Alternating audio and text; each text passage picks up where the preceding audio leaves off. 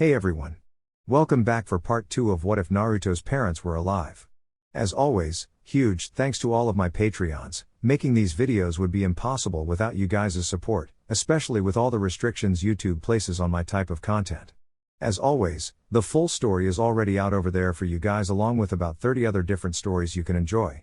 Also, feel free to send me any messages over there if you have any questions or even if you just want to chat. Link to all of that will be in the description. Anyways, everyone, enjoy the video. Chapter 6, Jounin Team. After pretty much creating numbers of holes on the training ground, Naruto was actually relieved that the jutsu was done flawlessly, since he found it extremely difficult to learn the seal sequence. The jutsu itself needed a sequence of 27 hand seals just for the chakra to mold accordingly, and after that Naruto still needed to focus Raten chakra, which proven to be quite difficult because of his natural affinity for wind and the fact that he could channel wind chakra without even thinking about it. While Naruto was being humble about the fact that he was able to do the jutsu because of pure luck, the others present were thinking quite differently. Some jealous students were with the theory that the Hokage's son somehow cheated simply because it would be impossible for an academy student to perform a B-level jutsu. Others were in awe at the demonstration, that they considered Naruto to be a genius ninja, practically earning the title of Rookie of the Year in terms of ninjutsu. The rest of them were having feelings of pride at seeing what Naruto was able to do.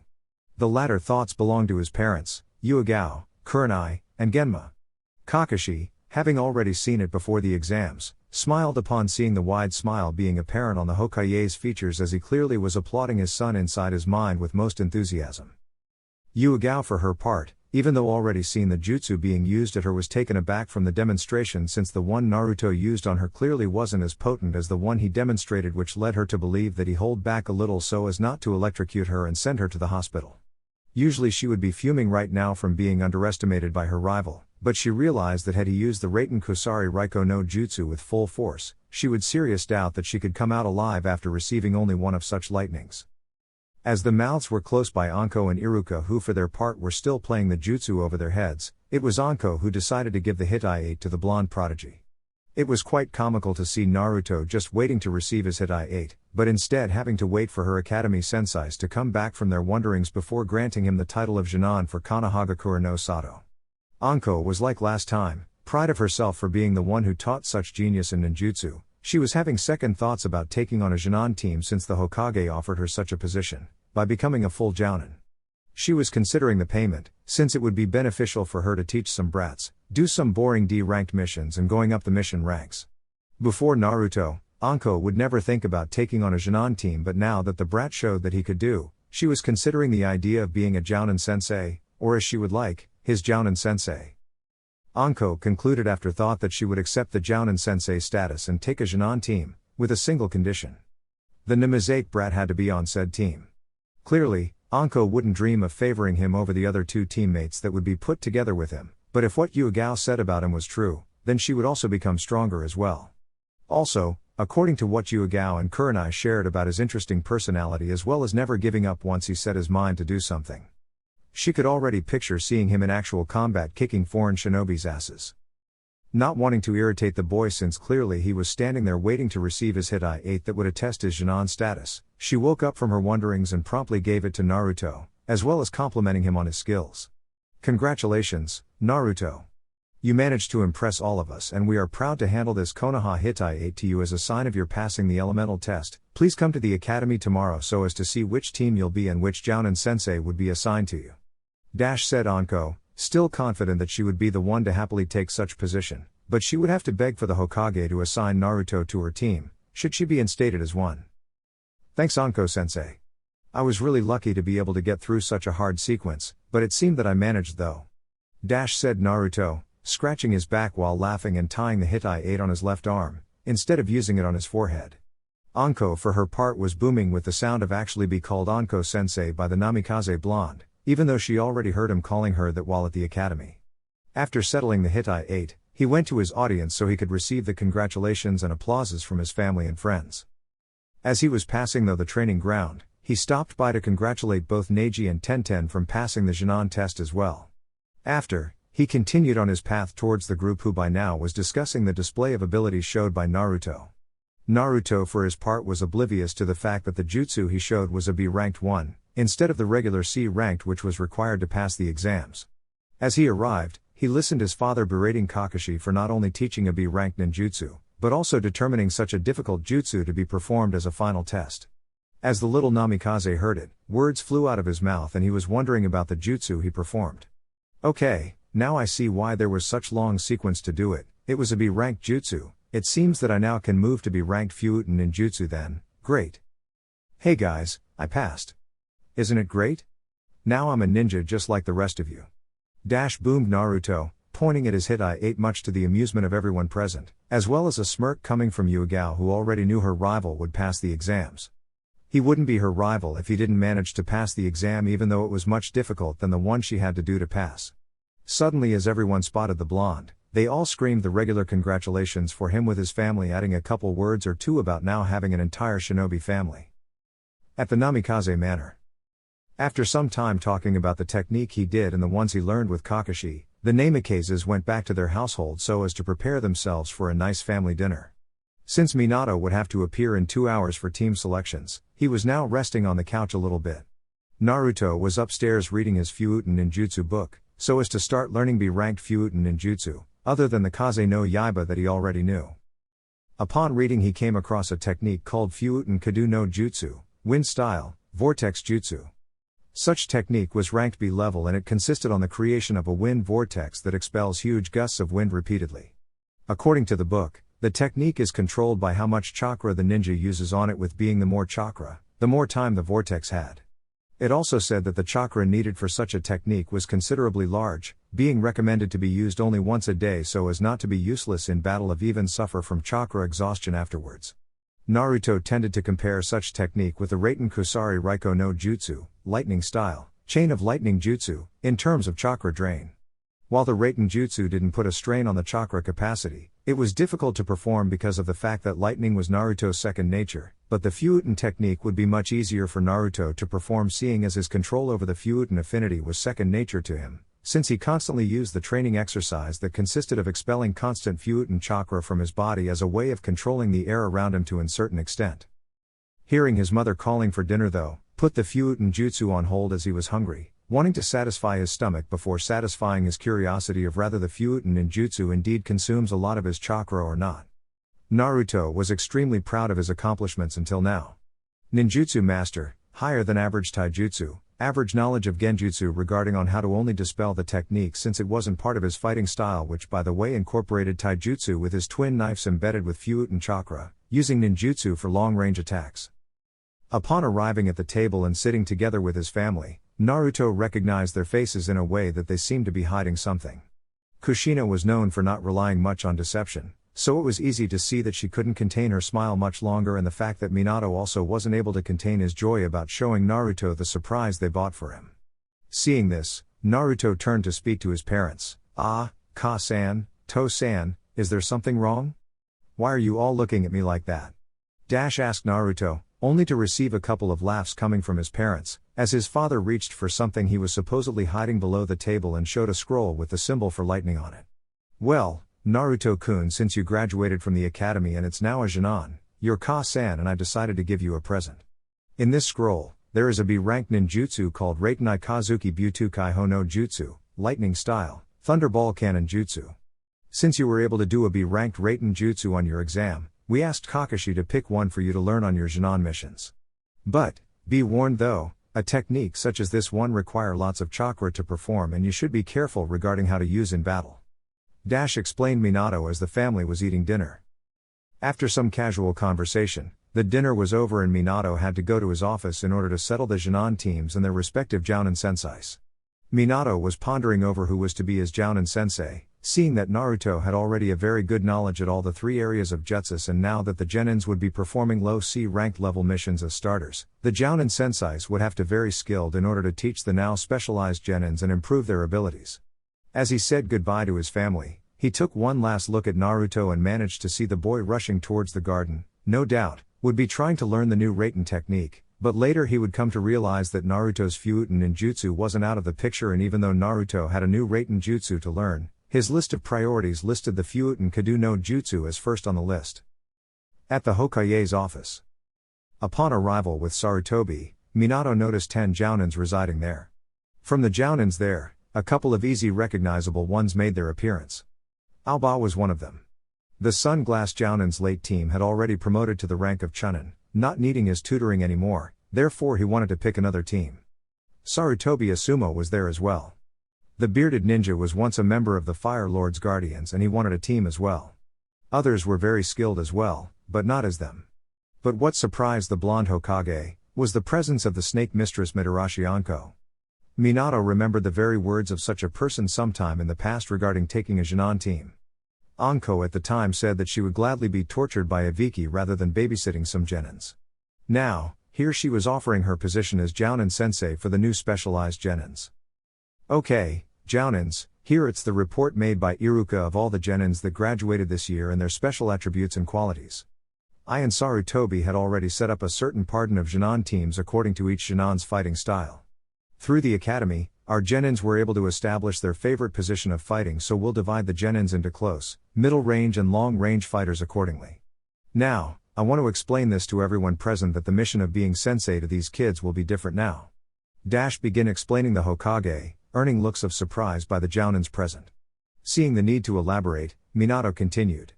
Now, since the D-ranked missions are being carried by academy students, the genin will be responsible for C-ranked ones, so said jounin would have to be able to provide good cover for the genins should they need assistance. Another thing is that the jounins will keep tabs with each of the genins, seeing their level of skill and molding them to Chunin level. After that, Minato now showed the list of the teams that, according to himself and Sarutobi, would balance the teams with each of them having a close, mid and long range fighters, as well as the fact that teamwork was already present between them. Minato, after explaining everything, started to tell the teams as well as list the names of the jounin senseis who showed interest in tutoring. When Team 5 was announced, consisting of Hyuga Neji for close range, Namikaze Naruto for mid-range and Tenten for long-range attacks, surprisingly the one who volunteered was no other than the Snake Mistress, showing to the Hokage that his son made quite an impression on her. Anko, because of her past with Orochimaru, was at first wanting no contact at all with anyone other than the village cage. After some time, she came to know Iruka and they started dating. Thanks to Iruka, Anko had loosened up with her attitude towards people and was able to make friends out of Kurenai and Yuga. When said woman voiced her reasons for wanting such team, she stated that having a rather good knowledge of Katen and Doton techniques that she could teach Tenten and Neji, she would also improve Tenten's use of weapons as her Genjutsu abilities were on queen with Anbu.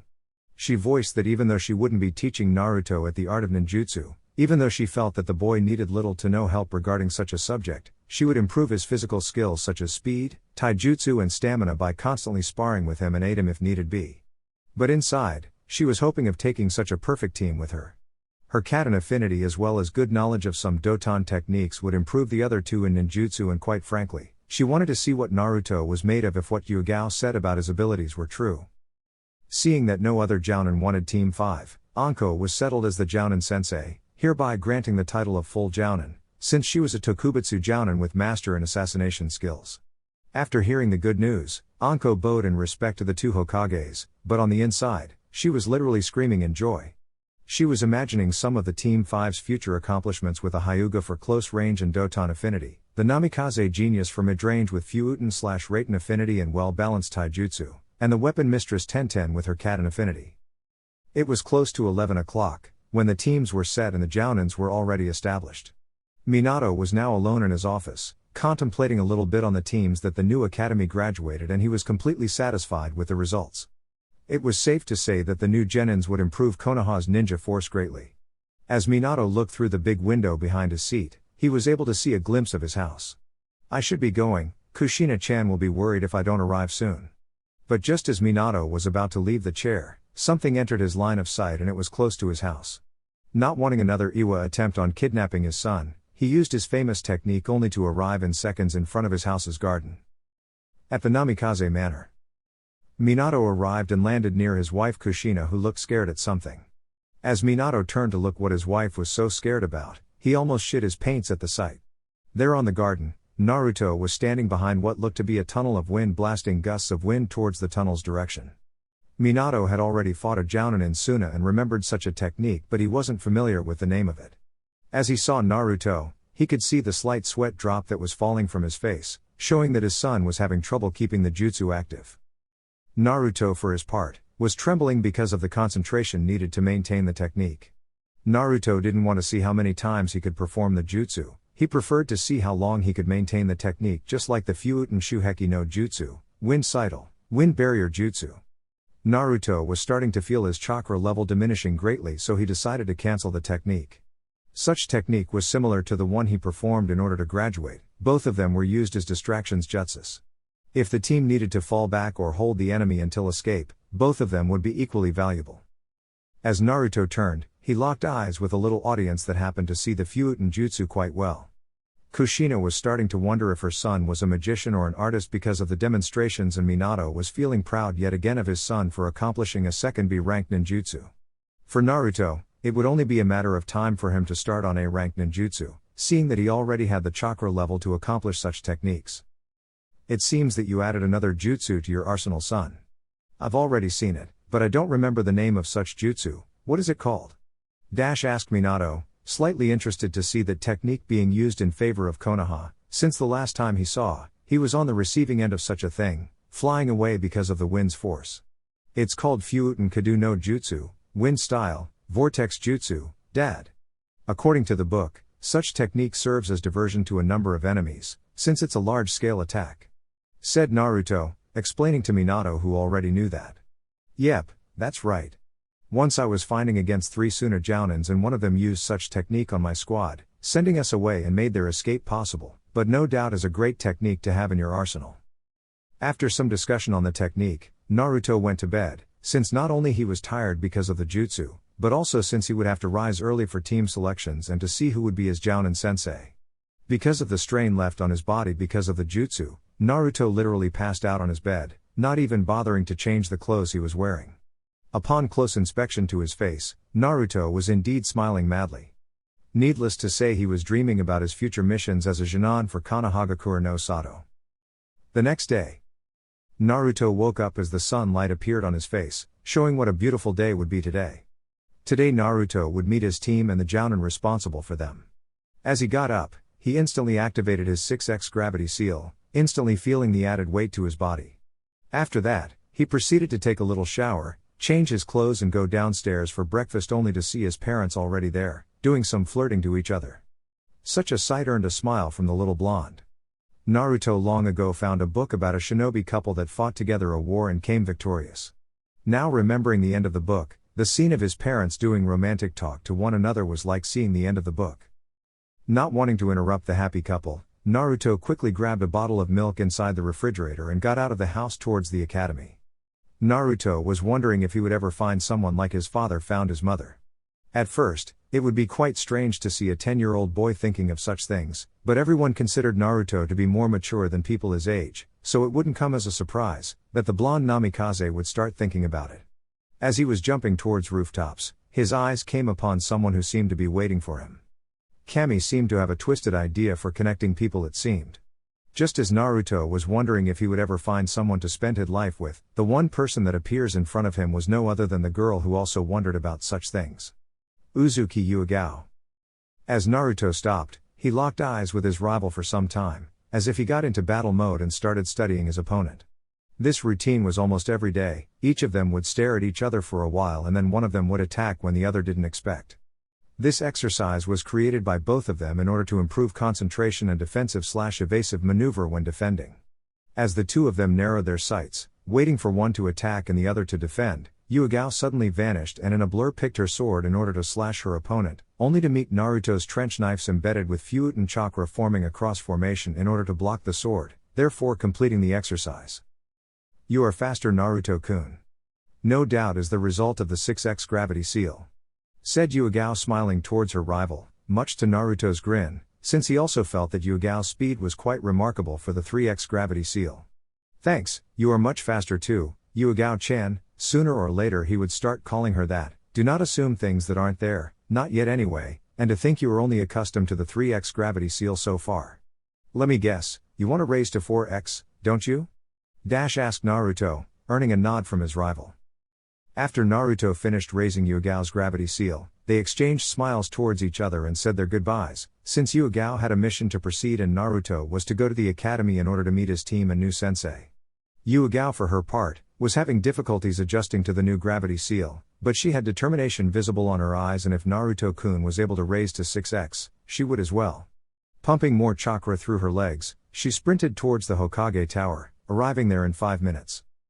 At the Hokage's office, Minato had just arrived after sharing a lovely morning alone with his wife. It was strange because he didn't see Naruto before he already left to go to the academy. He was so busy with Kushina that he forgot to witness his son's first day as a jounin, and he was cursing himself for it. Not that he didn't like all the flirting he and his wife shared, but he wanted to see Naruto before he left. His son probably saw them and didn't want to interrupt them, he thought. As he was contemplating the possibilities, Yahiko and Kurenai was already inside the office, just to listen to Almighty Hokage punch himself on the head from not seeing his son's first day as jounin, because he was flirting to his wife, making both of the girls now 18 years old sweat drop. "Ah, excuse me Hokage-sama, if you want some privacy, we can come back later," said Yahiko, still laughing on the inside about Naruto's dad berating himself for not seeing Naruto's first day as a jounin, as well as doing some smooth talk to his wife. Minato, once hearing such a familiar voice, turned only to see the two Chunins, which by the way would take the jounin exams next year. Suddenly, realizing that they heard everything, he smiled and scratched the back of his head, demonstrating a future version of what Naruto would be like when growing up, quite to Yahiko's most secret grin on her face. Yahiko couldn't describe what she was feeling towards Naruto. For some time, he's been helping her more than anyone ever had, and he displayed a mature attitude that was far beyond his age. Minato for his part managed to take a look at the purple-haired Chunin and smiled, knowing such looks from her.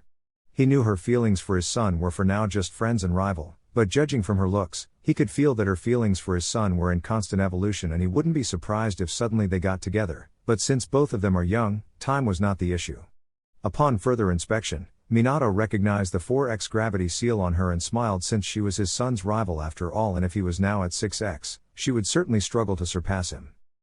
"Yahiko-san, since when do you have a 4x gravity seal on you?" asked Minato, earning looks of surprise and shock from the purple-haired kunoichi, who didn't know that such a seal could be visible to others. "How do you know that, Hokage-sama?" asked Yahiko, earning a smile from the Hokage. "I'm a Fuinjutsu specialist, Yahiko-san. Not to mention that I know only 2 people who would be able to get you such a seal, me and Naruto. Also, since you seem to have a rivalry with him, I would believe that you wanted to surpass him, but be careful with such training. The gravity seal, if increased too much, put a strain on your body and would bother you during a mission. Naruto is currently at 6x, but it would take a while for him to raise to 7x. Just remember to deactivate if the battle is too hard for you to keep up. I'd rather have you alive even if the mission fails. Now, there is a B-ranked mission for the both of you. A couple weeks ago, one of the villages next to Iwa had some trouble with some C-ranked missing nins. Go there and take care of them. Dismissed and good luck." At the academy. After the encounter with Yahiko, Naruto sprinted towards the academy in order to receive the news of his team and the jounin that would be responsible for his growth alongside his team. From all of the jounins he knew, only one had come to train him, and that was old Team 2's jounin sensei Yamashiro Aoba, but Naruto wasn't even sure Aoba would take another team, seeing that he was Yahiko's sensei, and normally one jounin would only take one team and then start going on solo missions after the genins were promoted to chunin. But there was a possibility that the sunglass jounin would consider taking on another team, simply because of the fact that Team 2 were made of fine ninja already knocking the jounin doors at such a young age, so he would be considering the tutoring business. As he arrived at the academy, there were a few people already inside, but yet no signs of Neji or Tenten yet. As he was heading for his seat, he greeted his academy senseis Iruka and Anko, obviously oblivious to the fact that he would still call Madarashi Anko that name until he upgraded to Chunin, which according to her, he would in practically no time at all. She wondered if such team would advance to Chunin on their first Chunin exams, seeing that they showed some great skills during the academy. Anko for her part was looking at the Namikaze jounin with some fire on her eyes. She remembered her conversation with Kurenai and Yahiko yesterday after the team selections, as Yahiko shared what he felt for him at the moment.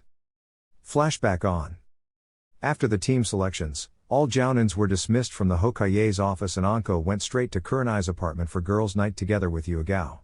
The 3 of them were known throughout Konoha to be best of friends, and the fact that any info they got they shared with each other, obviously except village secrets or labeled S-rank secrets labeled by the Hokage. As she knocked, she was greeted by the new appointed Genjutsu mistress of Konoha that ushered Anko inside to see that Yugo was already inside. Inside her apartment, it was everything a girl's night would need. Seeing that Yahiko was already inside, Anko decided to start the fun telling them about some sexual conversation she had with Iruka, earning some blushing from Kurenai and a giggle from Yuga.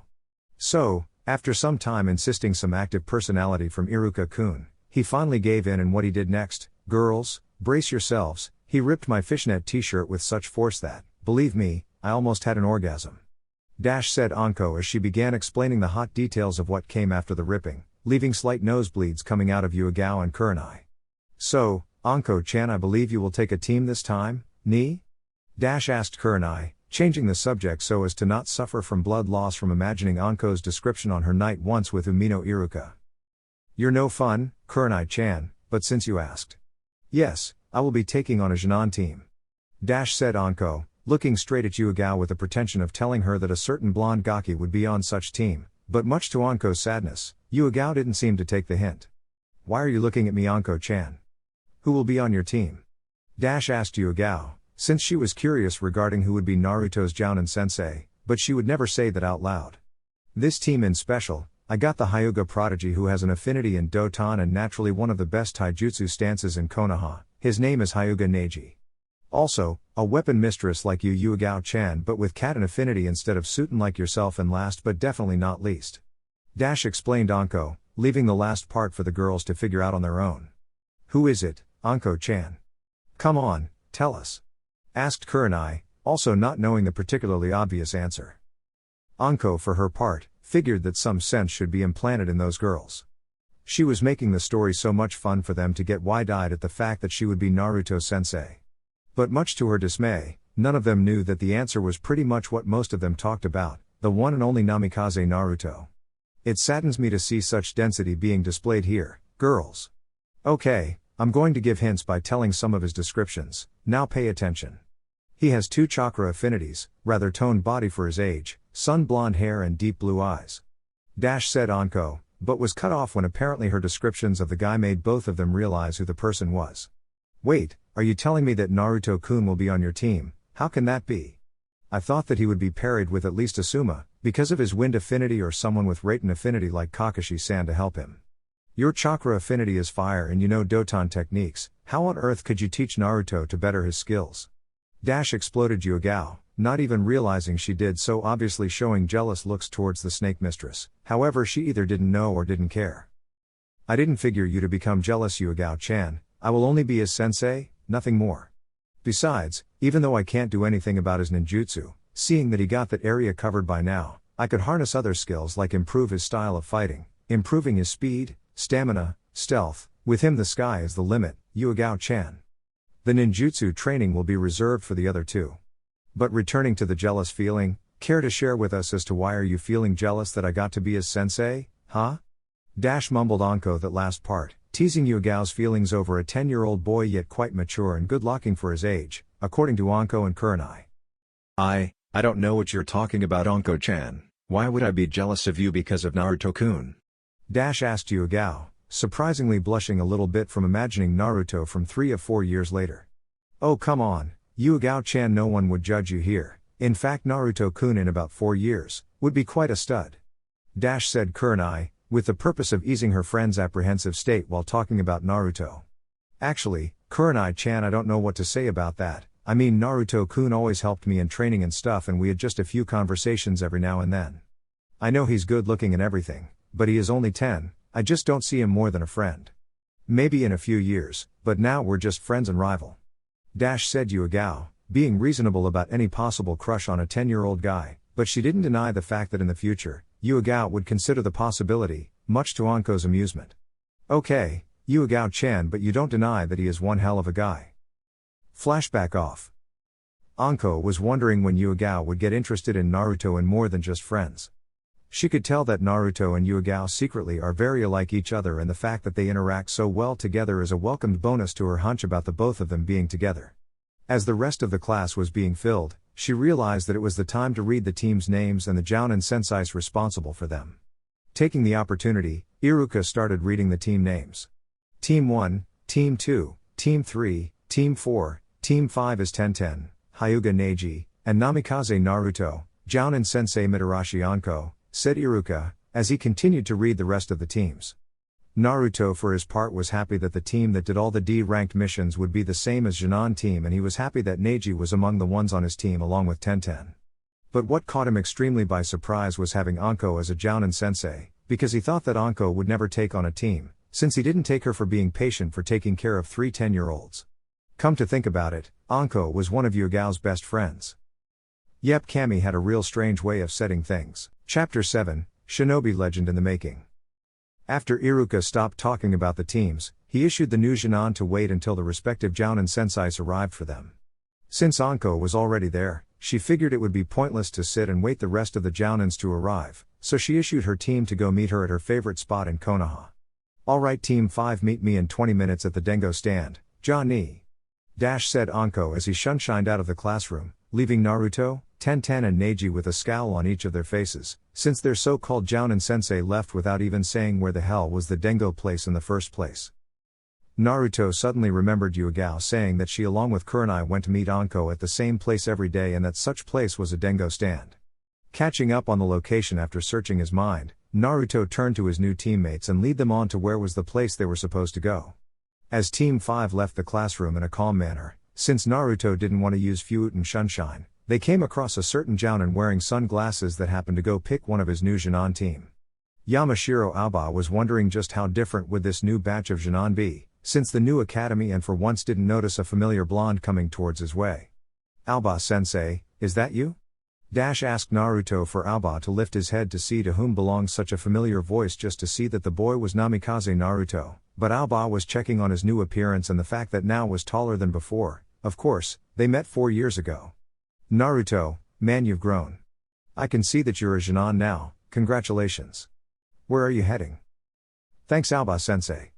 I and my team are heading to the Dengo place to meet our sensei Mitarashi Anko. Said Naruto, which Aoba lifted his eyebrow. He would never know why Anko volunteered to teach a team of genins in the first place. He remembered that night at the Hokage's office where she wanted to take Naruto's team, being that the only condition for her to pick a jounin team. Aoba, since then, was pondering on the topic of how much Naruto's abilities influenced her decision. Sure, he was strong, but to pick the snake mistress's interest was nothing short of amazing. Aoba recalled chatting with his ex-students Kurenai and Yugao, and he remembered both of the girls praising about Naruto's shinobi skills. Oh, I see.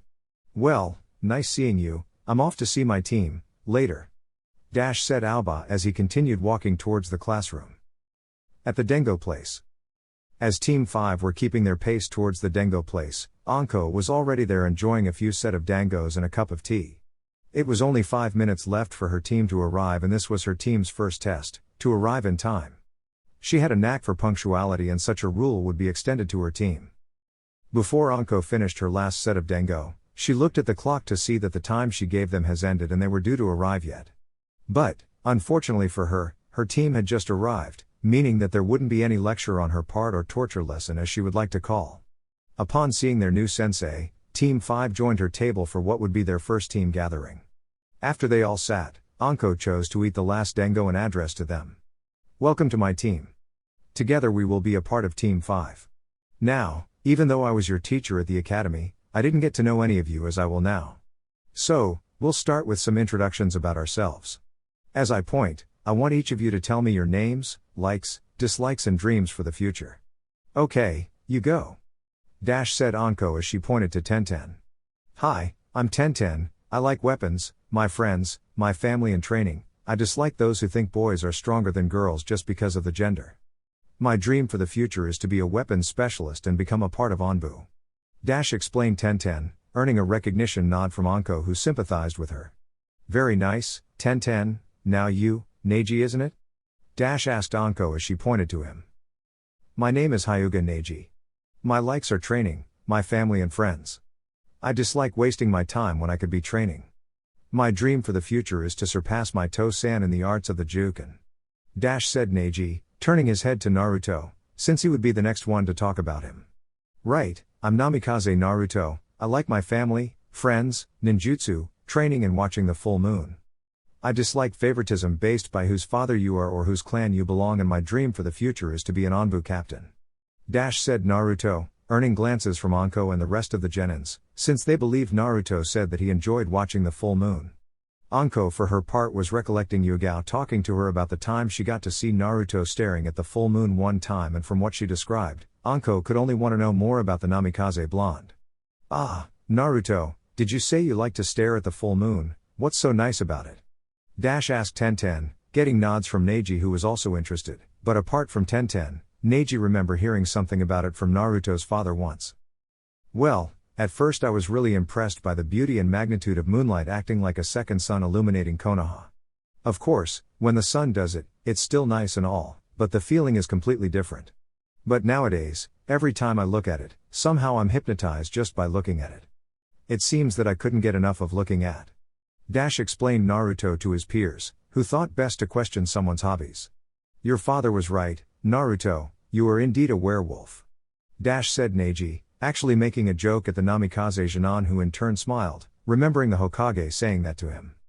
Anko for her part was actually smiling upon seeing Naruto's genuine one. She knew deep inside about her friend Yugao's blabbering about him, and she wondered how much Naruto had influenced Yugao over time, but seeing it was her chance to talk about her, she did just that. Well, my name is Mitarashi Anko, I like Dengo, Tor, interrogating missing nins, my friends, and Iruka-kun. I dislike guys who are full of themselves to even bother looking at the dictionary about a word called humility sometimes, and my dream for the future is to, I don't know, maybe be with Iruka, I guess. Oh, and seeing that you are mine for at least the time you being promoted to Chunin, I plan for the training to be as pleasurable for me as it will be for you, if you know what I mean. Said Anko, smiling deviously at the genin, who thought best of daring to ask the question and figure out what she meant by that. With Yugao. Meanwhile, Kurenai and Yugao were returning from their assigned mission with a smirk. Yugao, since she got to fight a lot of missing nins and was able to use the strategy she planned on using on a certain blonde-haired genin once they sparred again. Kurenai for her part was smiling just because Yugao was smiling as well. She knew how much Yugao loved to fight, and as she witnessed the display of the Genjutsu specialist's skills, she silently thanked Kami for not putting her to fight against Yugao at the Chunin exams. Also, Kurenai shivered upon remembering as to what she heard about Yugao's strategy after the fight. She recalled seeing Yugao's eyes as she said that such strategy and techniques were to be directed to Naruto of all people. Yugao explained to her about her evolved rivalry with the blonde and wished that he wouldn't get badly hurt after this. Come, Kurenai-chan, I have to test this strategy on him today, even if I have to ask permission for Anko-chan. If my thoughts are correct, she must be having her first conversation with her team, seeing that the academy time would be over and all. Bet you 20 ryos that they are at the Dengo place. Said Yugao, instantly showing her signature smile, same as she did when she was to fight him or had already did, much to Kurenai's secret delight, since she happened to like Yugao when she is like this, all cheerful and all.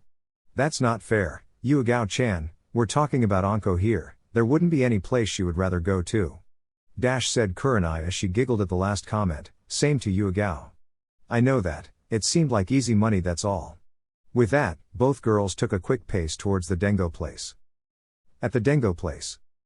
As Anko finished explaining as to what she meant by the word pleasurable, pretty much making the genin slightly scared of her, she addressed to them to meet tomorrow at 8 a.m., as for a little display of skills in order to see how to improve them if needed be. Little after the team left, two girls arrived at the place only to see Anko there sitting by herself ordering some more Dengo and one more cup of tea. Anko-chan, I thought you were here talking with your genin team, where are they? Asked Yugao, trying to hide the fact that she was looking for Naruto only, which didn't get unnoticed by Anko, since she was smiling deviously at her friend. They just left, Yugao-chan. I believe that your boyfriend was heading for his house, if you hurry, you can catch him. Said Anko, earning a glare from Yugao, from the boyfriend remark, but since she wanted to fight him so badly, she decided to let it slide for later and just vanished using Sunshine, leaving Kurenai and Anko.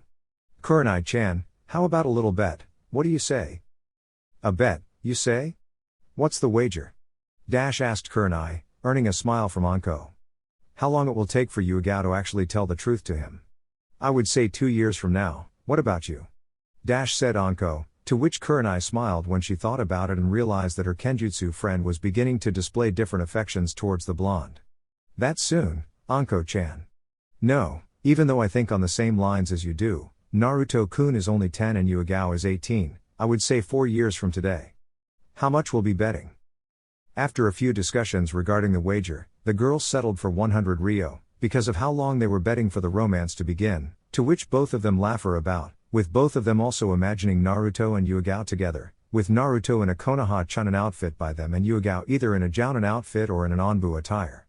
Well, Anko-chan, since Yuga-chan went after Naruto, I'll have to deliver the mission report to Yondime-sama alone, see ya. Elsewhere in Konoha. After leaving the Dengo place, Naruto actually felt a little shiver up his spine upon hearing about how would be Anko's training. Just for hearing what she planned for the team, Naruto wondered if he would live to even become a Chunin in the first place. Since Naruto was deep in thought about it, he failed to realize that a purple-haired kunoichi was reaching up to him, while speeding through the rooftops. Just as Naruto was about to set his foot on the upcoming rooftop, a kunai came flying at him, leaving him with no option but to defend himself from it.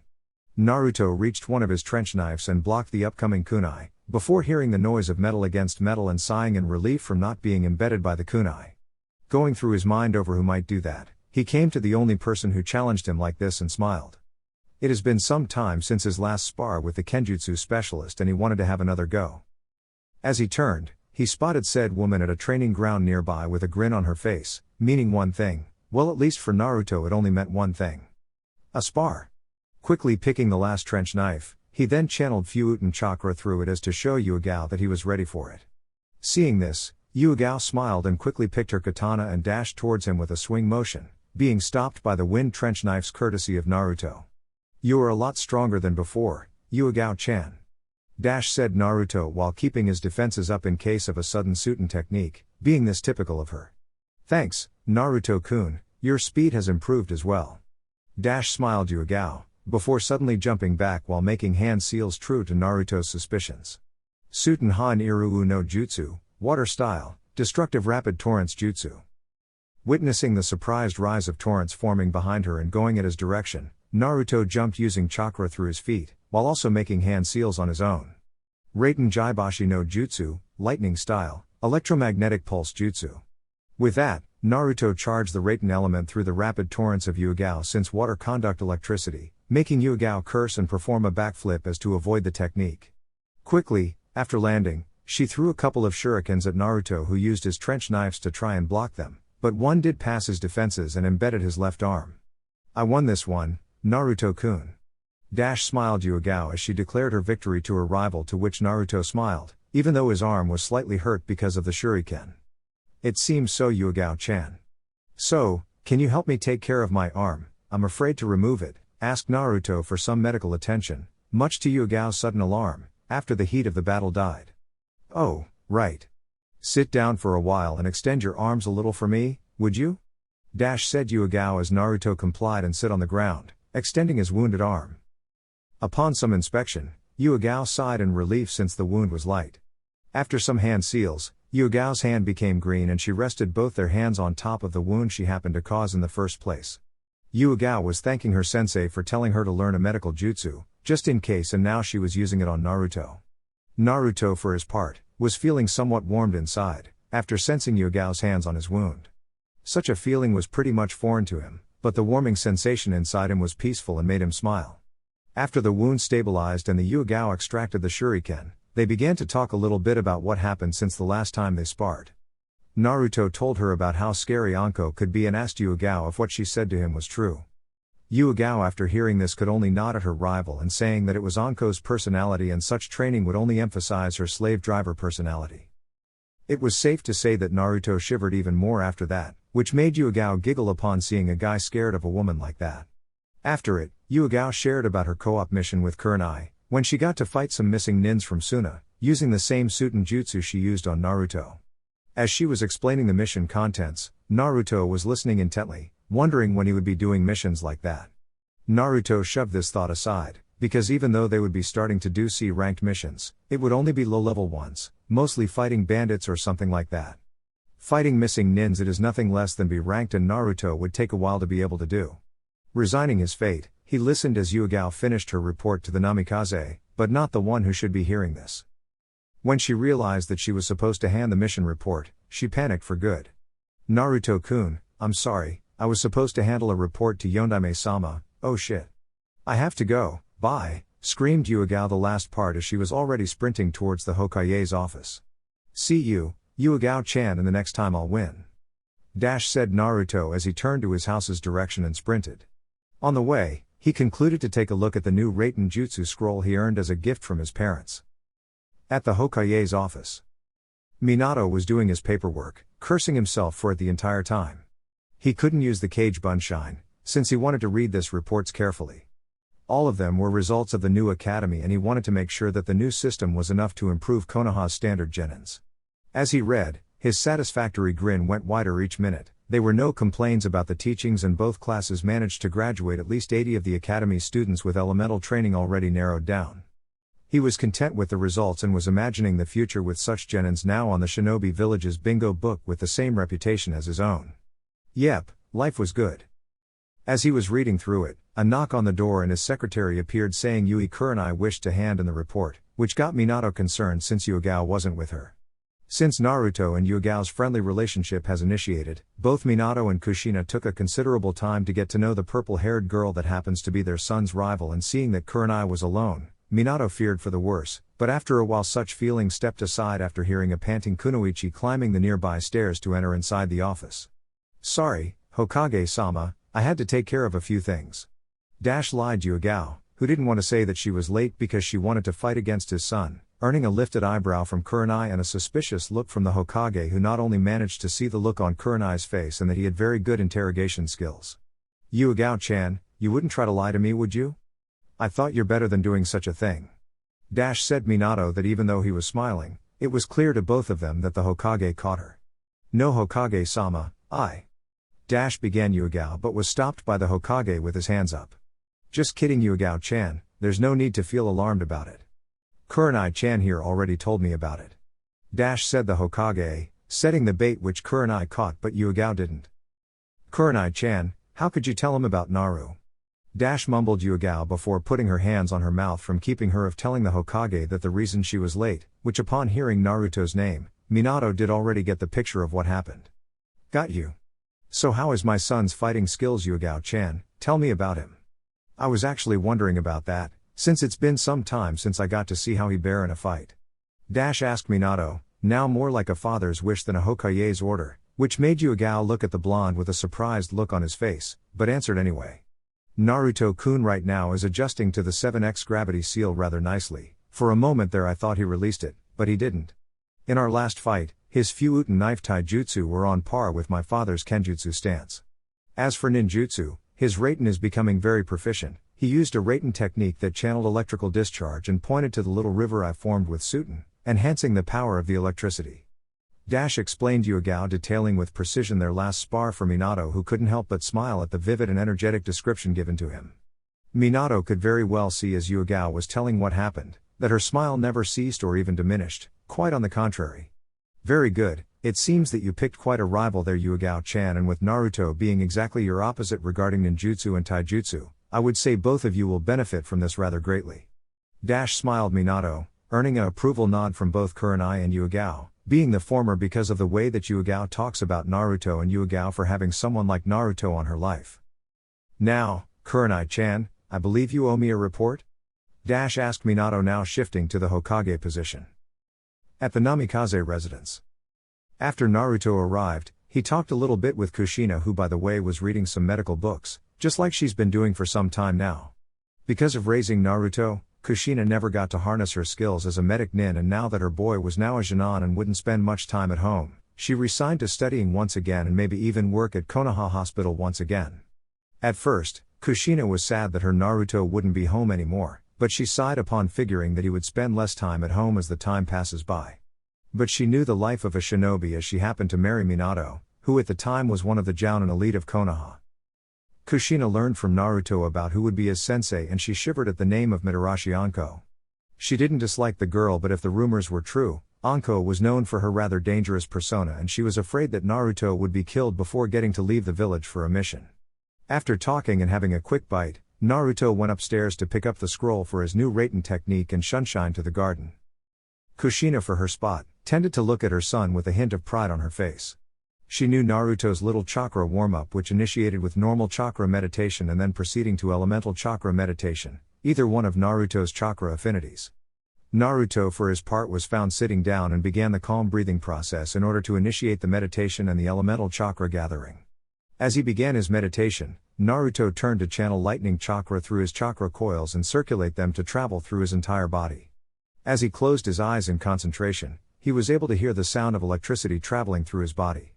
Naruto once applied too much chakra throughout his body and electrical pulses surrounded his body. Try to imagine DBZ Gohan's SSJ2 transformation.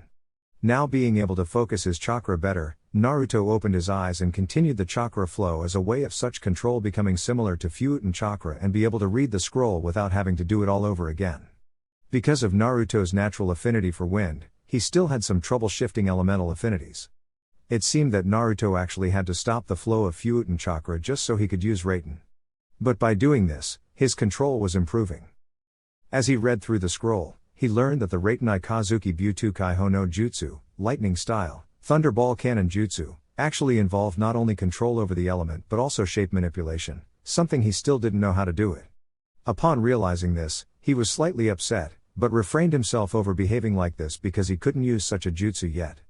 But, since his mind was still pondering on Raiten techniques, he remembered when he forced chakra out of his body that day and wondered if he could do that to use together with a punch or any other taijutsu kata for that matter. So, Naruto closed his eyes once again and channeled chakra to one of his fists. Upon reaching its destination, Naruto turned to focus on using a big enough surge of chakra and like magic, Naruto's hands began to shine as electrical discharges seemed to come out of his palm. When he opened his eyes, he saw his hand and then turned to a wooden dummy that was abandoned. Deciding to test the Raiten punch, he charged the dummy while preparing to land the punch. Kushina was reading her book when the doorbell rang and Kushina went to answer it. As she opened the door, she saw the little Nara genius and her mother who greeted her and expressed the pretension of a little visit.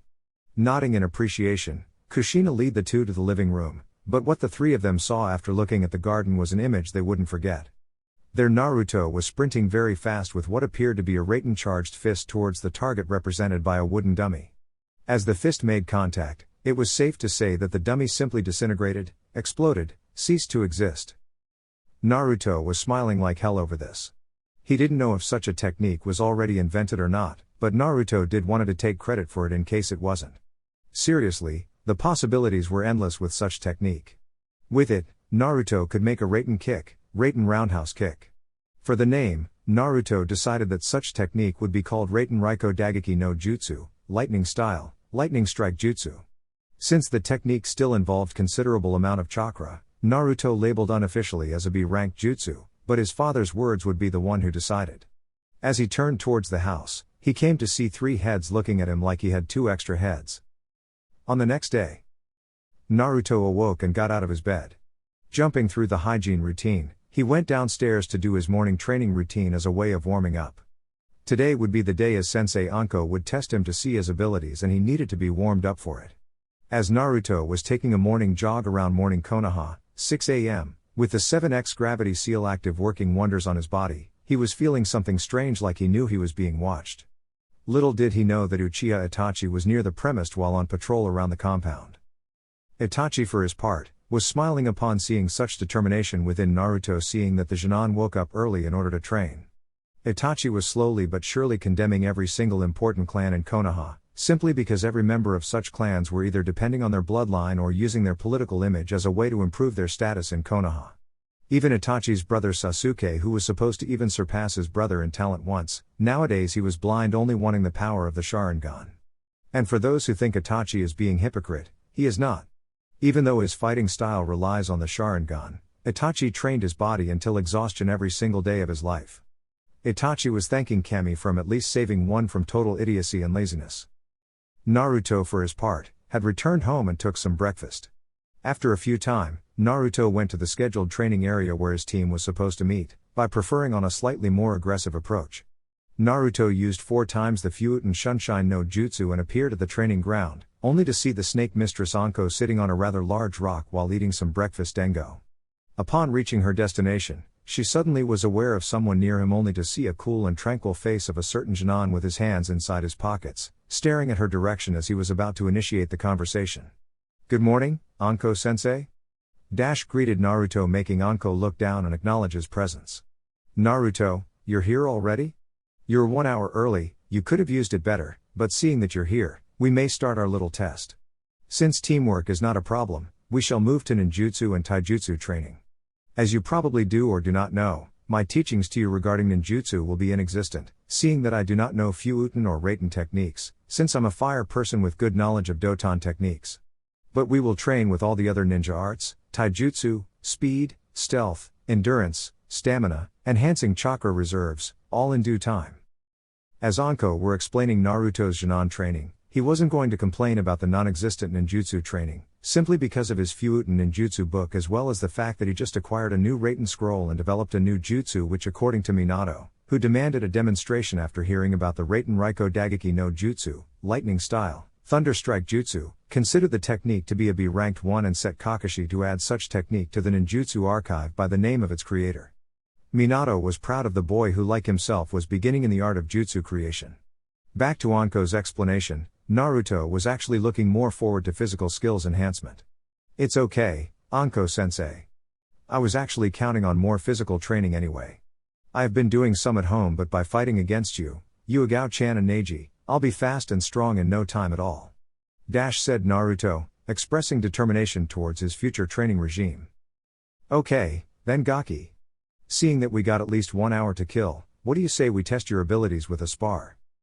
Said Anko, to which Naruto smiled and nodded in acceptance. Naruto knew that he wouldn't stand a chance against her even if he released his gravity seal, but since she wanted to test his skills, he had to go all out, also as to measure his capacity against a stronger foe. Okay, Anko-sensei, but first I've got to do something. Said Naruto, deactivating the 7x gravity seal, and gravity suddenly wasn't even there for him. It was forever since Naruto took off the gravity seal and now Naruto was feeling like he could fly.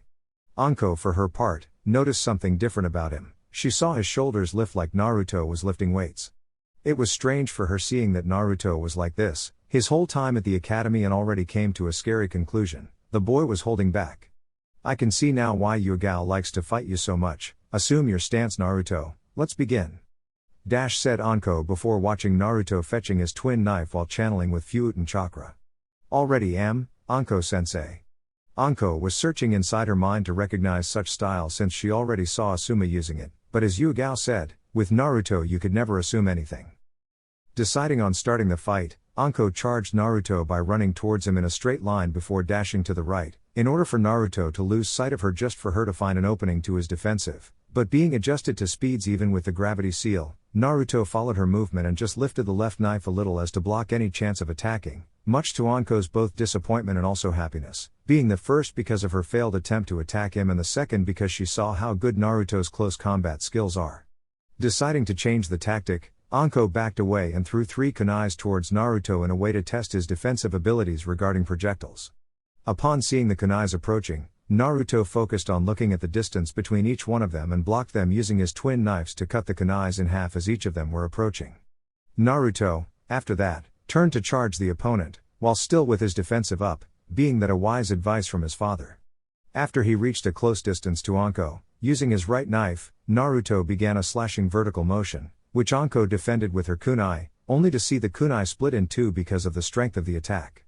Deciding to test his ninjutsu skills, Anko jumped back while making speed hand seals, screaming Doton Doryudan no Jutsu, Earth style, Earth Dragon projectile jutsu, making a mud dragon head appear and throw rapid mud balls at Naruto, who were also making his own set of seals for a defensive jutsu. Fuuten Shuheki no Jutsu, Wind style, Wind barrier jutsu. Since Anko never got to see Naruto's techniques, when she saw 2 typhoons spinning side by side, creating a shield in front of Naruto, she was mesmerized. As the mud balls approached, one by one was being overwhelmed by the wind shield and ended up disintegrating. Naruto, remembering on a Fuuten ninjutsu strategy once, decided to implement it. Anko was thinking on using a Katen technique, since Naruto wouldn't be able to counter using Fuuten, when she noticed that Naruto's defensive jutsu was still on and creating an air current towards her that at first was like a little breeze. However, as Naruto was pumping more chakra, the typhoons were spinning faster, enhancing the wind, transforming the breeze to a gust of wind. Because of the force of the wind, Anko was having problems seeing, since the strong wind was making it difficult for her to let her eyes open, leaving Naruto with the opportunity to finish his plan. Since Naruto's natural affinity for wind, he was able to stop one jutsu and then engage on another one in little time. Naruto stopped the flow for the defensive jutsu, leaving Anko close to 2 seconds to breathe normally, but not enough time to realize Naruto's now enhanced Kyuubi technique. Flashback on. Naruto, after returning to his house, after a little spar with Yuga, was at his room reading his Kyuubi ninjutsu book. Whether was coincidence or not, Naruto went straight to the page that explained the daitapa. As he looked upon the information, he realized that such part he already knew and moved to flip the page, but as he flipped the page, he managed to see a paragraph that he didn't read before. The Kyuubi daitapa is a sea-level ninjutsu, which applied the correct chakra, the ninja exhales a strong gust of wind towards the enemy. But recently, it was discovered that upon further use of chakra, the technique becomes stronger. The gust of wind now is a wind storm and the enemy must think quickly if he doesn't want to get caught in it. This new version of the daitapa is a B-level ninjutsu called Flashback off. Kyuubi chakra daitapa no jutsu, wind style, enhanced break trough jutsu, screamed Naruto, as he began to exhale the huge wind storm towards Anko, taking some chunks of the ground and some small trees with it. Anko, for her part, found herself in a difficult situation, since because of the strong wind, she couldn't move. Resorting to a low-level technique to escape the wind's wrath, Anko managed to escape seconds before being dragged by the wind. After the wind died so as half the landscape, Naruto kneeled from slight chakra exhaustion. Such technique, even though a B ranked 1, Naruto ended up using more than was necessary, since he never used it before. Anko for her part was dumbfounded upon seeing the destruction of Naruto's technique. When she looked to a panting Naruto, sitting down to rest, she was remembering about Naruto's 2 chakra affinities and the fact the only elemental technique she saw him doing was a B-ranked Raiden attack that also happened to do a little landscape on the place. Now kneeling next to him, Anko rested her hands on his shoulders and smiled, saying that the test was over and that she could get a good grasp of his abilities, as she concluded Naruto to be close to middle-range fighter, but with a possible long-ranged if needed be. Anko realized that all 3 genins had good knowledge on close combat situations, so she could change the attack patterns and train all of them on different fighting approaches. A few minutes later, Tenten and Neji arrived at the training ground and made their test as well, but since they weren't so developed in elemental ninjutsu as Naruto was, it was easy to assess their abilities and train them accordingly to their element. For this too, Anko would train them in elemental Katen for Tenten and Doton for Neji, since the former was her affinity and the latter was an element she had good knowledge about. Okay, Team 5. Now that I've seen each one's abilities, we can begin our training and doing C-ranked missions from Konoha. Seeing that today was about test of skills, we'll begin elemental teaching for both of you. Now, I know you two got a grasp at the final year of the academy, but in order to become proficient with the element, training until exhaustion is what we're going to do. Naruto, seeing that you had lost a considerable part of your chakra, please rest a bit, we'll wake you up when the times comes for us to split ways. And so on. Naruto was sleeping and Anko was dividing her attention between teaching Katen to Tenten and Doton to Neji. The next day at the Hokage's office. After Team 5 met at the training ground, all of them went straight to the Hokage's office so they could fetch a C-ranked mission, the first C-ranked mission. As they entered the office, Naruto was somewhat nervous after seeing his father sitting on the Hokage's desk, while looking as professional as a Hokage should be. Team 5 reporting for duty, Hokage-sama, greeted Anko presenting her team, to which the Hokage smiled at the sight of a team with such promise on the future. Oh, Team 5. Okay, let's see here. Right, here we go. Anko, Bandit camp northwest of here 20 miles. There has been some illegal action running down there and we need to clear the bandit camp. My orders are capture the chief and dispose of the rest of them, explained the Hokage, earning surprising looks from Naruto, who never heard such voice from his father, but to his dismay, he would have to behave like a Konoha shinobi, taking orders from the Hokage or else quit the ninja program, which was something Naruto just was afraid to think of such a thing. Hi Hokage-sama. Okay Gakus, pack for a 1-week travel from here to our rendezvous point. Meet me in half an hour at the West Gate. Hi, Anko-sensei. At the West Gate. Half an hour later, Neji was the first to arrive at the premises. Naruto, Anko and Tenten was still to arrive. After a moment, Neji arrived followed by Naruto and then Tenten. As they acknowledged each other's presence, Anko turned to them signaling for them to move on toward this objective. Let's go. We have a lot of ground to move. Said Anko as they were jumping through high trees and such. Chapter 8, First Kill. As Team 5 was progressing through the Land of Fire's forest, Naruto was taking a look in what looked like a 360 degrees vision.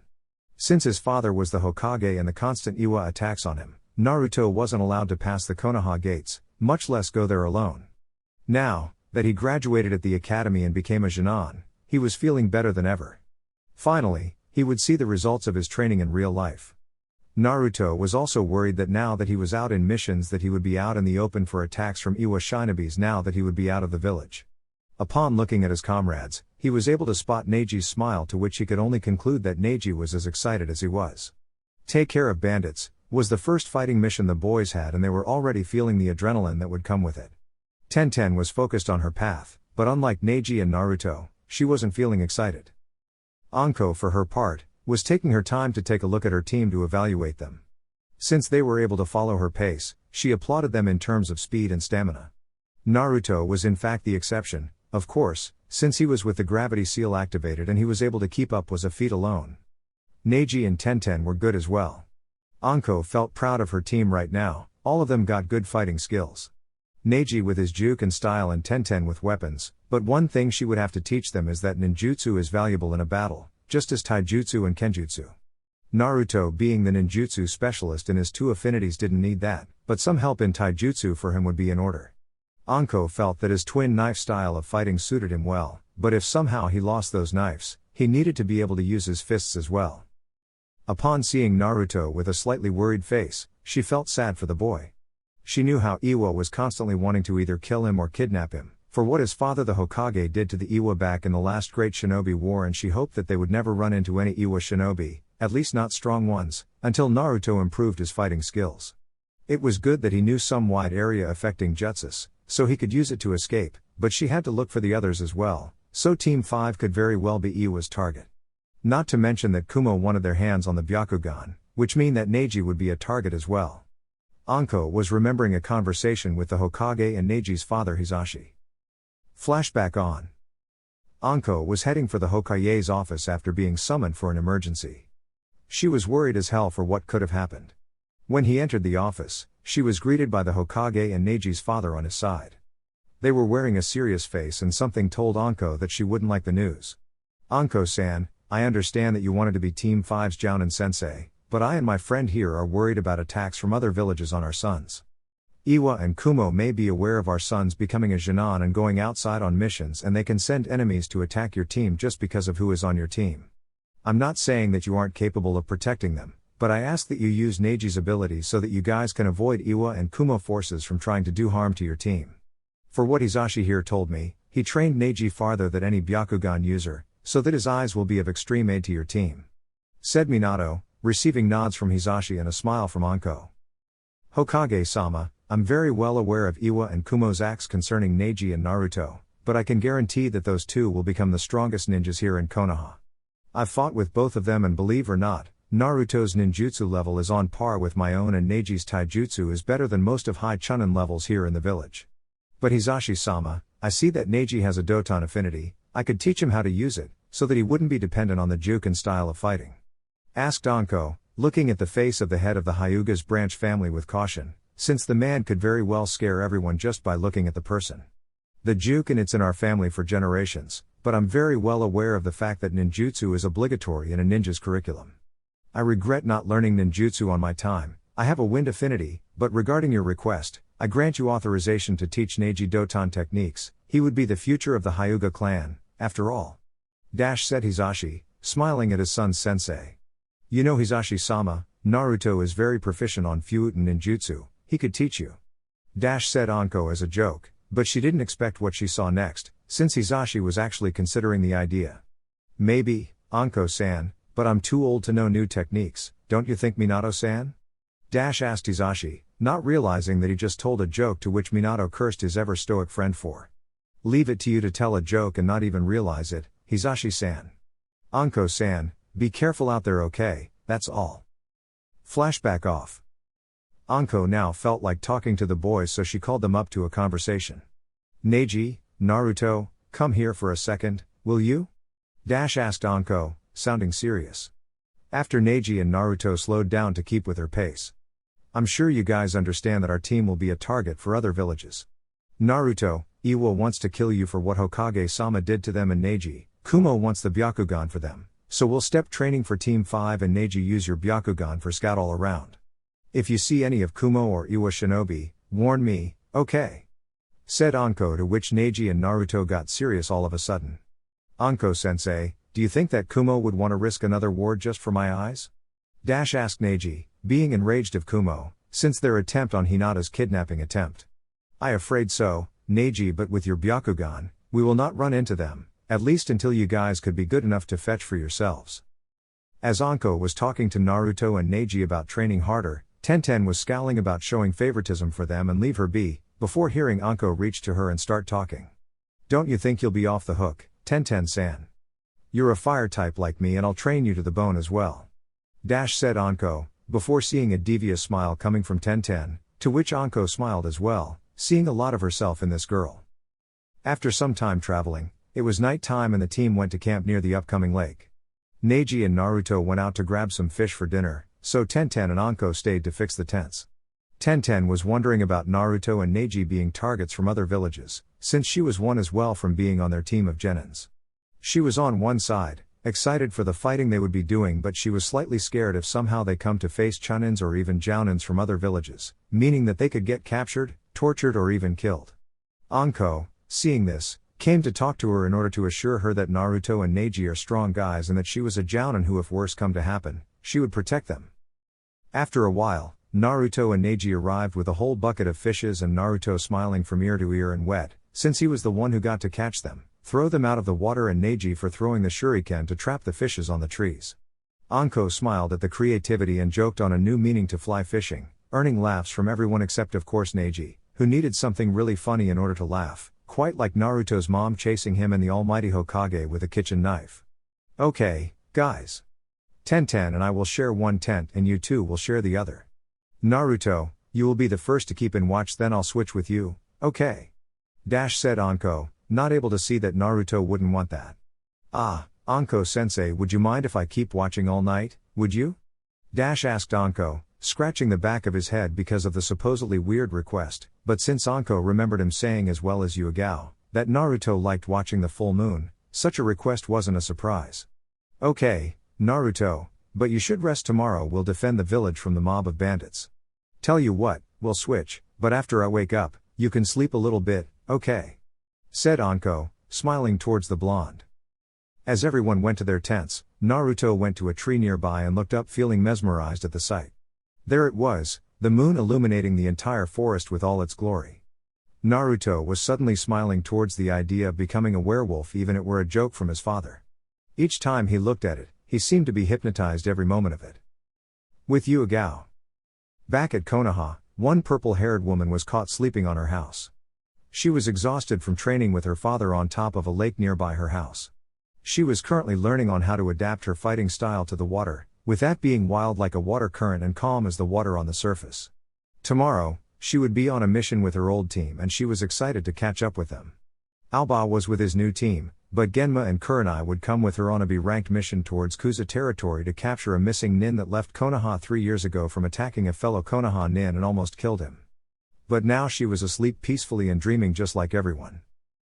Yuga was jumping through the rooftops and heading towards the Hokage's office when a blonde blur passed in front of her. Naruto was in her life at first like a mission, then as a rival and then a friend, but also with the rival part. Without saying anything, Naruto reached for his twin knives and attacked her. Not one to lose, Yuga took off her sword and defended the fierce attack that was about to chop her head off. After defending, she used a Suiten attack that obliged Naruto to jump away, while making some hand seals and sending an electrical current towards her. Yuga always felt strange when she fought Naruto and she was always happy while fighting him and she felt somewhat at peace while sparring with him. After Yuga escaped the Raiten attack, Naruto rushed towards her direction without his knives with a fist aiming her face. Not one to refuse a challenge, Yuga kept her sword and got into defensive taijutsu. Because of the speed he was coming, she ended up having to defend the punch and because of gravity force, Yuga ended up falling on the ground and Naruto, on top of her. Their eyes crossed and both of them just kept staring at one another. For some reason, Yuga watched such eyes and was hypnotized at the sight. But as she was looking at his eyes, she noticed that Naruto's head was benching down and from out of nowhere, started to give Yuga a most passionate kiss and surprisingly, she returned it. Because of it, she woke up like she had a nightmare, but she woke up surprised as hell. What the hell was that? Naruto, kissing me. Yuga was feeling her lips as like Naruto had actually kissed her, and she was feeling strange all of a sudden. With Naruto. As Naruto was looking straight at the full moon, he felt something else entirely. He felt like someone was thinking of him. Little did he know that Kami was a weird person and she wanted to show two people something. Anko had already awakened and started searching for the blonde just to see him on top of a tree log looking up towards the full moon. Anko took the opportunity to see what Yuga said to her some time ago. As Anko continued to stare deeply at Naruto's face, she found him being somehow more relaxed, like all the world's pain and suffering couldn't even reach him. Anko smiled upon seeing such a look from a 10-year-old. Of course she would expect this coming from an experienced shinobi who killed countless times and been through enough suffering, but not from a person like Naruto. Resolving on herself to see the full moon just as Naruto does it, she decided to look at it to see what's so beautiful about it that he couldn't take his eyes off it. Sure, it was beautiful and all, but it wasn't newsworthy of dignified, well, not according to Anko anyway. Naruto, tell me, what do you see in it? Asked Anko, surprising the blonde as well as wanting to know about it. The full moon for me is wonderful in its own way. It illuminates just as the sunlight and it's 10 times as peaceful as the sun. When I look at it, I seem to forget about everything and just focus on its beauty. I know you'll say that I didn't see much in life, and you're right, I didn't. But since I was 4 to 5 years old, I've been facing the full moon, and each time I see it, I become more attached to it. Imagine this scenery, Anko-sensei, the moonlight illuminating the forest and the wind lifting the leaves and carrying them through the field in a calm and peaceful way, and then make it float until the leaf rests on the ground. That's a dream that I want to see with my own eyes. Said Naruto, showing to Anko the most genuine smile she had ever seen on her life. As she was paying attention to him while he was smiling, she was able to see the moon reflecting on his blue eyes and became completely lost. How could a boy be like this? He has the power to cause enough destruction and yet exhale so much peace from his body. Anko didn't know yet, but Naruto was constantly exhaling Futon chakra from his body, making a nice and calm air breeze surround his features, but she could only smile at such a presence. Such a sight, indeed. Naruto, you never cease to interest me, but tell me, when the full moon is up, don't you sleep at all? Asked Anko, now worried about the mission. Of course, I sleep, but only after I accomplish something. Said Naruto, returning to face the full moon now with his eyes closed and a smile. Anko for her part was wondering what was it that he intended to accomplish until she felt that the air current suddenly increased. Upon seeing him, Anko could see that Naruto was with his eyes closed and smiling, though he was exhaling more and more Futon chakra up to a point that a little typhoon was being created around him. As the current was improving, Anko was feeling a little déjà vu from their spar back then and wondered if Naruto could control the wind because of his affinity. She read upon a time about natural affinities, but never got to see in person. Now she was sure to ask Hokage about it, seeing that Naruto seems to be the one controlling the air current to his will, which was strange, seeing that even though the current was strong, Naruto was at peace with himself. Little did she know that inside Naruto's chakra coils, the air current was traveling around it, therefore making Naruto feel as if the wind itself was making him calm. Naruto for his part enjoyed such feeling immensely. After some time, he opened his eyes and saw Anko struggling to keep on the tree log while facing a now visible strong air current, so he stopped the flow of chakra and the wind current stopped, making Anko relax. There, now I'm satisfied, I'm going to sleep, Anko-sensei. See you in the morning, okay? Said Naruto, as he jumped from where he was, leaving Anko to her thoughts and her for not realizing the size of such a fall, and turned to look for her genin student to see if he got hurt, only to see him falling surprisingly slowly than usual. It was like he was floating towards the ground, just like the leaf he described, and land graciously on the floor going to his tent. Quite a guy you are, Naruto. I can see what Yuga saw in you, and I can very well see why she has feelings for you, even if she doesn't realize it yet. Said Anko as she witnessed Naruto opening his tent and getting inside. Now turning to guarding mode, Anko lied on the tree and felt surprisingly in peace with herself. It felt like the air current drift out every negative emotion and just left a clean and sweet air. At the next day, since Anko was up already, she got down and started a little fire with a simple Genjutsu and made breakfast for the team. Neji was the first to awake and bid good morning to his sensei. Naruto was second and joined them for breakfast. Tenten, being a heavy sleeper, came last and sit with them. Okay, now that we're all good and ready, we'll clean our stuff and any clues of our presence here, since we don't want anyone to know we've been here. After that, we'll head for our target. 2 miles from here, there is a big group of bandits that kidnapped a village nearby. We don't know if any missing nin or regular shinobi is there, but if they appear, leave it to me, you guys are to take care of the bandits, okay? After a nod, they proceeded to their destination point. As they reached the target, they were able to see the entrance of the village with 3 bandits guarding it. Seeing as a test for her team, she advised them to take them out quietly. After a nod and 3 blurs, Neji took care of his with a quick juke and strike near a pressure point, numbing the guy, taking him out. Naruto took his out by applying enough Raten chakra on a pressure point to render the guy useless. Tenten used a senbone and put hers in near-death state.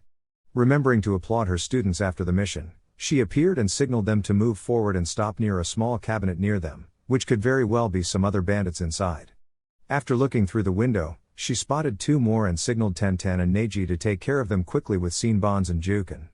Upon the mission procedure, Anko was having a bad omen, something showing her that a shinobi was near them, but where from and which level she was not sure. Tying the bandits down, Anko and the gang proceeded to the next cabinet very quick as to not arouse suspicion. As they arrived, it was Naruto's turn to take the single bandit inside, and he did exactly as before, applying Raten chakra on a pressure point, rendering the guy useless and tying him up inside. Seeing that 7 bandits were down, Anko signaled for a regroup and told them that the next ones will be in groups and they would have to split up and proceed in doubles, being Naruto/Neji and Anko/Tenten. Anko instructed for them to attack from different directions as to corner them.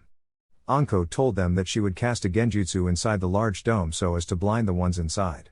After the group got into position, Anko opened the door a little bit as to cast the Genjutsu inside.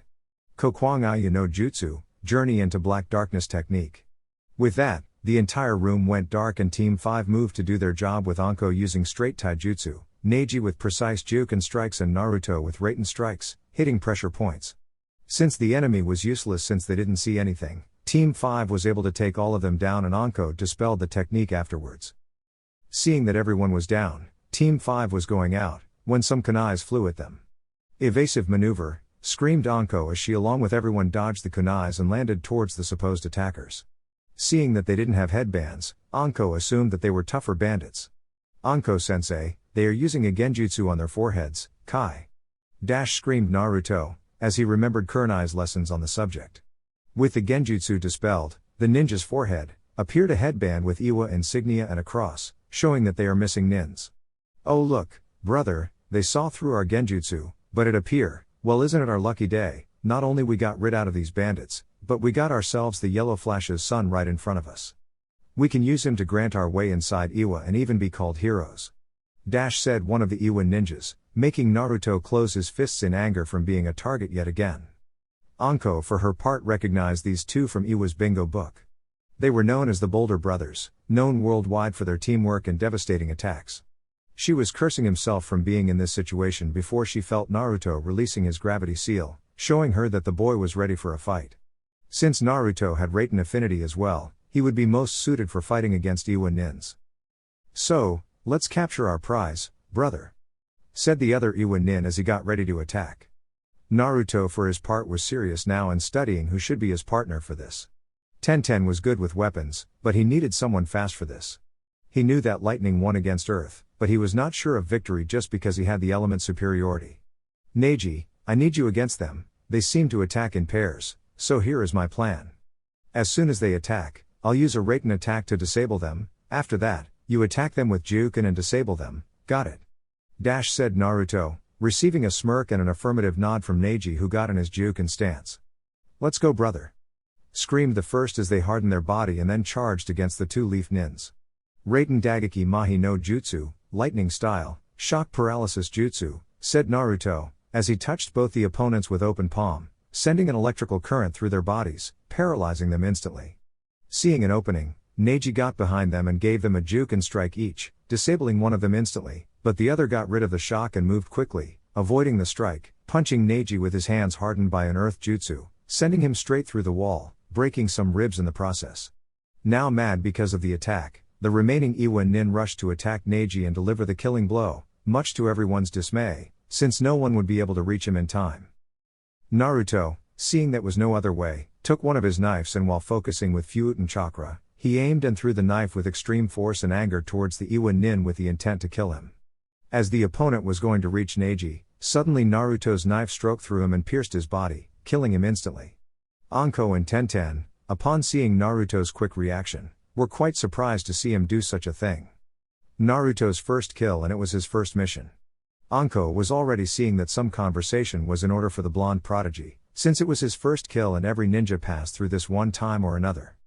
Neji and Tenten looked at Naruto while he went to reach his knife, looking down the entire them. As he arrived near the now dead body of the Iwa Nin, he kneeled down and retrieved his now drenched in blood knife and turned to look at it. Because of the heat of battle, Naruto didn't realize the repercussions of his actions, and now upon looking at the bloody knife, he was trembling with fear. Sure, he didn't like Iwa Nins and their revenge on his father, but the man was going to kill Neji, so he killed the guy. But still, taking a life wasn't easy, and even though Naruto heard it from Aoba and Hisashi, he was feeling the burden of taking a man's life, and of course it was horrible. Anko went to see if Neji was okay and sighed in relief upon seeing that a few minor ribs were broken. Giving him a little patch up, she lifted Neji and both of them turned to see Naruto, who was still looking at the drenched knife in horror. "Naruto, let's go, the mission is accomplished," said Anko, as she collected the first one's head and killed the other with a fast and deadly snake poison in order to collect the reward later. As the team was leaving with Tenten aiding Neji in walking, Anko tended to awake Naruto for his wondering and took a still horrified Naruto outside for one last camp until they arrived home. As they made camp, Tenten and Anko settled Neji in a tent and Tenten stayed with him to treat him, while Anko went back to see how Naruto was doing, only to see him still staring at the drenched knife like he was seeing a ghost of the man he just killed. "Naruto, don't be like this. You did great. You saved Neji from certain death. Trust me, the first kill is tough to swallow, but as a ninja, there will be certain things you need to do and killing is one of them," said Anko, trying to calm him down but to no avail. I know that Anko-sensei, but still every time I look at his blood, the scene just keeps playing in my mind, and the thought of killing someone in cold blood like that is terrifying," said Naruto, as tears starts falling, much to Anko's dismay as she remembered feeling like that on his first kill. "I see.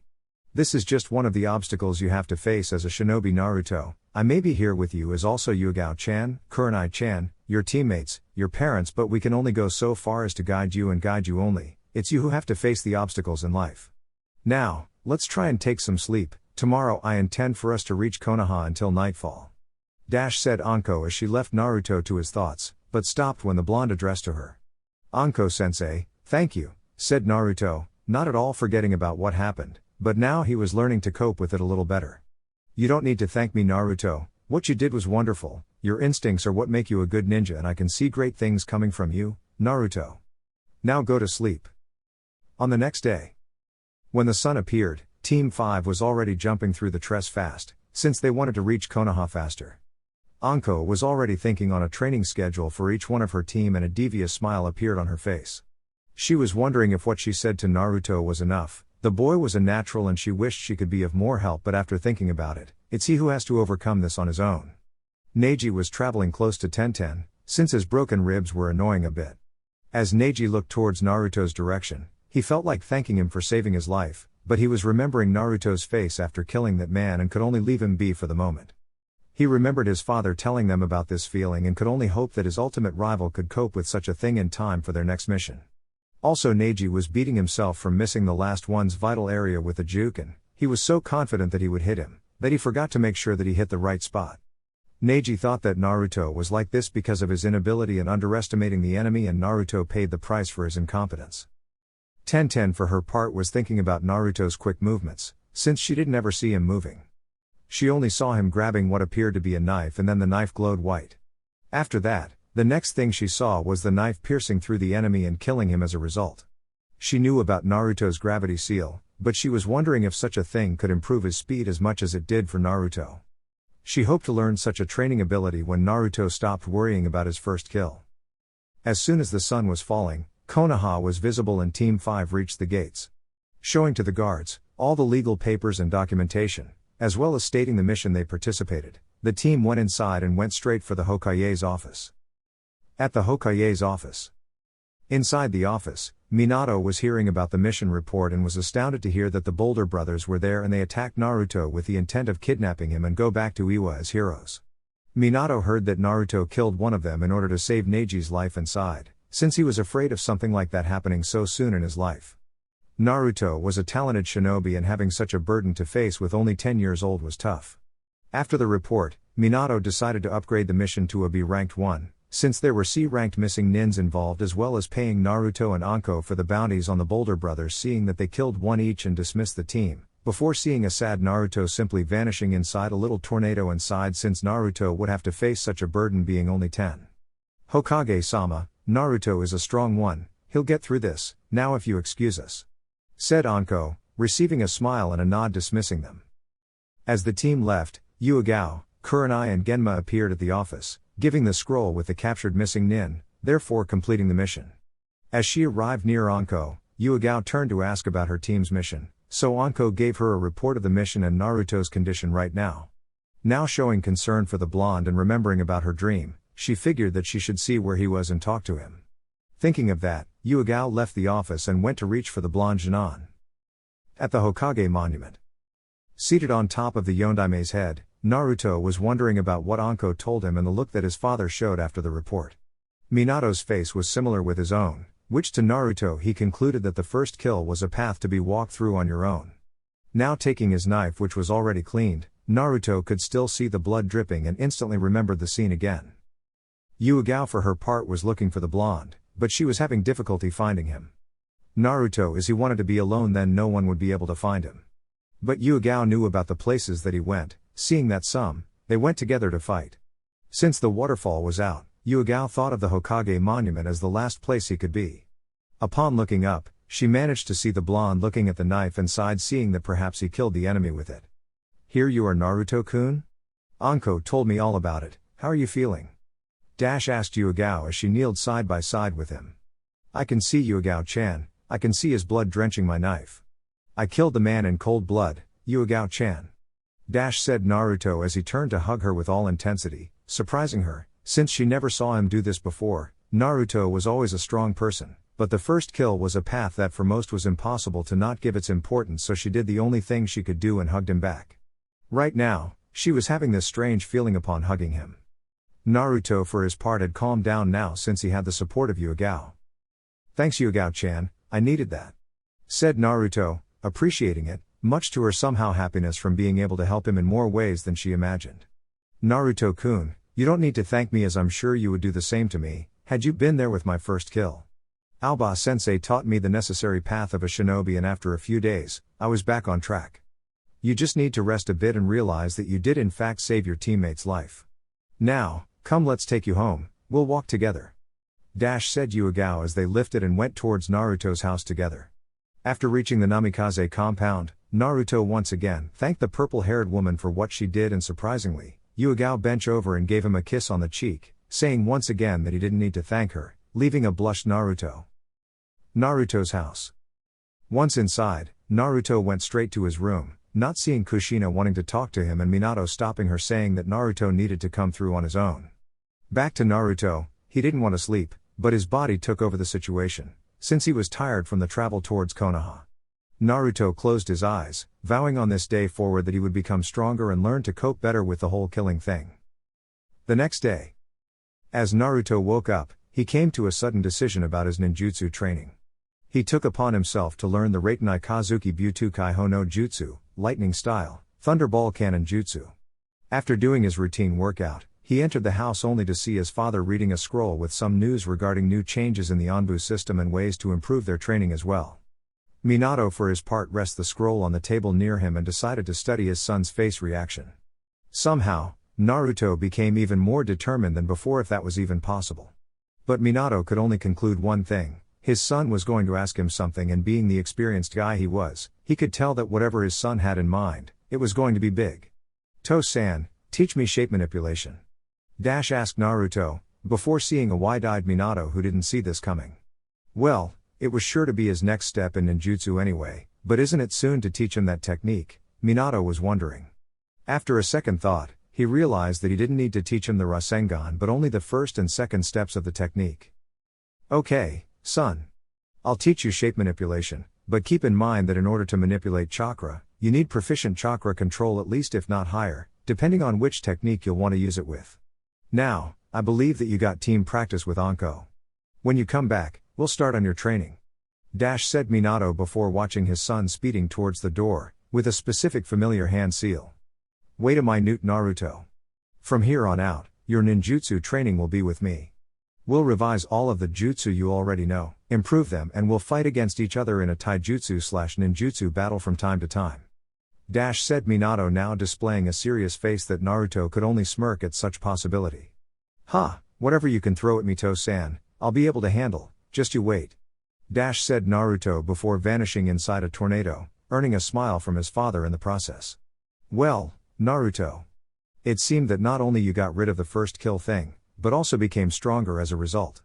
Let's train together, my son. I want to see how well you fight in battle against me. 2-year time skip. 2 years later, Naruto woke up after what could be described as a travel to hell and back. His training ritual was tripled and he now came to look forward for rest ever once in a while. Since the retrieval of the Boulder Brothers' bounty, Team 5, while still genins, since the Hokage stated that for the genin to advance to Chunin to have at least a 2-year experience so as to not advance too fast through the ranks. Now, Naruto grew exponentially, now being the same height as Yuga, who now entered the Anbu program under Kakashi's wing. Speaking of Yuga, her dreams about Naruto stopped, until one she had last week that pretty much settled the fact that she may have some feelings from the blonde, since the dream involved more than just kissing, jumping to making out sections and some hand rubbing in private places, to which Yuga now had a nosebleed upon imagining Naruto like the one of her dreams, much to Anko and Kurunai's delight, since their friend at last admitted her feelings for the blonde, who by the way not only grew in height but he lost all his baby fat as well, developing his already toned muscles, giving him a ripped appearance and a six-pack. Naruto's training was developing better than expected. Now with 9x gravity seal, he had physical training with Anko, who worked him to the bone with taijutsu, stamina, speed, accuracy, stealth, agility, and surprisingly to Anko and Naruto's team, his stamina only grew with time, making him an even bigger stamina freak than before. Regarding ninjutsu, he got chakra manipulation in 4 months, therefore being able to make the lightning ball attack as well as improving his Raiten Raiko Dageki no Jutsu, lightning style, lightning strike jutsu, up to a point where he could very well develop a taijutsu style to use with it. With Fuuten, he was able to learn his first A-ranked Fuuten ninjutsu called Fuuten Kiyomu Shippu no Jutsu, wind style, fierce hurricane jutsu, creating one hell of a hurricane that surrounded him as a defensive jutsu, with the possibility of sending it towards the opponent, but such attacks still consumed too much chakra of him. In regards to Yuga, Naruto was for once happy that she made into Anbu, fulfilling her dream, surpassing her father, but he was also slightly sad since he didn't get to see her much because of the fact that Junior Anbu got to be sent to too many border patrols and she didn't have the time anymore to be with him, that being sparring with him or just spend some time with her. On occasions, Naruto and Yuga went to have dinner with, of course, Yuga teasing Naruto to no end, now seeing that his appearance did get to Yuga's mind and she was beginning to dream awake about him for quite a while. Now back to Naruto, he went to the wardrobe in order to change in his new wardrobe. He now wore black Anbu paints with plain graffiti t-shirt. After dressing up, he went down to see his parents once again cuddling at the kitchen like the happy and perverted couple they were. Since Naruto went out on missions, Minato and Kushina had a lot more alone time. But little did Naruto know that Kushina was pregnant once again and he would have a sibling, a girl whom Minato decided to name Namikaze Misao. Kushina was 4 months pregnant and she wanted to tell Naruto about it, but the boy was unstoppable. Going through C and B ranked missions like crazy, Naruto's team was one of the best among the ones of his class and some of last year as well. Anko proved herself as a good sensei with teaching Katen Jutsu to Tenten and defensive Doton Ninjutsu to Neji and some offensive as well. Upon seeing that Naruto was already leaving, Kushina screamed for him to stop a little bit so she could talk with him. Since Minato was already at the office, Kushina sighed since she would be the one who gave the news to Naruto. When Naruto approached close to her, Kushina turned to evaluate his growth like she never saw it before. Naruto was basically an imitation of his father and he had the same height as his mother now. Naruto-kun, there is something I need to tell you, okay? It involved you, me and your father as a family. Said Kushina before sighing and just spill it out. What is it, Ka-san? Asked Naruto, though his eyes were suddenly looked on his mother's belly and the fact that she was holding it just like she was protecting something. Naruto-kun, I'm pregnant. You are about to have a little sister named Misao, isn't it great, Naruto-kun? Asked Kushina, although slightly worried that Naruto would become jealous since he grew being an only son and now he would have to share his parents' love with another one. Are you serious, Ka-san? That's great, I always wondered how it would be to have a sister or brother looking up to me, and it's great," said Naruto, taking a burden off Kushina's shoulder as she was afraid of Naruto's behavior. After the news, Naruto got some questions about who picked the name and said to his mother that he hoped that Misao would get his mother's looks, earning a blush from Kushina from being commended by her son. After saying goodbye, Naruto left the compound, since his sensei was about to make an announcement to the whole team and he needed to be there ASAP. On the way, Naruto was thinking of little Misao and how it will be to have a little sister to protect and play with her. Naruto was smiling upon imagining a little Namikaze playing with Ka-san's garden just like he did back then. Back to his path, as Naruto landed on a building, he stopped suddenly and smiled. He surely missed such a presence. Upon turning, Naruto managed to see what to him a sight to behold. There stood Yuigao in all her glory with sexy and deadly Anbu uniform with long and beautiful purple hair with her cat mask, while crossing her eyes. "It's been a while, Naru-kun," whispered Yuigao in a slightly sexy voice, to which Naruto responded, teasing her as well. "Hello there, Yuigao-chan, that uniform you're wearing is quite appealing," said Naruto, smiling towards Yuigao, who in turn took off her mask and smiled back deviously. It's been some time since Naruto and Yuigao exchanged teasing commentaries to one another, with some of them being quite arousing to each other, but they didn't cross the line yet. Yuigao wanted to as Naruto, but both of them enjoyed the teasing so much that both of them concluded would be worth the wait. Since Naruto was in a hurry to reach his team and Yuigao was on her way to HQ to deliver a report to Kakashi, they both changed glares for a moment, until they took different paths, with both of them looking back to one another. At Team 5's training ground. After Naruto arrived, Anko turned to address to the team that the Chunin exams will be held in 2 weeks' time and will be held in Konoha. After some info telling them that the Hokage will make the exams different than before, so this will be a whole new exam, more dangerous and more demanding of the Chunin candidates. After the explanation, Anko gave each one of the team the necessary papers and dismissed them, telling them to appear on room 301 of the academy in 2 weeks' time.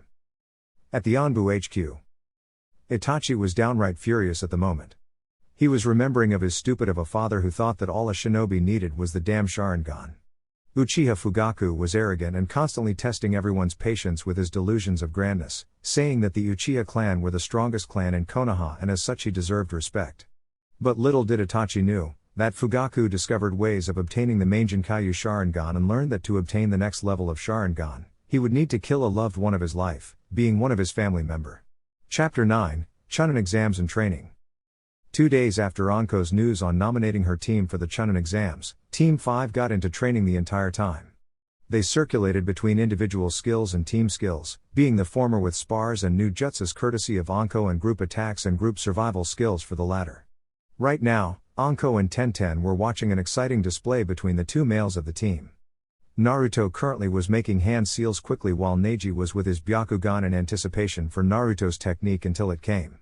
Fuuten Kaze no Yaiba, Wind Style, Wind Sword Jutsu. With that, Naruto made a sword of wind and sent it flying towards Neji, who made his own seals to defend, seeing that the Kaiden was useless against such a technique. Doton Doryuiki no Jutsu, Earth Style, Wall Barrier Jutsu. Seeing that the justice met and vanished, Naruto and Neji charged against each other in taijutsu, Neji with his quick and light strikes towards Naruto's tenketsus and Naruto with strong and hard strikes.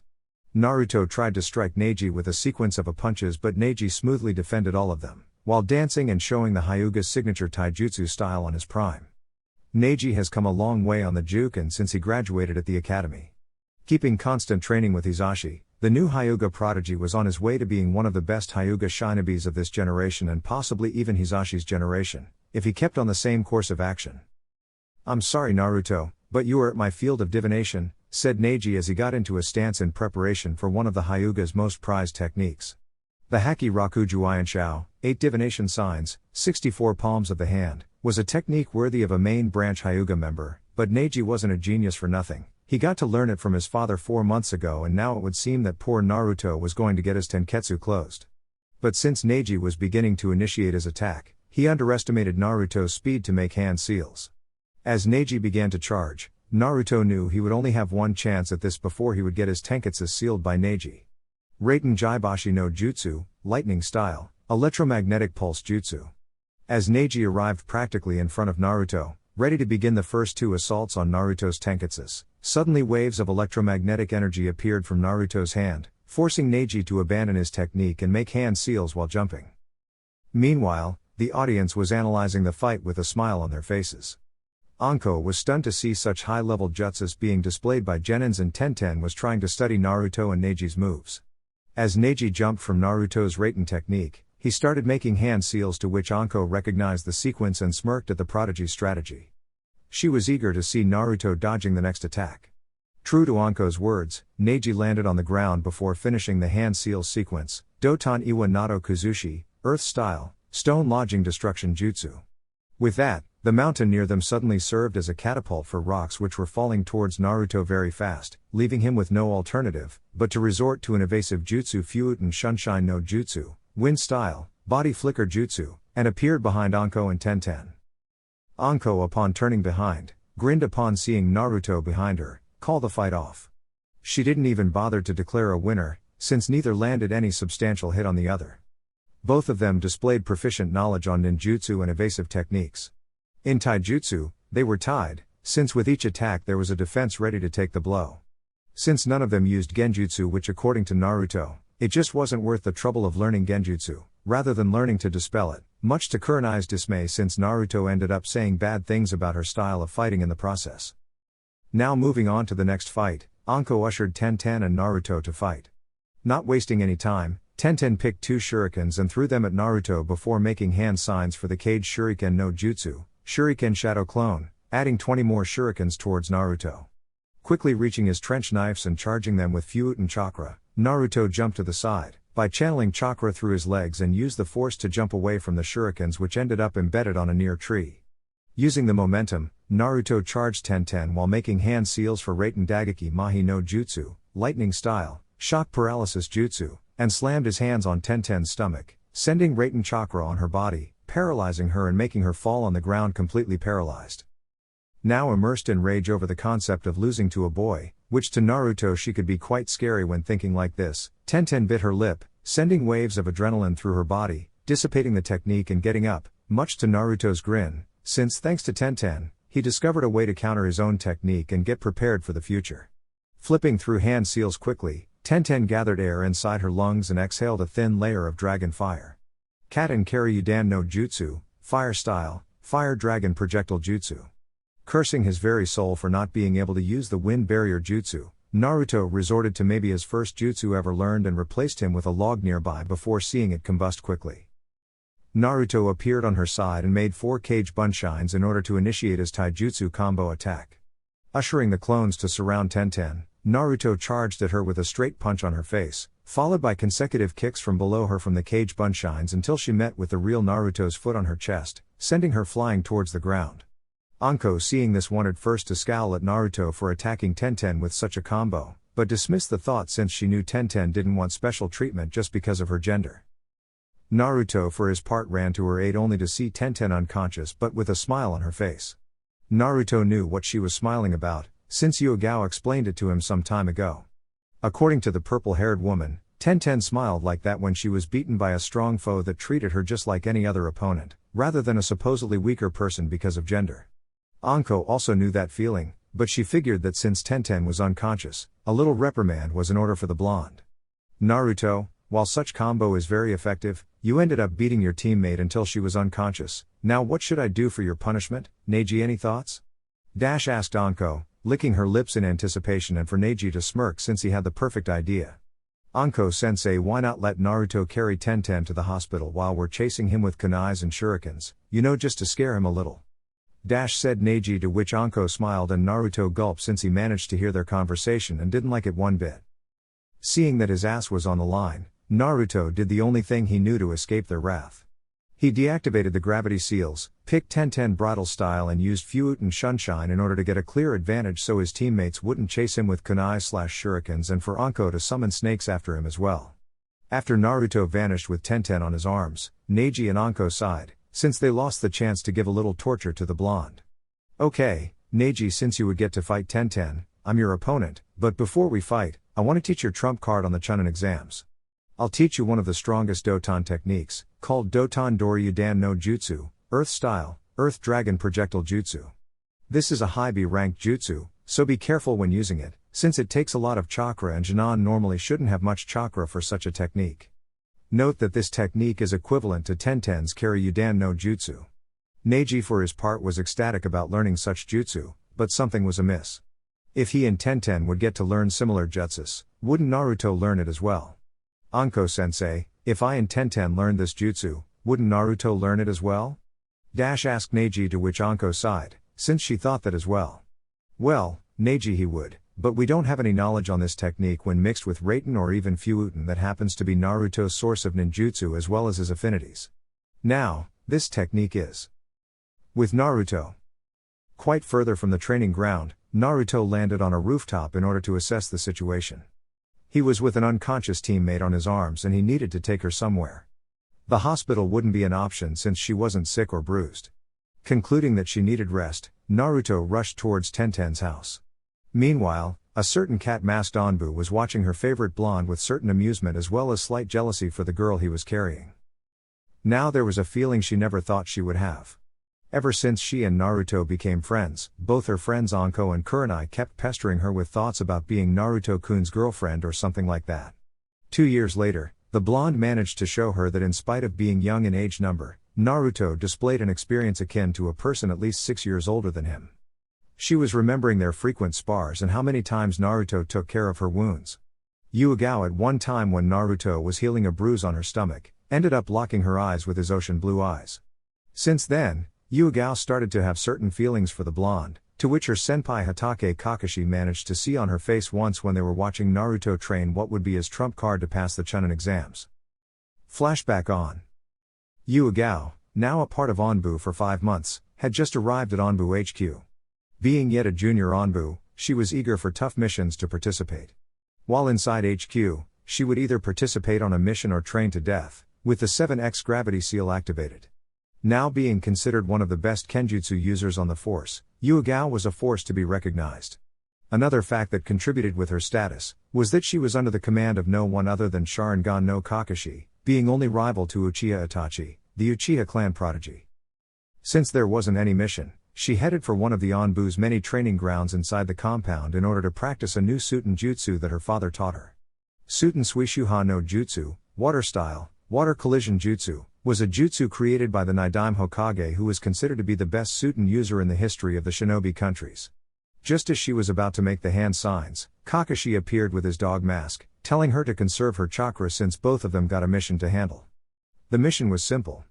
Some of Konoha's spies informed the Hokage that Iwa would try another attack on Naruto, but this time they would be sending high Chunin to low-level jounin. So, Kakashi and Yugao's job was to protect him when he wasn't going on a mission or training with his team. Nodding towards her senpai, Yugao and Kakashi rushed to meet Naruto on his house. When they arrived, they saw Naruto on the garden, sitting down apparently not doing much, but since Kakashi had the Sharingan he could very well see that Naruto was expelling Raiten chakra throughout his body. Apparently, he was perfecting his invention and Konoha's newest Raiten jutsu called Raiten Raiko Dageki no Jutsu, lightning style, lightning strike jutsu. Yugao for her part was wondering what the blonde was doing when suddenly waves of electric discharges appeared running through his body like it was obeying his will. After that, Naruto started doing what appeared to be a taijutsu combo, but what seemed strange to Yugao was that the fists and kicks were embedded with electric discharges. Seeing that his subordinate wanted an explanation, Kakashi explained to her about Naruto's creation, which was based on him channeling Raiten chakra up to a specific part of your body, namely your fist or foot, and exhale it in a way similar to Tsunade's super strength, but of course much less powerful. Kakashi also explained that Yondaime labeled such technique as an A-ranked one, because of the chakra consumption.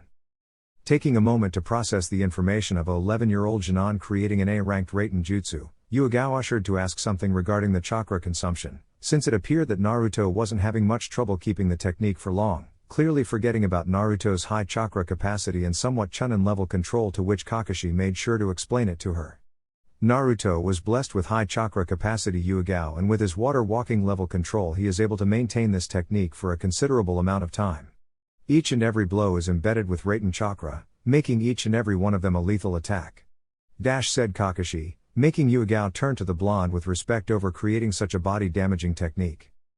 After a moment, Naruto walked inside his house in order to have a little break, while Yugao and Kakashi went to hide on a spot closer, so they could keep track of him the entire time. Naruto for his part was thinking about his yet ultimate and most difficult jutsu, the Reitenai Kazuki Butokai Ho no Jutsu, lightning style, Thunderball Cannon Jutsu. He was able to learn after most effort, the first two stages of his father's Rasengan technique, which consisted of creating a chakra sphere on his hands, but now Naruto had to learn two things. First, how to channel Raiten chakra through the ball, and second, how to launch it once the lightning ball is formed. The first one, Naruto was sure he could do it, since he learned the basics of Kakashi's Reikiri, which consisted on embedding Raiten chakra together with shape manipulation, but the launching part that was though. Seeing that he wouldn't get to know how to do it, unless he tried a few times, he went to the garden again and started making the hand seals for the technique, molding the chakra, therefore, being able to create the Raiten sphere on his hands. Kakashi and Yuga were shocked to see such a show. Kakashi wondered if Naruto learned Reikiri on his own, and Yuga was at a loss of words from seeing Naruto doing something similar to what Kakashi's prized technique. However, they could see a struggling Naruto who was trying to launch the now Thunder Ball, making it look like a Thunderball cannon.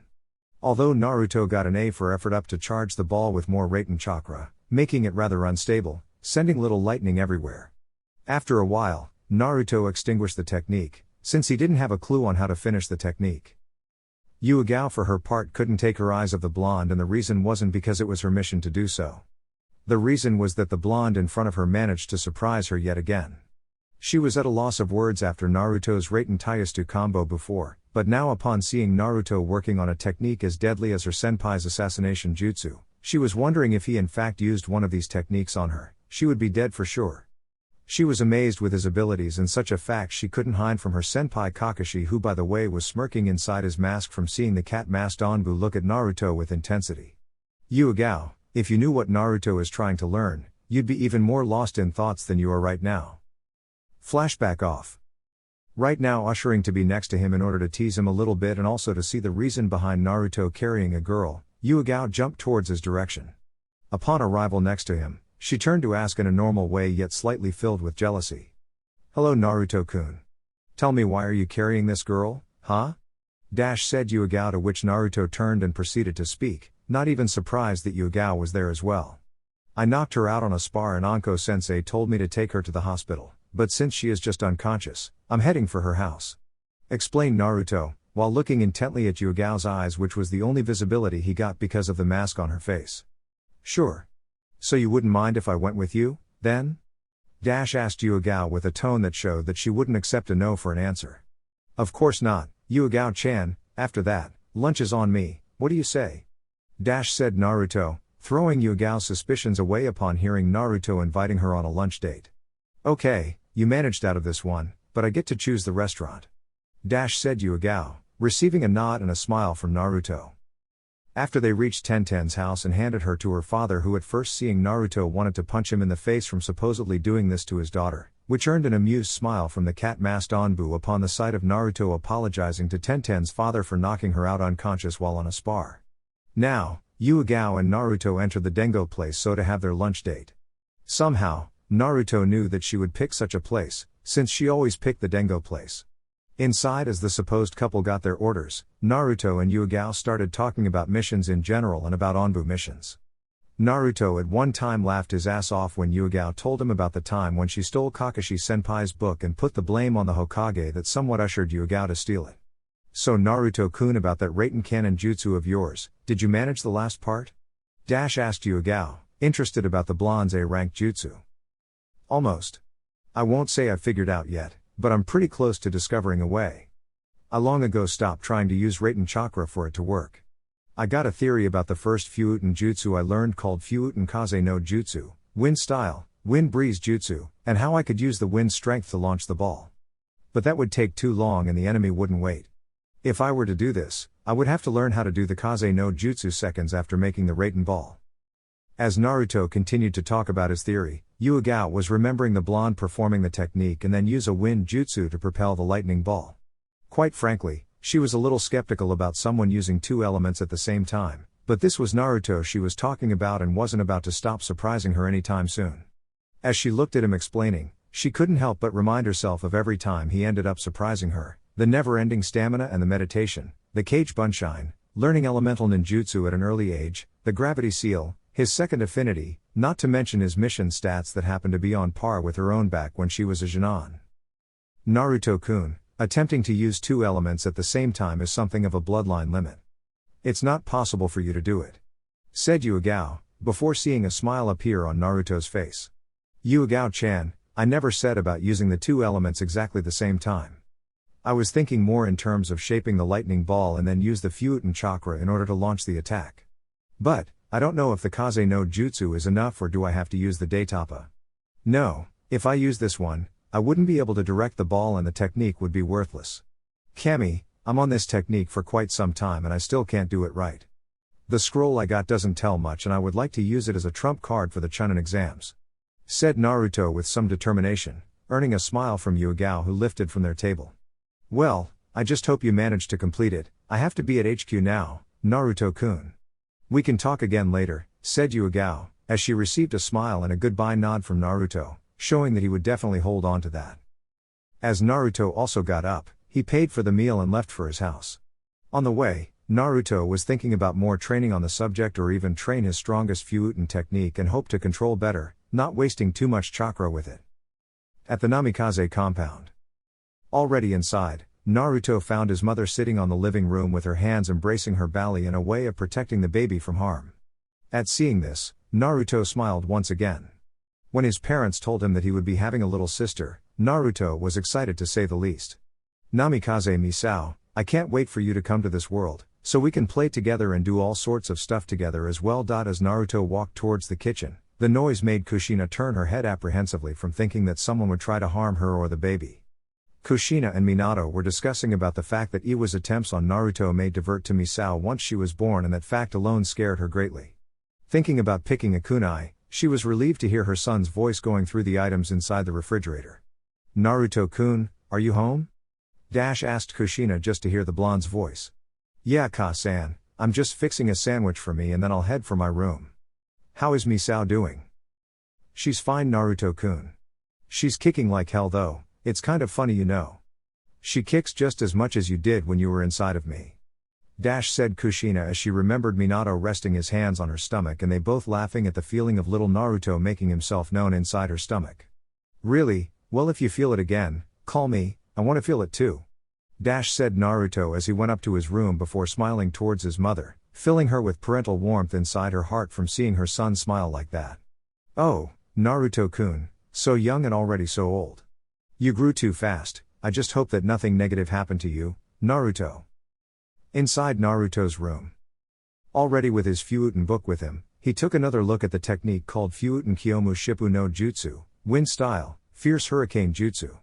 He was searching for a way to control the technique better so as to be able to use in combat and not be winded from it.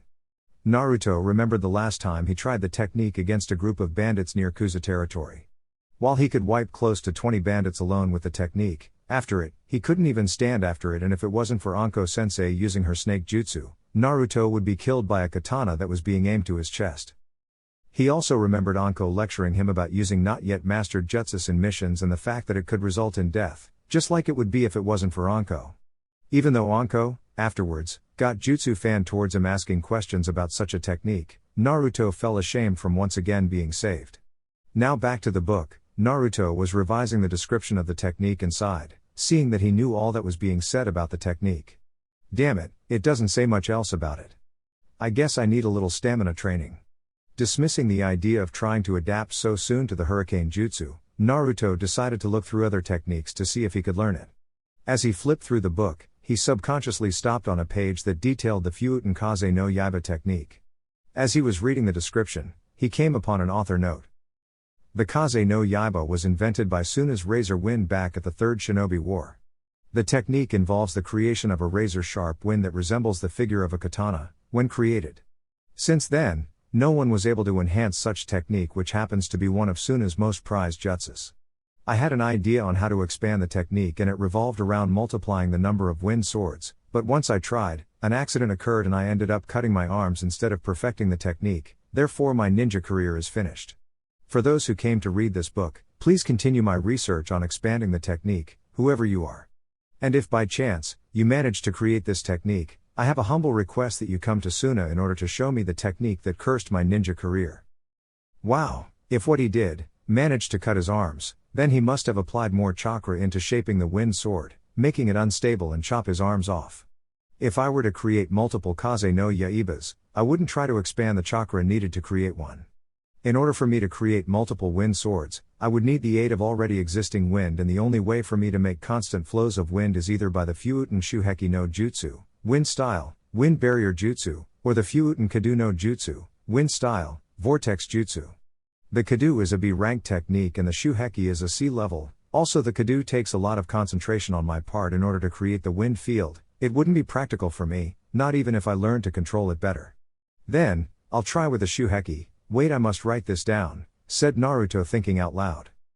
After scribing the theory needed for the new technique, Naruto was picturing in his head using the Shuheki as a way of using the already created wind current and just having to shape it to form multiple wind swords.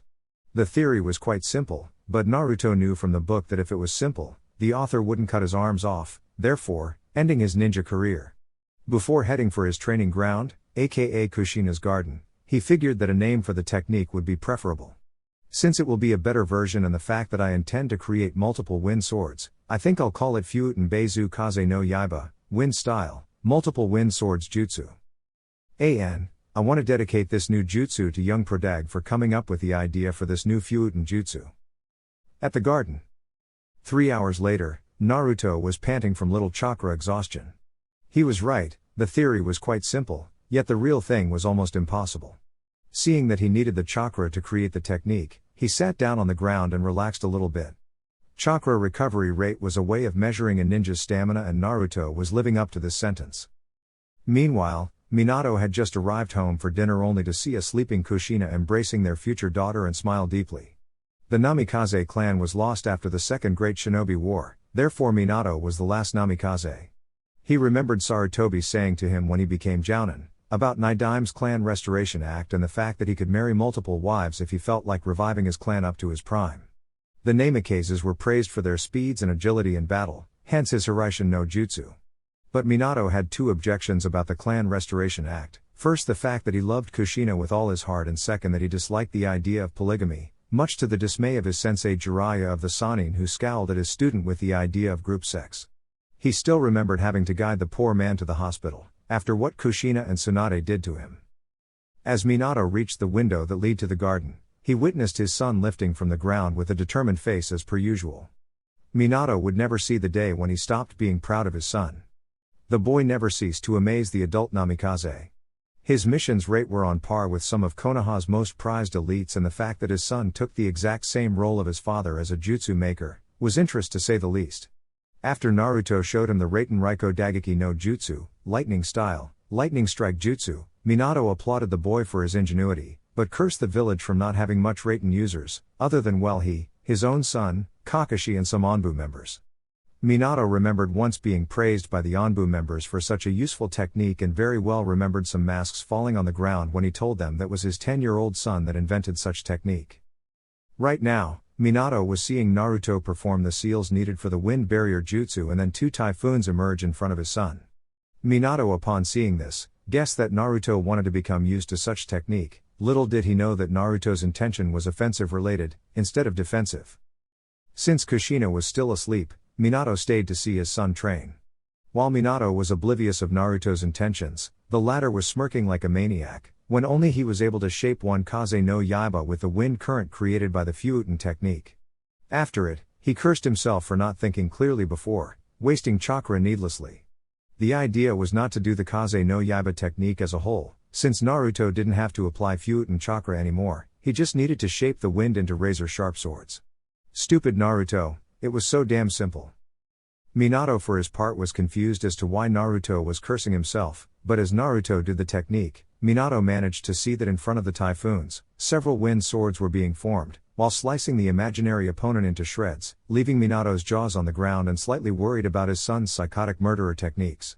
Minato knew that the Kaze no Yaiba could cut through anything and that human flesh was no exception, but to resort to multiple ones like that, it was like Naruto wanted to kill someone.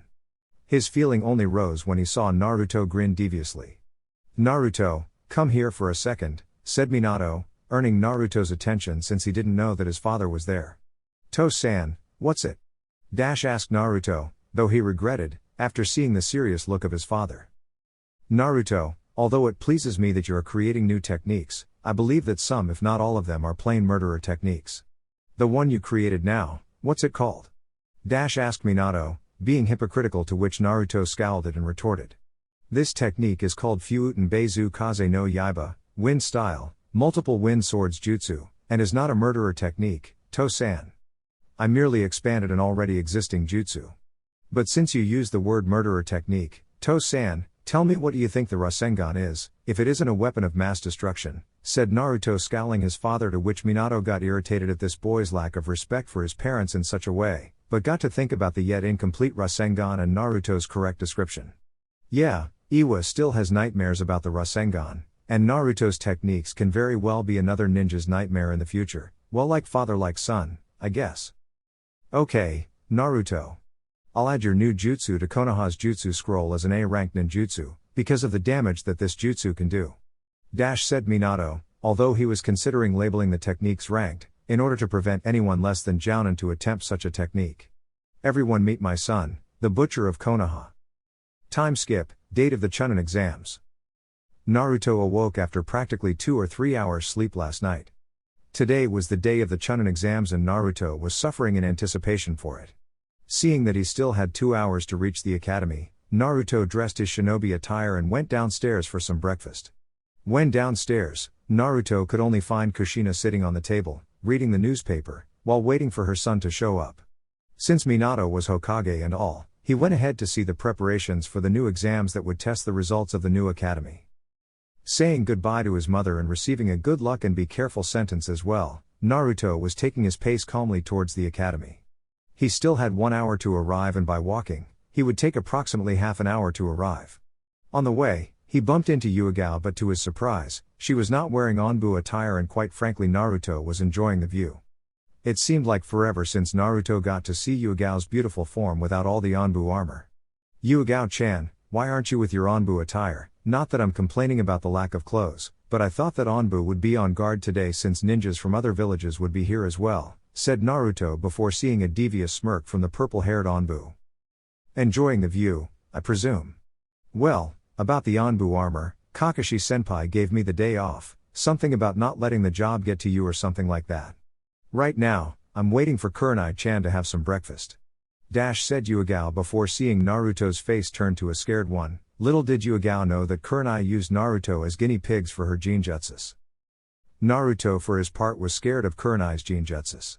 The last time she surprised him with genjutsus, the blonde was trembling from the little memory input. Suddenly, Naruto was wrapped by tree logs and Kurenai appeared from inside the tree with a kunai on his hand, preparing for the stabbing and the fast killing. Naruto tried to release the technique, but this genjutsu was a high-level one. Kurenai for her part was grinning at yet another genjutsu technique created, when she saw Naruto with a strange smile on his face and wondered what he could be thinking, when suddenly Naruto vanished in a puff of smoke. Dismissing the technique, Kurenai saw the real Naruto next to Yuga smirking. Did you use Kage Bunshine on me, Naruto-kun? Asked Kurenai, though with certain venom in her voice, making Naruto realize that Kurenai didn't like the idea. Seeing that he needed his energy for the Chunin exams, Naruto used Kurenai's genjutsu addiction to avoid any possible attacks against him. Sorry about that, Kurenai-san, I couldn't dispel your genjutsu, so I did a Kage Bunshine and replaced myself with him. By the way, you invented yet another one, I see. Tell me about it.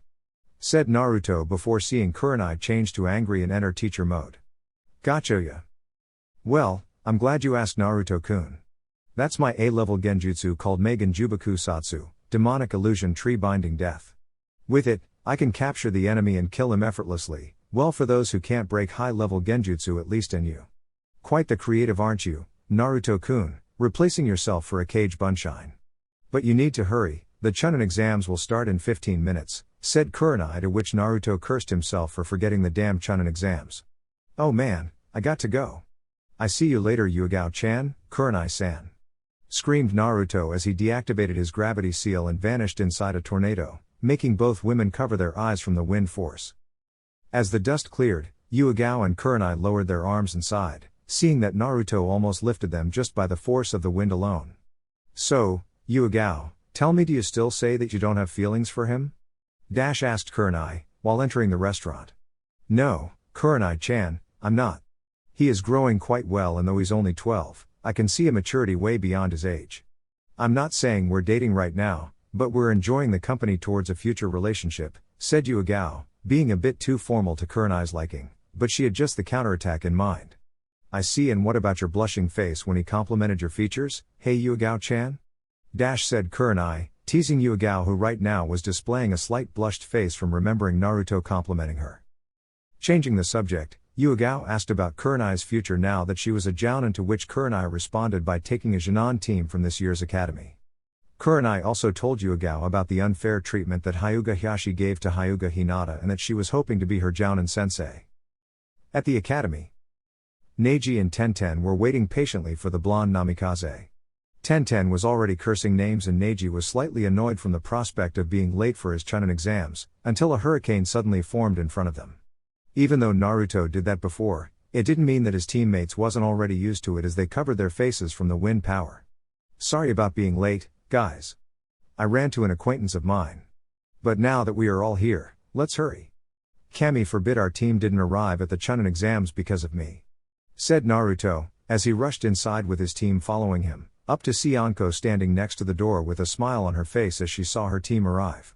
Alright maggots, you're late. I don't want to hear excuses. If you want to become Chunin, punctuality is a must, now get in there, screamed Anko, practically shoving her team inside. First phase of the Chunin exams. Inside the classroom, Team 5 was surprised to see so many Chunin applicants. As they searched for places to seat, they managed to recognize the handbands. To sum up, they were 25 teams. 5 from Konoha, 5 from Iwa, 5 from Suna, 5 from Kumo, and 5 from Kiri. All of the hidden villages are being represented in equal number. When all genins were seated, Naruto started noting that the Iwa teams were looking at him with smirks on their faces, same as Kumo with Neji, but they were aiming Neji's eyes, while Iwa was targeting Naruto as a person. Suddenly a mass of Chunin ranked ninja shunshined inside the room with Tokubutsu Jounin Morino Aviki in front of them. Alright everyone, take a seat and we'll begin the first part of the Chunin exams, but mind you that I'll not explain the other parts. A Chunin must be prepared for anything, in order to act when a bad situation is presented. Now, my part is a written text that is located in front of all of you. The questions involve practical exercises in which a Chunin must learn how to analyze a current situation and devise a suitable strategy. You all have 1 hour to finish this text, but remember you'll be evaluated as time progresses. My comrades will be watching all of you. If any of you who were caught cheating this exam 3 times, your whole team will be eliminated. Begin, screamed Aviki as a huge noise of paper could be heard. As Naruto went to the questions, he was ecstatic of such a test. It was his favorite book after all. The questions involved every type of missions that Chunin would normally be attending, to client escort up to defending Konoha against an enemy. Okay, let's see. You are the team captain of 4 genins. Your mission is to protect a client and his goods on his trip to Tanzaku-gai. Rumors have it that a few missing nins are near the area. Answer the formation needed to better protect the client, and what would you do first in case of an attack, considering that the missing nins are from Iwa. After reading the question, Naruto was a little confused as to the last part, since it didn't give many information. Answering the question, he wrote that he would set a perimeter around the goods using the genin, and he would be the one guarding the client, in case the missing nins attack the client. When he reached the second part of the question, Naruto turned to think for a moment. Okay, the first thing I should do when missing nins are attacking is, oh man, it's a trick question, the information about Iwa's missing nins is a trap. It doesn't matter if the missing nins are from Iwa, the first thing I should do is consider the client's safety and the genins. The goods are also a concern, but since the genins are protecting it. Yes, that's the answer. Little did Naruto knew that the Chunin responsible for evaluating him was using a genjutsu on his paper, and everything that was being written, it would be written on his version of the test. Hagane Kotetsu was looking at Naruto's answer with interest, seeing that he didn't fall for the trap while most of the others were scribbling furiously about taking out the missing nins, up to the point to even write the name of the techniques involved. Overall, Naruto was struggling to answer all the questions correctly. Some of the questions involved one-on-one battles and which technique would prevail if the enemy were to be a certain element. Other questions involved aspects of information gathering missions and how to avoid detection. Kotetsu was amused by Naruto explaining concealed chakra in order to avoid detection and the usage of a D-ranked genjutsu utilized on the ninja so that vanished from the enemy's sight. Being apprenticed to Konoha's Tokubutsu Jounin, head of assassination, Naruto learned some things. Once the test was over, already 10 teams were eliminated either by cheating or failing the test. It was quite amusing to see the look of one Iwa Jounin asking how the hell did they know he fail if his test was in front of him the whole time. Ibiki cleaned his throat and answered plain and simple about a genjutsu that happened to transfer all of the answers to the Chunin evaluators. Needless to say, the guy was pissed and blamed Konoha for cheating and eliminating Iwa genins. Because of the elimination, now there are 15 teams, 3 from Konoha, 2 from Iwa, 4 from Suna, 3 from Kumo and 3 from Kiri. For those who passed the first part, please follow me and I'll direct you to the next phase, and for the ones who failed, better luck next time, said Ibiki as he walked towards the next room together with the genins while the Chunins took the papers and handed to the Hokage's office for archive and future analysis. Second phase of the Chunin exams. As Ibiki was walking, he stopped in front of a black double door and opened them. This room will be the second phase of the Chunin exams, please proceed inside and wait for the next proctor, said Ibiki before letting the genins enter and close the door. The room was slightly dark, resembling like a dark cave. Neji was using his Byakugan in order to scout the new room so as to guess what the next test would be. The first one was rather easy, since Neji was in fact a genius. Suddenly, the new proctor approached by using a strange sunshine inside the room. It was like he appeared from inside the shadows. Hello Chunin hopefuls, I'll be the proctor of the Chunin exams. I am known as the illusionist and an Anbu captain. This second test will be Genjutsu. The test will be quite simple yet dangerous. Each of you'll be tested with mind-attacking genjutsus, first to see it you have the psychological strength in order to become Chunin, and second you'll be tempted to face your worst nightmare. Note that I didn't say that these tests will happen in such an order. Sometimes, a genjutsu doesn't appear until you are already in and must be able to distinguish real from illusion, said the proctor with rather emphasis on the illusion word, scaring a few of them including Naruto, who remembered being the receiving ends of said illusions with Kurenai. Now, since this is an individual exercise, each of you will be directed to the chambers in front of you. Since they are 45 people here in night chambers, you will form a line of 5 each in front of each chamber and one by one will be tested, said the illusionist, before seeing all genins in line for the test. Naruto was the third of his line and so was Neji and Tenten. The proctor finished explaining that once the test was done, their 2 doors will open. If you pass, the door on the right will open, and if you lose, the door on your left will guide you towards the exit. Slowly, the first ones entered and the show started. A short time after the initiation of the test, everyone could hear certain screams of fright of what could only be the torture and the nightmares. When was Naruto's time, he entered slightly frightened from what he was about to see. The torture wasn't what he was worried about, but the nightmare did. As he walked in the chamber, he saw a chair and ushered to seat in it.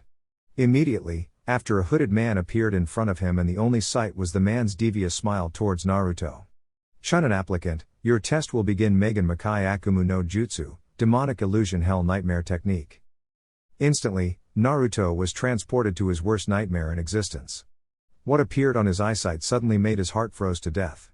He was surrounded by Iwa jounins, while he was watching the rest of the Namikaze family all pierced on the wall by kunais and shurikens with blood all over the place.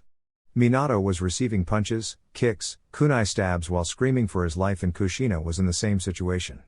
Naruto managed to see a kunai piercing her stomach, killing her instantly along with the baby. Instantly, tears were falling from his face while he was hearing laughs of joy from the Iwa jounins. To-san, Ka-san.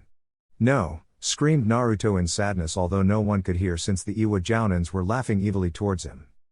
While Naruto was taking his test, Minato and some elite jounins were watching each only Konoha Jonin's nightmares while Chunins evaluated the progress of the other villages. Minato could only look at Naruto's nightmare and sighed, seeing that Iwa's failed attempts on him got to his head like that. Minato was trying to hold his tears as he saw what Naruto's nightmare was. Naruto, you're always smiling. Why didn't you tell me you bottled this up? Why? Screamed Minato inside his head. Kakashi was watching as well, and scenes from the Great War prompted inside his head. Naruto-kun, you shouldn't have bottled up like that, but you're a ninja now and as such you need to overcome this illusion and then this nightmare will end once and for all. Naruto for his part was crying like he ever cried before. Every time he dismissed this darkness, it seemed that now they are all coming back to him. He was so entranced with the nightmare, that he forgot he was at the Chunin exams. To-san, Ka-san, Misao-chan, wait, I'm still at the Chunin exams, and how could my father, the most powerful ninja of Konoha, be captured? Man, this is an illusion. This ain't real, I got to break this thing. Ka-I, screamed Naruto with all intensity as the chamber suddenly appeared and the cloaked man scribbled the approval of the first part. Now, Chunin applicant, you'll be tested in torture like Genjutsu. So sit tight and let's see how long you can hold. Megan Seishin Hyomenka, demonic illusion mind-breaking technique. With that, Naruto almost immediately passed out, barely holding up as his head seemed to hurt like hell. This technique was invented by Ibiki and involved torturing the mind of the opponent. In order to pass the exam, Naruto needed to hold on for at least 2 minutes. Needless to say, Naruto was holding his clutches from the pain. Mentally, Naruto found the time to openly curse Genjutsu if whoever was doing this happened to read his mind. 1 minute already passed and blood could be seen getting out of Naruto's hands from keeping a strong grip. At 1 minute and a half, Naruto's eyes were starting to close, showing that he was close to passing out, but he opened them as last effort. Congratulations, you passed. Go for the next phase. Said the man to a new trembling Naruto who got up and took his time walking out of the chamber, only to see Kakashi standing next to the exit, seemingly waiting for him. Naruto, I want to talk to you for a moment. Come, said Kakashi. Naruto, I want to talk about your second phase of the Chunin exams. Since there will be a pause for the third phase. Tell me, why didn't you ever tell your parents or me about it? We could help you. Asked Kakashi, clearly concerned for the blonde's mentality, to which Naruto tried responding at first, but struggled for the words to get out. Kakashi-sensei, I never wanted anyone to see me as someone who need to be rescued, said Naruto as he looked down again, much to Kakashi's dismay, since Minato once told that Naruto never wanted to be saved. Naruto, in the physical world, not needing to be saved means ability, but inside your mind and your heart means you'd have to be emotionless. In battle, the ninja have to keep his emotions in check, but in real life, emotions are what define a human being from mere machines. Said Kakashi as he was seeing who once was a happy-looking person, now with his eyes facing the ground in deep wonder. As Kakashi left, Naruto turned to think. He wasn't worried about the fact that Kakashi knew of his nightmare, even though he didn't tell anyone about it. He knew that the genins was being tested in more ways than before. He was thinking about what Kakashi said about bottling up said nightmares, and what worried him to no end was if the way he chose to go in life was the wrong way, or if he chose the wrong was remembering Kakashi's advice. Flashback on. Naruto, in the physical world, not needing to be saved means ability, but inside your mind and your heart, not needing help, you'd have to be emotionless. In battle, the ninja has to keep his emotions in check, but in real life, emotions are what define a human being from mere machines. Flashback off. Images of everyone that the blonde met was passing through his mind, and everyone was looking at him with sad eyes, much like Kakashi was back then. Naruto figured that sometimes keeping things could very well be his damnation if not held properly. Therefore, never again would he keep such things from anyone. Naruto was worried that his emotions weren't in check. He could very well be the cause of a failed mission, or even worse, the death of a teammate. As Naruto rose from his seat, he came across a trembling Neji coming out of his chamber. Neji, are you okay? Asked Naruto, though he now understood why Kakashi was so concerned with him. I'm okay, I just need to sit a little bit. I never would think that my worst nightmare could appear like that. Oh man, the image of seeing your own eye being taken off your face was terrifying to say the least. Said Neji, to which Naruto flinched. Of course, all Hyugas relied on their eyes more than anything, and to lose them was the end of their lives. After a while, Tenten got out of her chamber, although her nightmare was that her weapons turned against her in battle. Tenten's weapons were like a part of herself, and for her, seeing such a thing was pure torture. Minutes later, Anko appeared, congratulating them for passing the 2 tests, and then guided them to the next room, which opened up to be an old indoor training ground. In the middle of the room, Genma was waiting with his toothpick between his teeth. After the last ones that passed the second test arrived, Genma cleared his throat. In the end, since now they were counting the genins individually, 10 genins passed, being 3 from Konoha, 1 from Suna, 2 from Kumo, 2 from Iwa and 2 from Kiri. Congratulations for passing the first and second phases of the Chunin exams. Each test served to test your abilities and to see if you're worthy of being called Chunin. Since you're in low number right now, we don't need to have a preliminary fight. So in 1 month time, there will be held a tournament with one-on-one fights. Each of you will draw a number and will assemble the order of the fighting. Now the reason why it will be in 1 month time is because daimyos from all the elemental countries will be invited, as well as the respective Kages. After all of them picked their numbers, the order was assembled. Naruto would be second to fight, Neji the third, and Tenten the last one. as they were dismissed in order to train for the period of a month. Naruto decided to focus on taijutsu and adapting with his trench knives, and then maybe he thought of giving another shot as his theory behind the Reitenai Kazuki Butokai Ho no Jutsu, lightning style, thunderball cannon jutsu. Neji on their hand, was thinking of asking Anko to master the Doton Doryudan no Jutsu, earth style, earth dragon projectile jutsu, while Tenten wanted to master a scroll that Anko gave her about the technique called Katen Ryuka no Jutsu, fire style, dragon fire jutsu, and Katen Karyu Enda no Jutsu, fire style, fire dragon flame projectile jutsu. After the dismissal from Genma, Naruto went straight to his house in order to rest and then come up with a training schedule of his own. But Naruto, even though he managed to break the Genjutsu as well as hold his will with the torture, he couldn't shake the feeling that Kakashi wasn't the only one to witness his nightmare. However, he was glad that Kakashi had that conversation with him about not bottling up emotions or nightmares for yourself. As he arrived home, he went straight to his room, but not before telling his mother that he passed the first stages of the Chunin exams and a congratulations from her as well. The next day. On the next day, he got up and went downstairs for some quick breakfast before heading for a training ground. After traveling for a few miles, Naruto arrived in what appeared to be a deserted training ground near Konoha's forest. Seeing the need to amplify his physical skills a bit, Naruto decided to go against his father. Genshiku Goku Inju, sealing technique, gravity seal 10x. After applying the seal with the kanji on it, Naruto suddenly was tossed to the ground in such force that he almost regretted doing it, but managed to get up. Seeing that the seal was putting a lot of burden for Naruto to carry, just like his father told him, Naruto abandoned the idea of overdoing it with the 10x gravity seal. After all, his father only achieved such a mark when he was 16 years old. After recuperating, Naruto figured that if he had 1 month to train, then the first 10 days he would be training taijutsu, kenjutsu with his knives and agility techniques. Doing the seals for the Cage Bunshin, appeared 6 Narutos in front of him grinning like maniacs since they knew who their opponent would be. "Okay, clones, our training begins now. Come at me with all you got," said the real Naruto getting into the Namikaze's taijutsu. While Naruto was having his way with the clones, a certain bearded man was watching his training with a smirk. Asuma was never present in Naruto's life, the only thing he'd done for him was to handle him as twin knives and that was it. Of course Asuma didn't know at the time that Naruto would invent a style on his own regarding his knives and the use of long-range ninjutsu afterwards. As Asuma returned from being one of the 12 guardians of the Daimyo, Minato had him doing long-term missions in order to make up for the time lost. But even though Asuma was never around, he received constant news about the Hokage's son taking on his role as a jutsu maker, and Asuma had to admit, the boy had skills with the techniques he invented. Little did he know that Naruto managed to improve one of Tsuna's Fyuuten jutsus. As Asuma was watching, 2 clones kicked Naruto's guts, sending the real one towards a tree, just for the real one to use his legs as landing as well as making an impulse with chakra, literally flying towards one of the clones, punching him in the face.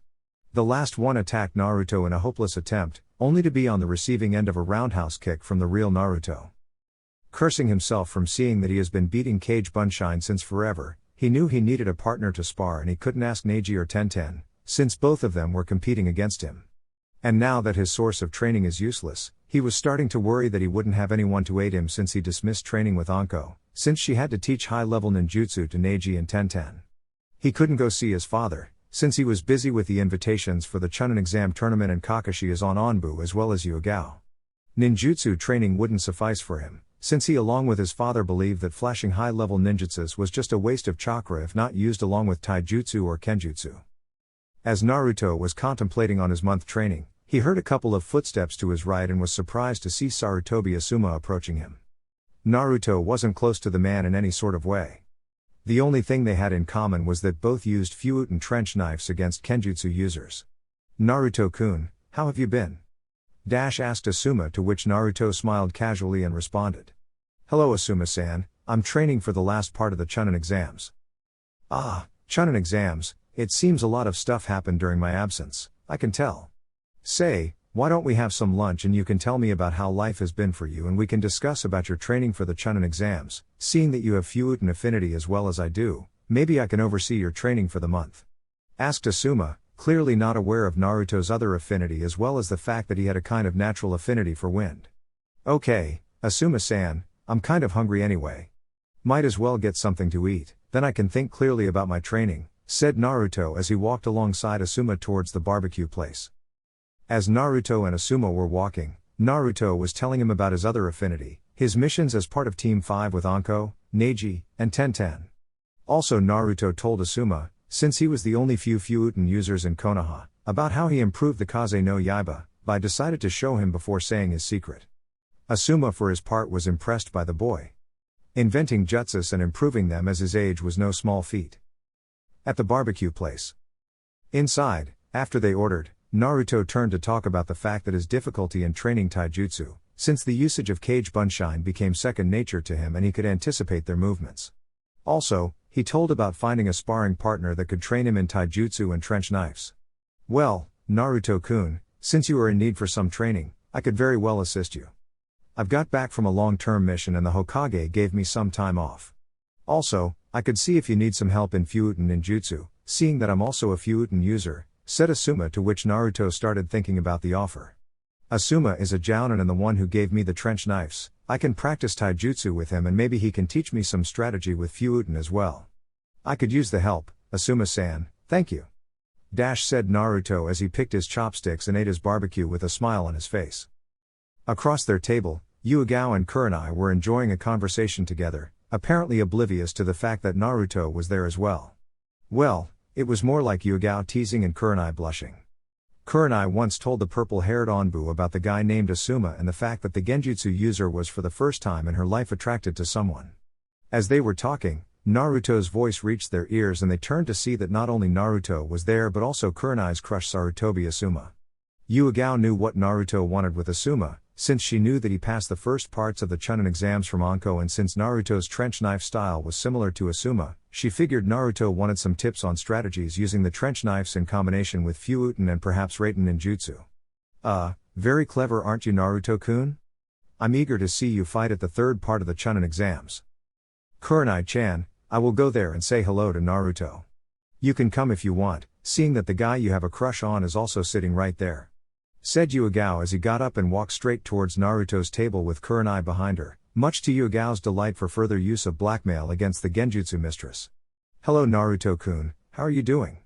Asked Yuga out of the blue, making Naruto turn his head towards her direction and smile. Hi, Yuga-chan, I'm doing fine, and you? I was just talking with Asuma for further training regarding my trench knife style. Hi Kurenai-chan, I see you're doing well, said Naruto, earning a smile and a nod in affirmative from Kurenai, who after exchanging looks with the bearded man, blushed a little, much to Yugao's delight and total frustration from not having a camera right now. Naruto-kun, congratulations on passing the first steps of the Chunin exams. I can already see the Chunin vest in you and I can say for sure you'll look pretty handsome in it, said Yuga, receiving a blush in response and an lifted eyebrow from the bearded man, who thought about if what he saw was true. Did she flirt with him? Thanks, Yuga-chan. I really hope I can pass the exams, said Naruto, smiling with determination. Contrary to a goofy smile, it was most like grinning. Asuma for his part was watching the conversation with interest, seeing that somehow the purple-haired Onbu has an affinity with Naruto. Okay, Naruto-kun. Why don't we start training, then? Let's go to the same training ground from before and you can teach the extension of the Kaze no Yaiba. Said Asuma before seeing what once was a smiling Yuga. Now she was scowling Naruto for not showing her his new jutsu. What? You invented a new jutsu and you didn't tell me? Screamed Yuga in anger, to which Naruto answered that he invented the day prior to the Chunin exams and only managed to show to the Hokage, which managed to relax Yuga's temper for a bit. Naruto and Yuga always exchanged knowledge concerning the ninja arts, and therefore when one of them learned a new jutsu, the other would see a demonstration. Okay, Naruto-kun. But we're going with you to see your new technique, said Yuga with authority towards the genin. Kurenai for her part, after hearing the conversation, felt like getting revenge on Yugao's teasing. But Yuga-chan, you didn't show Naruto the Shuha, what about that? Asked Kurenai, before seeing a pale Yuga and a slightly angry Naruto from knowing that Yuga did the same thing to him, yet she chose not to show him the technique. Oh, Yuga-chan, you managed a new technique and didn't let me know. I'm offended. I didn't show you mine since it was the day of the Chunin exams, but you could show your new technique to me, yet you chose not to. Tell you what, I'll do the same thing and not show you mine, then, said Naruto, apparently angry with the purple-haired Onbu, but he was just messing with her, much to Kurenai's delight from earning some blackmail against her friend. Okay. I'm sorry Naruto-kun. Would you please show me your technique? I won't do it again, I promise, said Yuigao with a saddened voice that Naruto immediately regretted his choice of words, but the damage was already done. Forget about it Yuigao-chan. You're just too beautiful for me to stay angry at you, said Naruto, making Yuigao blush, but inside she was thinking more in terms of jumping on him and stealing a kiss from the blonde. At the training ground. After the little couple conversation, the group headed for the training ground so that the couple could show each one their respective jutsus. So Yuigao-chan, you go first. Tell me about this suishuha of yours, said Naruto, to which Yuigao smiled and proceeded to the explanation. The name is Suten Suishuha no Jutsu, water style, water collision destruction jutsu. My father taught me the technique and I mastered a couple days ago. Here, let me show you. Said Yuigao as he made the hand seals, and a huge torrent of water erupted from below her and sent a powerful wave towards a near lake. Naruto was marveled at Yuigao's display of Suten ninjutsu. Yuigao for her part always enjoyed surprising the blonde and berated herself for not showing him the technique before. Okay, Naruto-kun, now you can show us your new technique. Okay, you already know the Fuuten Kaze no Yaiba. So, I managed to improve by multiplying the swords. With that, I can use against more than one enemy, since I can also direct the attack. I call it Fuuten Beizu Kaze no Yaiba wind style, multiple wind swords jutsu. First, I use the shuheki in order to create the wind current, and then I only have to shape the wind sword without needing to worry about creating wind anymore, said Naruto, immediately earning Asuma's attention from the boy's logic and the fact that it made sense. The shuheki, even it was for defensive issues, could be used as an extension for other techniques. As he watched the two typhoons appear in front of Naruto and the air current appears in front, he was mesmerized at the number of wind swords appearing in front of Naruto and slicing every tree on the way. Naruto-kun, I didn't see anything. What did the technique do? Said Yuigao, apparently saying for Kurenai, who was also thinking about it, to which Asuma simply pointed to a group of 10 trees that was sliced in half, making Yuigao and Kurenai flinch at seeing Naruto slice the tree with little to no resistance. Needless to say that both of them were impressed with the deadly technique. Asuma for his part was enjoying immensely, after seeing how easy it was to expand Suna's most prized jutsus. After demonstrating the technique, Naruto talked a little with the group, who later went to different places, leaving Naruto and Asuma to train for the Chunin exams. Yuigao and Kurenai vowed to make an effort to watch Naruto's match. Chapter 10, Chunin Tournament Part 1. 2 weeks after Naruto's demonstration to Yuigao and Kurenai, the blonde and Asuma were sparring against each other. Naruto really enjoyed getting some expertise in Fuuten ninjutsu from the bearded jounin, since not only Asuma got to teach him more about his twin knife taijutsu style, but also Naruto managed to learn 2 really interested Fuuten jutsus under the bearded jounin's guidance: Fuuten Dai Kamaitachi, wind style, great cutting whirlwind, and Fuuten Reposo, wind style, gale wind palm. While the first created a razor-sharp wind bigger than the Kaze no Yaiba, the second consisted of a strong and concentrated gust of wind. Back to his fight, Asuma and Naruto were clashing knives at each other rather slowly, so that Naruto could learn how to see Asuma's attack patterns and then increase the rhythm slowly. Asuma was impressed with Naruto's skills while mixing taijutsu and ninjutsu strategically. He knew that Naruto would pick it from his father Minato, whom according to Asuma was one of the best ninjas ever, and the way he mixed Rasen ninjutsu with his taijutsu style was simply amazing to watch. Now here was Asuma teaching the next generation of Namikaze Minato, and truth be told, Naruto was very much on the way of becoming one very good shinobi just like his father. Very good Naruto, now that you improved your fighting skills, I want to teach you a move of mine. I see that when you are with knives, you can't use your hands to do hand seals, so therefore ninjutsu is out of the picture.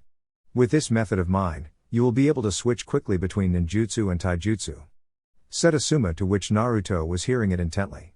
Naruto never thought about it, but it would be better than having to put it back inside the kunai holster and then picking it up again. Meanwhile with Yuigao. While Naruto was training for the last part of the Chunin exams, Yuigao's Onbu team was scouting the region for possible threats near the Chunin exams date.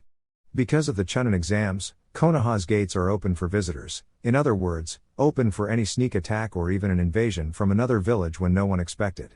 This was supposed to be a normal scouting mission, just like it always had been. However, Yuigao was visibly pissed off right now.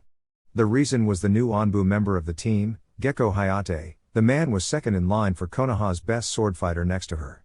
But that wasn't why she was pissed. The reason was that the man couldn't stop asking her to go on a date with her, and the steady coughs were trying to get a little bit annoyed.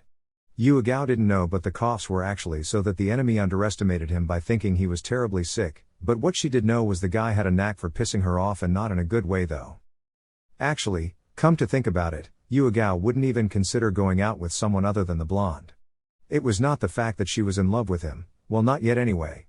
The reason was that she would like to know how Naruto would behave in the future, before jumping to conclusions. As a friend, Naruto was more than okay in her book, but as a lover, the estimations were a lot higher, and such a test would have to wait until sometime after he becomes Chunin, in order for him to have some more experience first. Nay, Yuga-san, cough, have you considered my offer, huh? Asked Hayate once again, to which Yuga scowled at him behind the mask, but refrained herself from screaming at him. Hayate-san, would you please drop it, I already told you no. Besides, I already have one person in sight for a date, so don't hold your breath, trying to go out with me, said Yuga, earning looks from Kakashi, who, even though was supposed to be the captain of this squad, didn't feel like reprimanding the newcomer, confident that his second in command would do just that. However, Kakashi was interested to know just who the guy that Yuga was talking about was. Kakashi knew that something was going on between Naruto and his second in command, but he didn't know was that far. That or Yuga wasn't talking about Naruto, which for the silver-haired Anbu, it was little to no possibility that another person could gather Yuga's interest other than the blonde Namikaze. Alright team, let's head back to Anbu HQ. Our mission is over, said Kakashi before seeing his team nod and follow him towards Anbu HQ. Back with Naruto. Back to Naruto, the blonde was taking a little break from his training, while doing some meditation exercises. Even though this whole month was in order to improve his Fuutin ability, Naruto figured that practicing Raiten wasn't such a bad idea. After all, Naruto knew that the Iwa Genins would be after his head more than trying to become Chunin. Also, the fact that Naruto was somehow tempted to think that if one of the Iwa Genins manages to kill him, he or she would be promoted to Chunin just from this fact alone. Therefore, since Raiten ninjutsu were most effective against Doton ninjutsu, Naruto needed to practice his Raiten attacks. Not wanting to waste time, Naruto focused on Raiten chakra, and suddenly his body was surrounded by lightning. Asuma was watching the Namikaze being surrounded with lightning and immediately sent his jaws to the ground. He knew that Naruto also had Raiten affinity, however Asuma figured that Naruto was only training in Fuutin ninjutsu. Asuma knew how hard it was to master elemental ninjutsu, and he even knew how much harder it was to master a second elemental manipulation. Now Naruto here was doing just that with only 12 years old. Damn, like father like son, I believe. After a while, Naruto got up and started punching and kicking, being each attack fused with Raiten chakra. Okay Naruto. That's it for today. I don't want you to overexert yourself. Those gravity seals of yours can do some serious damage to your body, said Asuma, to which Naruto nodded. Okay, Asuma-sensei. See you tomorrow then, said Naruto, earning a disappointed look from Asuma, making Naruto question what's wrong, to which Asuma responded by saying that the Hokage gave him a mission near the fire temple and that he wouldn't have time to help Naruto with his training. Naruto, after hearing the news, nodded understanding, since a jounin of Asuma's status just couldn't be training him all the time. Actually, Naruto thought that his father would call Asuma earlier. Don't worry about it, Asuma-sensei. I'll just train my Raiten affinity, then. I appreciate for the lessons and hope that you can come see me at the Chunin exams. If not, then, I see you when I see you, said Naruto before vanishing within a little tornado, making Asuma smile at the boy's carefree attitude, even after some hardships such as first kills and seeing your comrades getting hurt. Asuma was also puzzled as to how Naruto was able to mix Fuutin chakra with the Shunshin, but then shrugged it off, seeing whose son he is. I'll be sure to see your match, kid, said Asuma before walking off to the west gate so to meet the team assigned to his mission.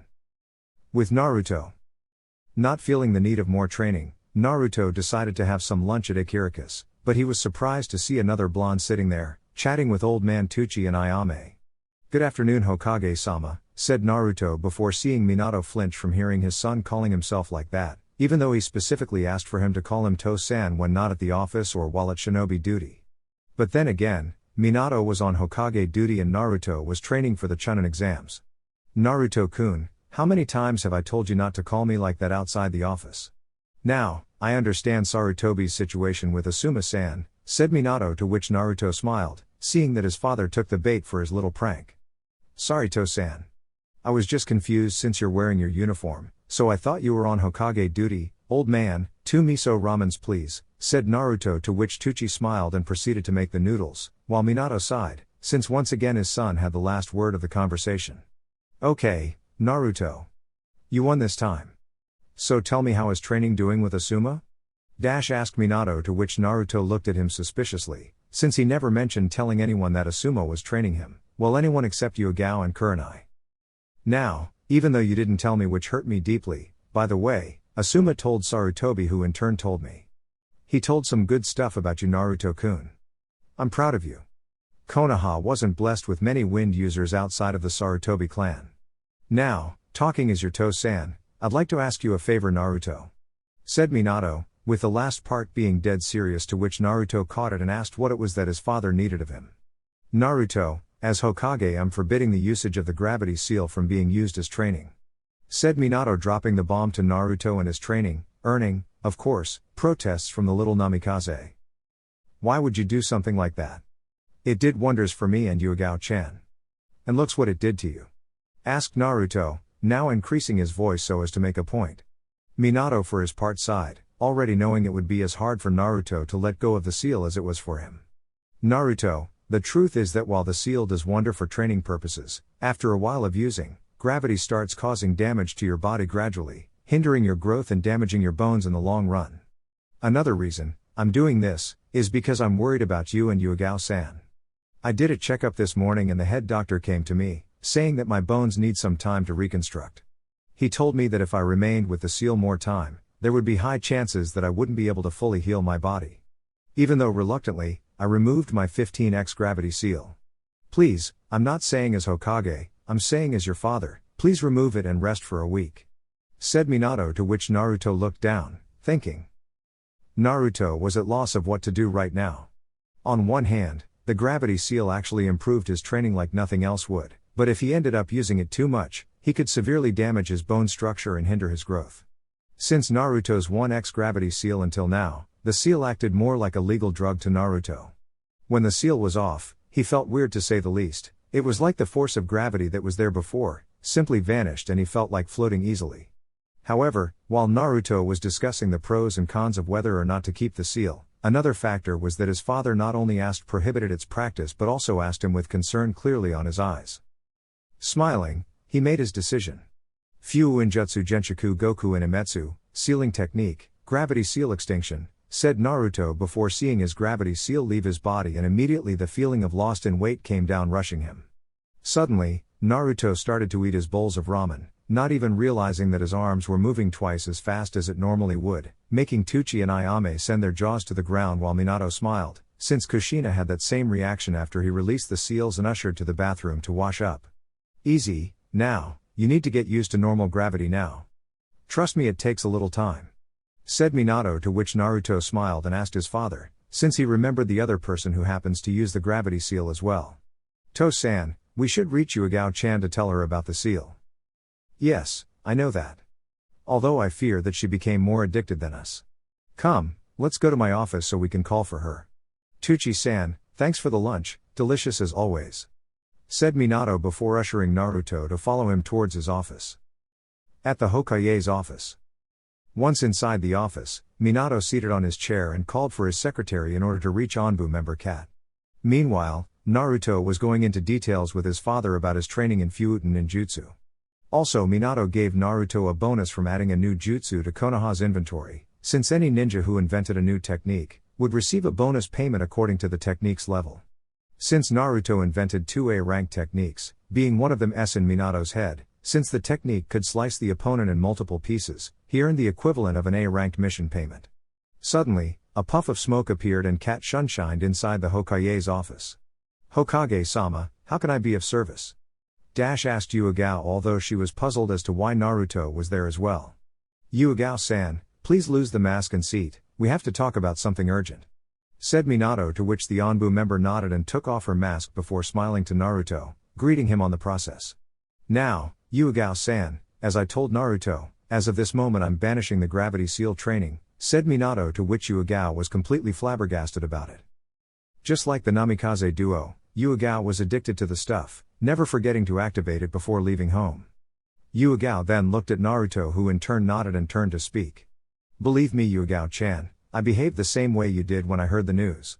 The point is that as a result of the gravity seal, the gravity starts damaging our body, our bones wouldn't be able to hold the extra weight and it would be impossible to fix it, once broke. However, with me reaching 9x almost 10x and you bearing on the 7x, I believe we had a good run with the seal. Said Naruto, to which Yuugao just stared at him, while thinking about it. Sure, the seal made her stronger and faster, but also if Naruto was right, then with time, my bones will begin to break or more fragile, making me useless on a fight. Hell no. How the hell would I spar with Naruto-kun and doing Anbu missions? Hokage-sama, even though the seal does wonders to training, I don't want to be useless on a fight in the future. I inherited too much of my father's pride to become useless while fighting. How can I remove the seal? Said Yuugao, to which Minato and Naruto smiled for different reasons though. Minato remembered the girl's father and also remembered the incorporation of Bushido, samurai, in a shinobi. But Naruto was smiling from Yuugao's actions, knowing all about the fact that she would prefer to be dead, than to be considered useless while on a fight. That's Yuugao-chan alright. Never backing away, quite interesting. And, no Naruto, take these pervert images out of your head. Yuugao for her part managed to see that Naruto was struggling within himself and smiled, wondering what the blonde would be thinking that got him acting like that. Yuugao knew that Naruto despised perverts, since one day he spotted a white-haired man giggling like a schoolgirl and sent a little gust of wind towards his direction, sending him right inside the woman's hot springs, earning quite a beating from the ladies. Yuugao remembered easily that day, since she happened to be inside the hot springs that day when she saw Naruto looking at the perverted man smiling after pushing him with wind chakra. Yuugao-san, indeed you have your father's blood running through your veins, now Naruto can do the honors for you, said Minato, to which Naruto nodded and did the exact same procedure, therefore extinguishing the gravity seal.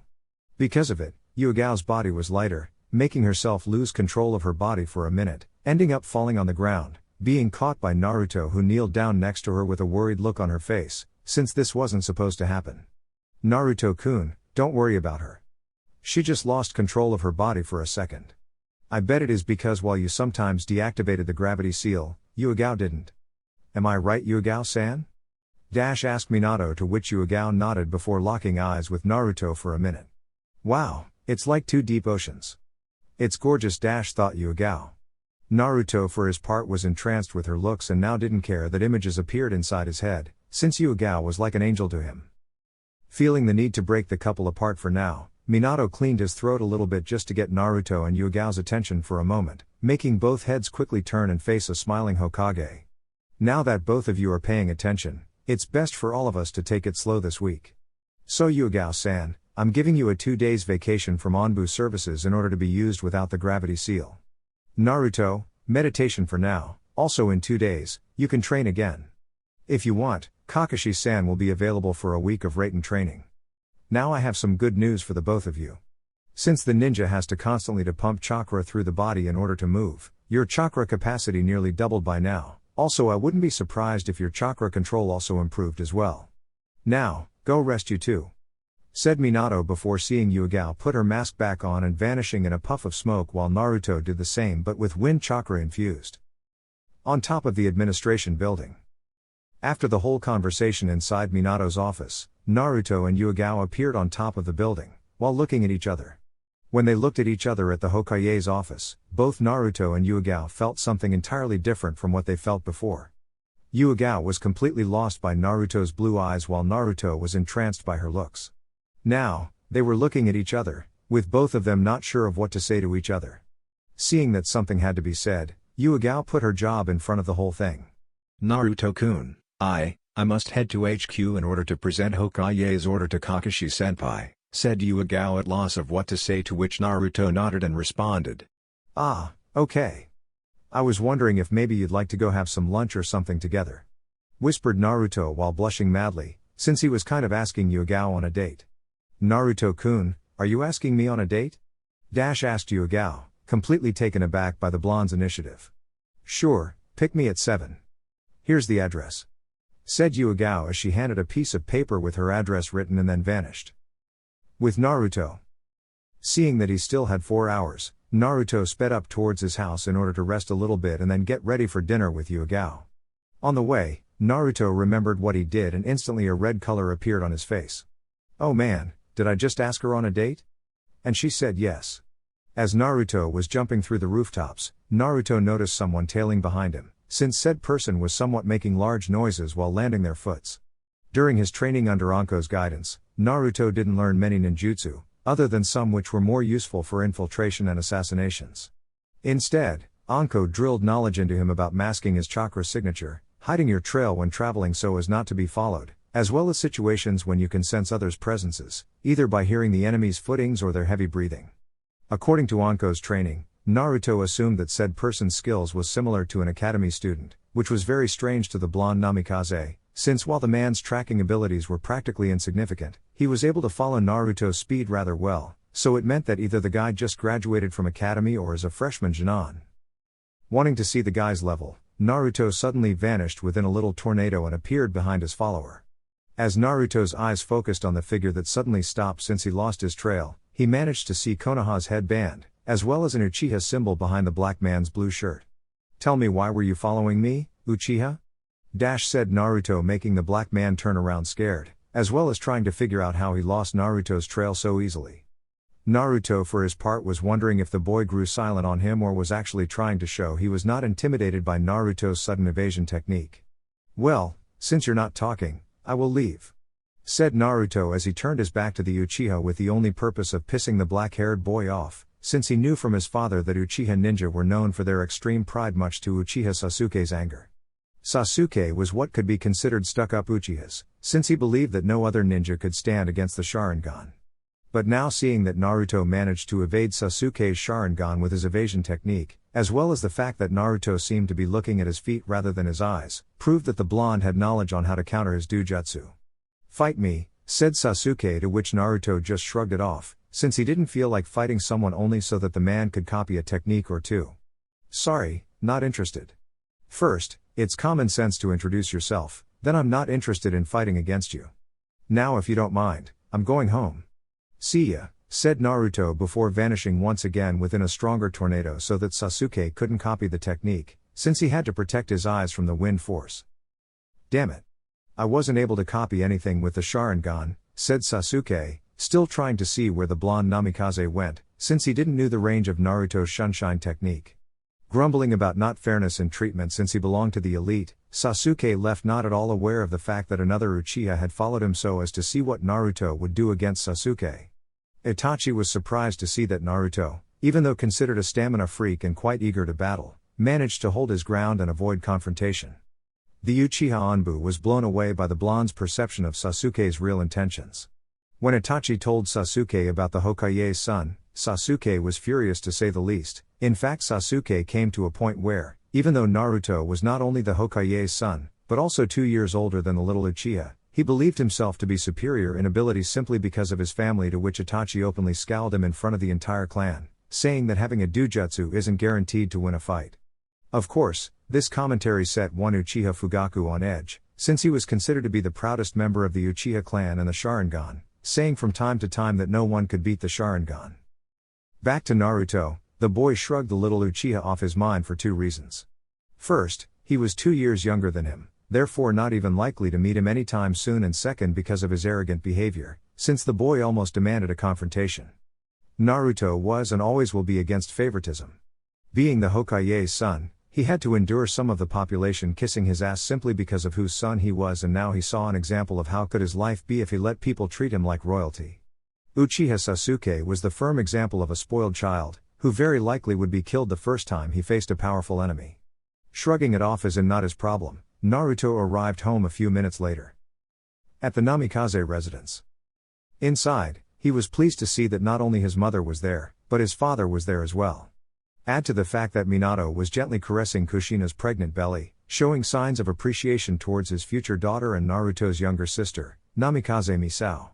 As he approached, he was greeted by his parents, who ushered him to touch Kushina's belly so as to feel Misao kicking. After doing that, Naruto smiled at his family, imagining when his little sister would be born so that he could play with her. Naruto remembered Kakashi once telling him that Itachi was Sasuke's older brother, and also that Itachi wasn't very much around Sasuke very much, and promised himself that he would be around his sister's life, playing with her, teaching her some stuff, protect her and most important of all, be around her when possible. However, because of his sister's topic, Naruto forgot that he was supposed to ask either Minato or Kushina about what to do on a date. "Ah, To-san, Ka-san, I was thinking of asking for advice on something, if you don't mind," started Naruto, blushing slightly and scratching the back of his head. "Oh, and what would that be, Naruto-kun? You know you can come to us for help anytime you want and we'll try our best to help you, now what's it?" Asked Kushina, although she was pretty much aware of the topic of discussion, since she knew her son more than anyone, and Naruto only blushed when a certain topic was involved, and that topic involved the mysterious world of dating. "Well, you see, I kind of asked Yugao out to have dinner and she said, yes. So, I was hoping, if you guys would help me figure what to do," asked Naruto, making Kushina smile and Minato lift his eyebrows surprised. Kushina smiled since she knew that her son would ask about that, and Minato was surprised at not only seeing Naruto asking for help once in his life, but also saying that Yugao accepted his dating invitation. It didn't mean he wasn't proud of his son, quite the contrary, and Minato was sure to let everyone present know about this. "That's my boy, already dating. And even managing to get an older woman to accept. It seemed you're quite a womanizer, hey Naruto-kun," said Minato, making Naruto blush even more and Kushina scowl at her husband for not helping the situation at all. "Naruto, don't listen to your father, even though we are indeed quite proud of you since you came to us for assistance, instead of asking help from a certain pervert," said Kushina, adding emphasis to the last part, as she eyed the adult Namikaze with anger. At seeing such interaction, Naruto sighed, concluding the obvious. According to what his mother told, apparently his father asked for Urosen and Jiraiya, his godfather, for some tips, and knowing the toad pervert, Naruto imagined Minato making bold declarations of his mother's figure, which of course his mother could only answer the compliment with a punch on Minato's face from being such a pervert.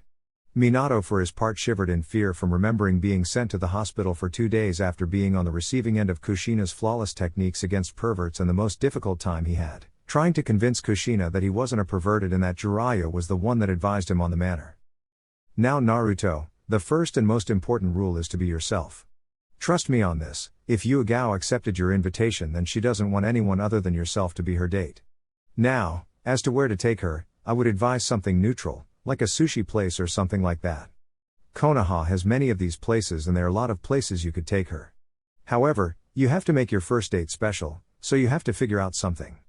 Try searching your mind for what you know she would like and go for it.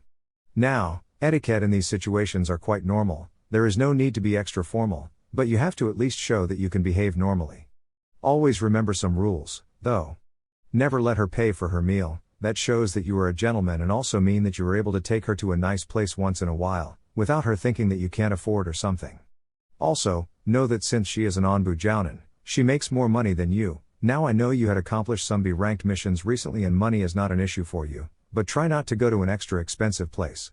Last rule of all, try to relax and enjoy the company," explained Kushina as she was relating the important rules of dating to Naruto, who in turn wanted to hug his mother for helping him with this, only stopping himself since he could damage the baby. Showing his appreciation for the help, Naruto ran upstairs to get dressed and choose on what to wear for the special event.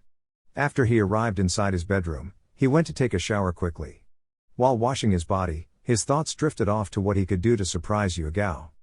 Immediately he began shifting through everything he ever heard about Yugao and trying to come up with a great surprise for her. After some time, an idea suddenly appeared inside his head. One time he read a book about samurais and the fact that the samurais enjoyed fighting below the moonlight, because of the way their swords reflects its light. There was also some aspects to the blood being spilled, but that was irrelevant at the moment. Naruto knew that the Uzuki clan was founded by samurais a long time ago, and the fact that the woman happens to be one of the best Genjutsu user in Konoha only improved her success rate.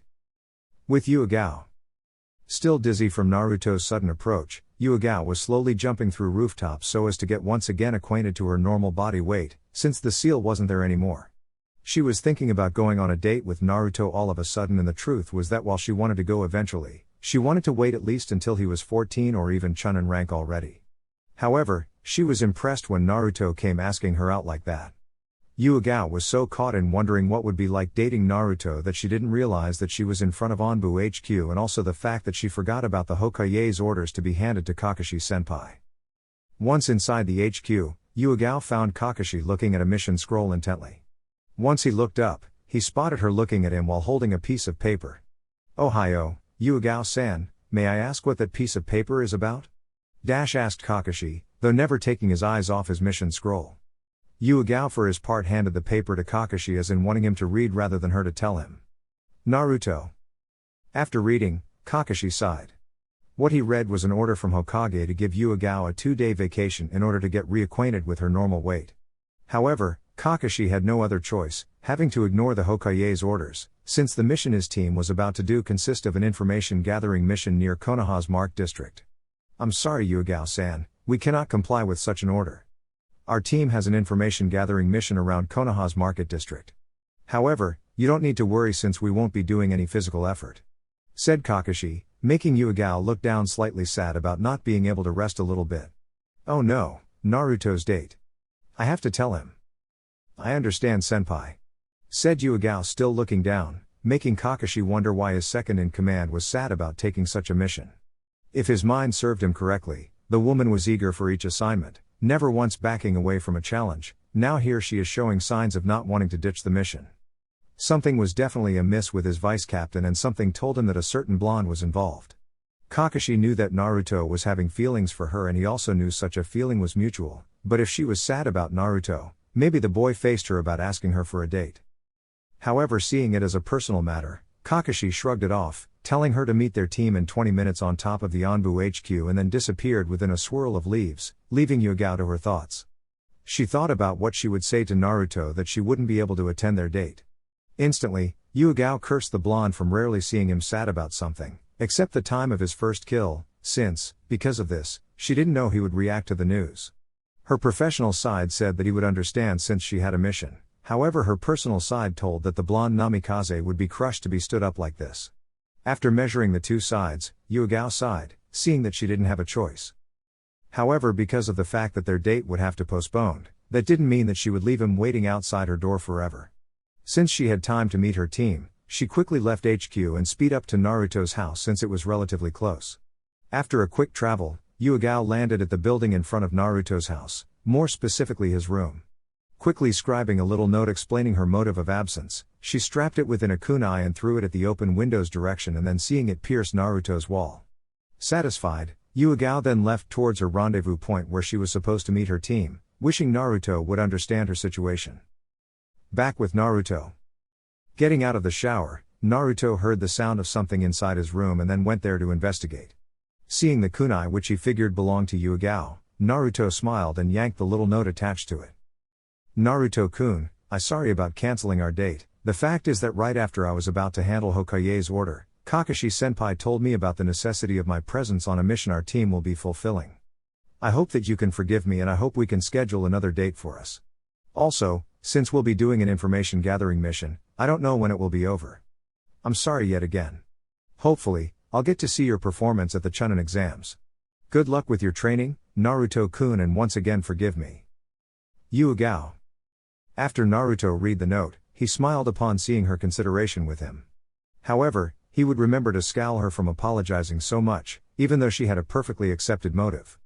A ninja's mission always came before their social life and therefore Naruto understood that.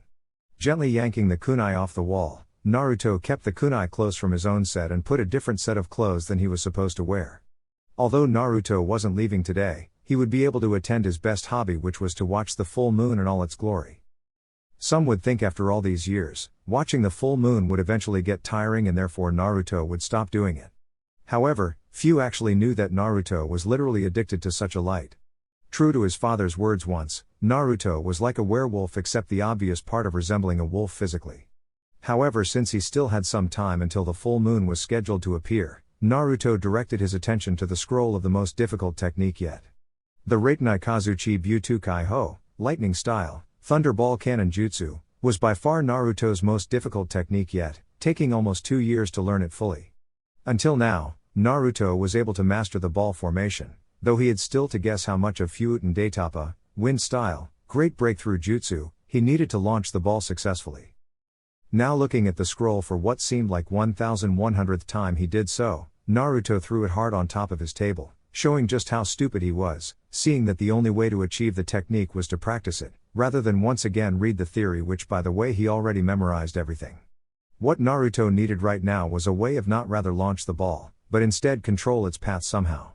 Wait, control the path of objects, why that sentence seems familiar to me. I remember Asuma sensei telling me something about that, but then he thought I was still inexperienced to be able to do such a thing. Flashback on. Naruto was practicing some new katas from Asuma's twin knife style when Asuma called him up. "Naruto, come here for a second," said Asuma, making Naruto drop his stance and then walk towards his temporary sensei. "Naruto, I see that now isn't much more I can teach you regarding Fuuten Ninjutsu, however there is a final technique that only Suna Jounin or even higher can do. It's called Fuuten Suiran Reppu, wind style, verdant mountains violent wind. This specific jutsu is ranked as a C-ranked 1 by Suna's standards, however while its rank is low, the ninja's chakra control would have to be far from excellent. This technique can control an object's movements, watch," said Asuma, as he threw one of his trench knives on the ground and made the technique. What happened next made Naruto's eyes grow big as he saw the knife literally getting off the ground on its own and start spinning madly. Upon seeing Asuma, Naruto managed to see that Asuma was doing the mi, snake, seal and applying Fuuten chakra towards the knife, controlling her movements. "Wow, Asuma-sensei, do you think I can do that?" asked Naruto, definitely eager to learn it. "Unfortunately no, Naruto, while I can see that you almost perfected your Fuuten ninjutsu, you'd need to have almost perfect chakra control in order to perform this technique," said Asuma, before seeing the boy look down sadly. Flashback off. I wonder if such a technique is listed in my book," said Naruto before picking the book in question. It's been a while since Naruto opened his Fuuten Ninjutsu book, since he figured that he did learn quite a lot of Fuuten techniques. However, as he was flipping through pages, he realized his foolishness in seeing that the book still contained even more jutsus, making Naruto wonder if he could even memorize all of them. As he flipped through the pages in search for the jutsu in question, he found it near the book's end, which was no surprise to him if what Asuma said was true. According to Asuma, the jutsu was tough because of the chakra control needed in order to control the direction of objects. As he read the jutsu's description, the theory consisted of surrounding the object with a little typhoon. After that, the ninja would get to control the typhoon, which meant that the object would be controlled as well. Once he stopped reading, he found that the theory was once again rather simple, but like always, the practice was the toughest part. In order to make a typhoon around the thunder ball, I have to be sure not to mix both of them, since it would dissipate both energies, or worse, the energy from the encounter can come back at me, attacking me instead. After thorough consideration, Naruto figured that since the Raiten technique would no longer be shot straight forwards, might as well make some changes to it. If Naruto's theory proved to be correct, then he could control the thunder ball through whatever direction he want, therefore eliminating one of the attack's weakness, which would be if the enemy simply moved out of the ball's path. Therefore, a little change of name would be in order, Naruto thought.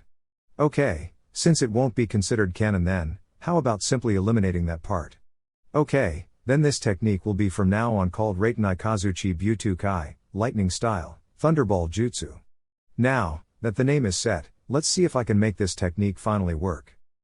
Since Naruto's focus was diverted towards his lightning jutsu, Naruto forgot to pay attention to the fact that the sun was setting down and that the moon was rising up to the sky, illuminating everything once again.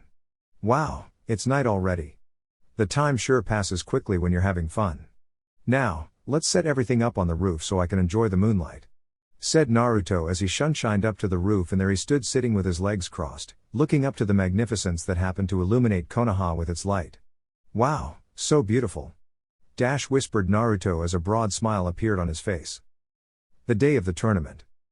2 weeks after, the Chunin tournament date arrived. Because of the sunlight, Naruto awoke, though a little grumpy from his month training so far. Being able to pass the first steps of the Chunin exams, managed to rise even more Naruto's need to become stronger, therefore training essentially kept him occupied for quite a lot of time with very few spare time to relax and enjoy the sight he got from the Hokage monument, being that his favorite place to go. However, there was one thing Naruto wasn't happy about, and that's being Yugao's sudden disappearance from view. Since her note explaining, well, more apologizing than explaining, the reason for her absence, the purple-haired Anbu had yet to be seen. Naruto even had the trouble of asking Kurenai and Anko about it, but both of them told him not to worry since Anbu got some long-term missions from time to time. Still, Naruto wanted at least to see her before the Chunin tournament began. It was not because he was scared or because he wanted some reassurance of his abilities, but rather her presence to see him fight. Since they meet with each other, Their rivalries only grew in spite the fact that both of them had feelings for each other, both of them were warriors at heart. Nonetheless, Naruto wouldn't brood too much on this and kept up with his training. His taijutsu was improved greatly after he got accustomed to his natural weight. Also he managed himself against 10 cage bunshines which while he was with the gravity seal, he couldn't take more than 6 of his clones without having to dissipate them. After that he only improved his ninjutsu techniques, hoping one day to fully master them. However, his twin knife style training was solely reverted to practicing Asuma's move in order to connect the style with ninjutsu. Even though Naruto were victorious at the end accomplished to maneuver the technique, it took some time from him to do so. The reason was because at first he couldn't do fast enough, therefore knowing that the enemy wouldn't wait for him to complete before taking the advantage head on.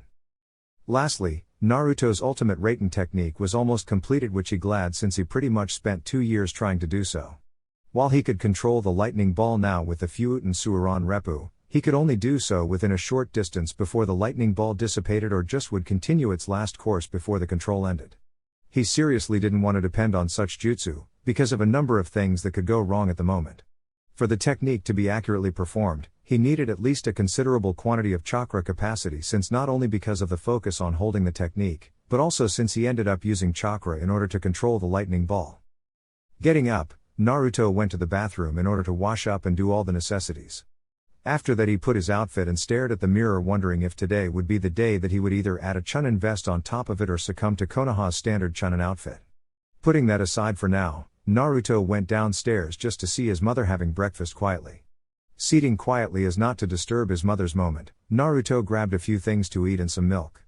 Upon looking at her one more time, Naruto smiled, seeing that Kushina was trapped into another dimension, playing, talking and singing to her future daughter.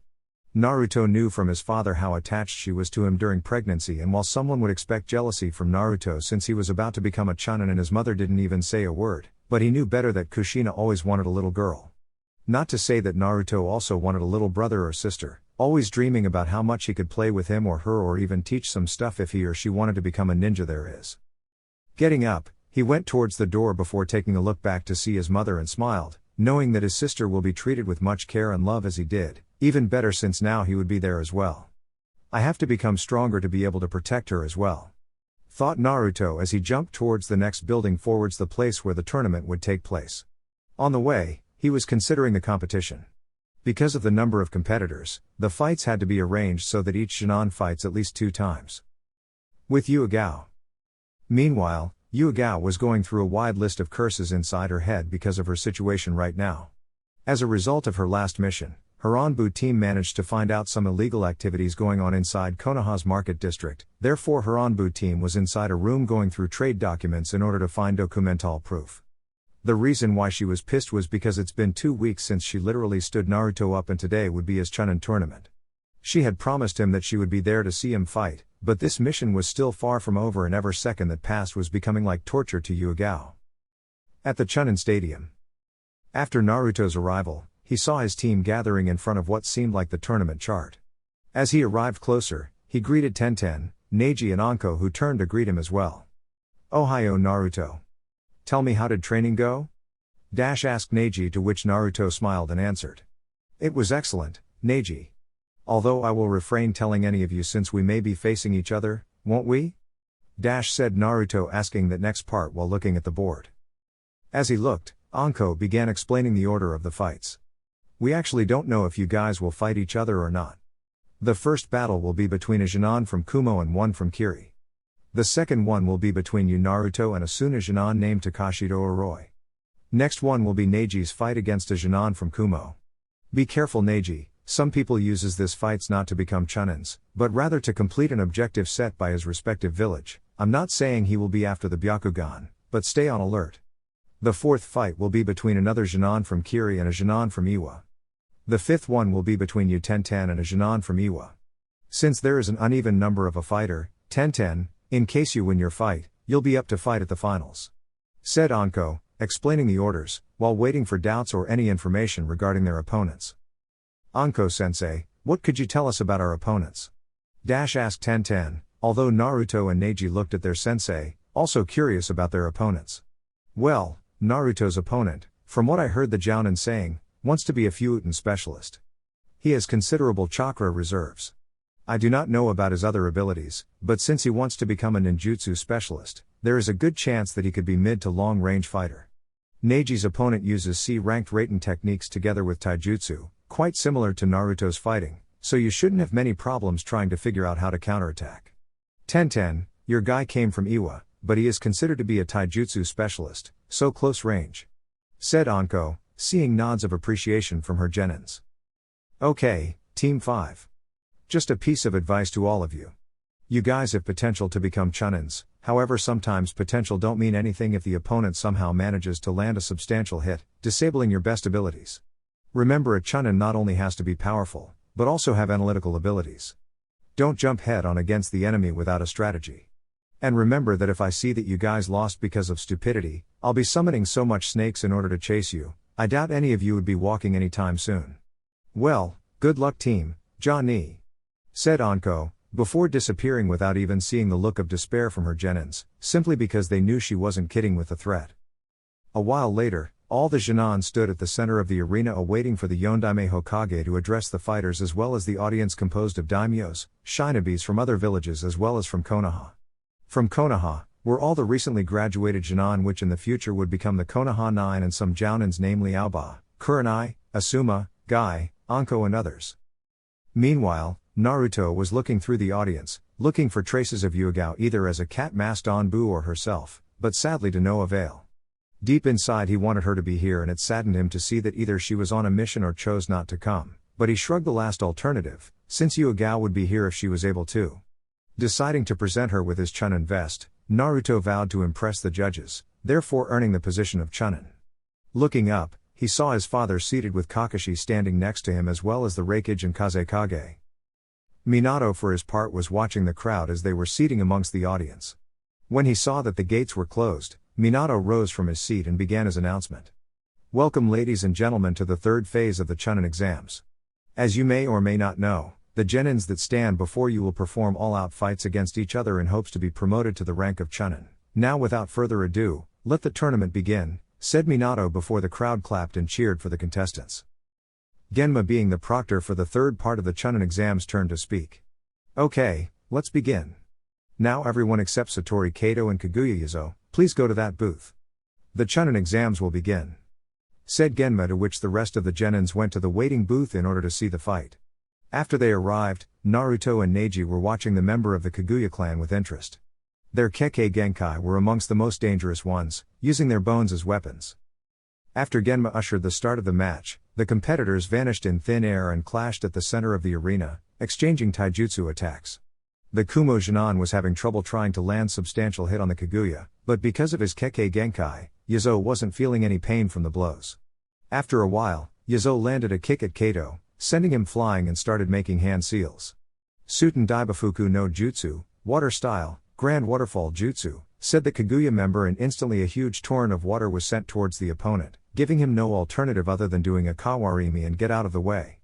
Instantly, as he appeared to the right of Yuzo, Kato started his seals before mentally saying the name of his technique. Raiten Hekareki Hoipu, lightning style, Thunder Whip Jutsu. Seeing the Thunder Whip coming his way, Yuzo was surprised to see the speed of the attack. Quickly, he pulled a sword from his arm made of bone and placed it in front of the attack, blocking the first of the multiple attacks. Kato, after seeing the attack being blocked, ushered to follow an attack combo, attacking in succession, giving Yuzo no alternative rather than defend himself. For a moment, Kato was winning the battle, since Yuzo didn't do anything other than defend himself. Out of the blue, Yuzo increased the thrust of his bone sword, disrupting the Thunder Whip and attacking Kato with his Kekkei Genkai attack called Tenchi Senden, Bone Finger Bullet. With that, Yuzo fired 5 bone bullets, hitting Kato's arms, legs and his stomach, rendering him unconscious. Winner Kaguya Yuzo, said Genma before the crowd exploded with cheers for the Kaguya clan member's victory. Naruto for his part was amazed by the abilities shown and hoped to fight the Kaguya member. Neji smiled seeing that his Juken could be able to penetrate the Kaguya's defense, seeing that his family taijutsu attacked the enemy's tenketsus instead of the body. Meanwhile, Minato was talking to the Mizukage, asking about the loss of the Kaguya clan, to which the Mizukage responded by saying that Yuzo was among the only 2 survivors of the clan with another Kaguya Kimimaro, but he was declared a missing nin last year. Now, next match. Will Namikaze Naruto and Tekashi to Aroi approach the arena? said Genma before seeing the said names coming down from the bench. Genma remembered Naruto for his mission with his team a long time ago, and if Naruto was tough back then, now Genma could expect anything coming from the blonde Namikaze. Also Kurenai, Asuma, Aoba and Anko were thrilled to see the blonde in action. Anko, Kurenai and Asuma already knew the kid's potential from previous spars against him, but Aoba only saw him twice and didn't know how much stronger he got since last time. Minato for his part was smiling upon seeing his son walk calmly towards the center of the arena as if he was confident of his abilities. Now, it's your chance, Naruto-kun. Show all these people what you're made of. I'm proud of you, my son. You worked really hard to be where you are now, do your best. I would suggest that your son watches back. Hokage Dono, Uroi is very talented with Fuuten and Jutsu, said Kazekage before seeing a wide smile from Minato making him shiver inside from seeing the very same smile that happened to win the Iwa Konoha War. Do not worry about Naruto, Kazekage Dono. It's your genin I'm worried about, said Minato, making Kazekage wonder if the boy knew his father's techniques. After seeing the discussion, the Reikage added his voice on the conversation. Your son does look confident, Hokage Dono. This match will be interesting. Back with Naruto, he was studying his opponent before Genma ushered them to fight. Okay, he is a Fuuten user, so if I were to use Fuuten, I'll be just wasting chakra. Therefore Fuuten is out of the question. Raiten it is then. However, I have to see how good he is before I choose the attack, thought Naruto before Genma shouted the beginning of the match. After that, both fighters eyed each other. Uroi didn't want to attack first, since he knew Naruto was the Hokage's son, so attacking head-on would only prove stupid to do so. Out of the blue, Naruto made a cross-hand seal and 3 cage bunshines appeared. Scatter, said Naruto, before the clones sunshined within a little tornado and disappeared. Uroi was wondering why he would revert to waste chakra without even knowing about his abilities, but little did he know that the clones appeared on each corner of the stadium, therefore making all Naruto's face the opponent from a different angle. Uroi continued to study Naruto's face reactions, a little stunned to see that he was smiling. Out of the blue, 3 kunais pierced Uroi's body, making him fall not only from panic since he didn't know how Naruto did, but also because of the impact. Seeing the momentum, Naruto charged towards the opponent, while doing hand seals before landing his hands on the opponent's chest, saying Raiten Daigeki Mahi, lightning style, shock paralysis jutsu. With that, Naruto sent a wave of lightning chakra through his body, paralyzing him completely. Winner, Namikaze Naruto! Screamed Genma. The crowd was dead silent, wondering what the hell happened since the Sunagenon didn't do anything. But the ones who knew rose and clapped in recognition of Naruto's tactics. The recently graduated genins were still wondering what happened as well, but Iruka explained to them. Iruka-sensei, I didn't see anything. My brother said that this Naruto is very capable, but I didn't see anything, said Sasuke, to which Iruka smiled in recognition of Naruto's tactics and turned to explain. It's very simple yet effective. While the opponent thought that the cage bunshine simply disappeared, actually they used shunshine to appear at certain positions around Uroi, trapping him without his knowledge. While from a distance, the clones threw the kunais, hitting the target, and when Naruto saw the opening, he used that Raiten technique of his to paralyze the opponent, therefore winning the match. Said Iruka, explaining to the young genins. What a pussy, revert to deceive the enemy. Said one of the genin with a puppy on top of his head by the name of Inuzuka Kiba. Kiba, using brute force isn't always the best strategy to win a fight. Also, deception can be the best weapon a shinobi has in order to win a fight. This is a tournament, Kiba. Naruto will have to fight again, so he can't be wasting chakra where there is no need for it. Said Iruka, scowling, the hyperactive member of the Inuzuka clan. Meanwhile the jounins were clapping at the display. Asuma as well as Kurenai applauded at the boys' tactics, while Anko smiled upon seeing Naruto avoiding unnecessary use of chakra while taking care of the enemy. Guy, however, were screaming about youthfulness and how Naruto were just like Minato. Speaking of the Hokage, said person smiled at seeing how easily Naruto dispatched the enemy without showing any of his attacks, while the Kazekage and the Reikage were staring at the little blonde, observing him. The Kazekage was pissed upon seeing Suna's best genin being defeated so easily, while the Reikage smiled upon seeing the blonde's jutsu. Hokage Dono, it seems your son prefers my village's ninjutsus, rather than yours, said the Reikage, chuckling a little, being accompanied by Minato, who nodded at the Reikage's assessment. Yeah, well, not entirely true, but you'll see what I'm talking about in a while. With Naruto. While walking towards the booth, Naruto was taken aback when a shuriken landed a little further from his next step with a note. Smiling broadly from seeing the same thing happening 2 weeks ago, Naruto picked the note and turned to read. Nice fighting Naruto-kun, although I hope to see more of your abilities later on. Love Yuga. P.S. Look above you. After reading, Naruto stopped and turned looking up, only to see two Anbas standing on top of the stadium. One with the cat mask, Yuga, and another with the dog mask, Tekashi. The dog-masked Anbu sent thumbs up while the cat-masked Anbu took off her mask in order to smile at the blonde and then returned it in place. Naruto nodded in return and kept walking back towards the booth. Up on the stands, people were wondering what Naruto was looking at, since the Anbas were on top of their heads, well except two people. Anko and Kurenai already knew Naruto's smile when he saw Yuga, so they didn't need confirmation. Naruto always displayed that smile when near Yuga, and today was no different, and to both girls, both Yuga and Naruto were extremely lucky to have found one another. Anko-chan, they are a perfect match, aren't they? Asked Kurenai, to which Anko nodded, showing vehemently that she knew it from the start. Yep, there are. I've told her from the beginning. Now, look at Naruto's smile, it's quite obvious what each feel for the other, said Anko. While people in general were talking about the fight so far, they heard Genma shouting to Hyuga Neji and to Kaido Shida to approach the center of the arena. Neji, after hearing this, was just like Naruto. Walking casually, Neji passed next to Naruto and just eyed him for a moment, with Naruto doing the same to Neji. While staring at each other, both of them were smiling. Neji, I want to fight against you with everything you've got. Finish this quickly and save chakra. I want to see how well you've improved. Said Naruto, to which Neji smiled, accepting the challenge. It's a challenge, Naruto. I'll seal some tenketsus and this guy will be gone before he knows what happened. Said Neji. Do this, I want to look at the Raikage's face when he sees you beating his genin. Said Naruto before turning around and heading to the booth, while Neji smiled once again in recognition and turned to the arena. As he arrived, his opponent was already there and Neji could see the guy's anticipation, which only confirmed Anko-sensei's suspicions. Neji knew that this guy must be Kumo's hope of getting the Byakugan or even beating it, showing to the world that the Hyuga Dujutsu is not unbeatable. He stopped facing his opponent and waited for Genma to shout the beginning of the match. Begin, shouted Genma, to which Neji smirked, activating his Byakugan. Gladly. I don't know you and I as hell not even bothering know your real name. All I'm saying is this. You're in range of my divination. Haki Raku Juian Shao, 8 divination signs, 64 palms of the hand. With that, Neji charged the opponent and a few seconds later, 64 of the guy's tenketsus were sealed, rendering him unconscious. After the result, Naruto grinned upon seeing the angered face displayed by the Raikage. Naruto and Neji had already displayed hate at Kumo and Iwa, having already disposed of some shinobis from these villages. When Neji arrived near Naruto, Naruto grinned once again. Good one, Neji.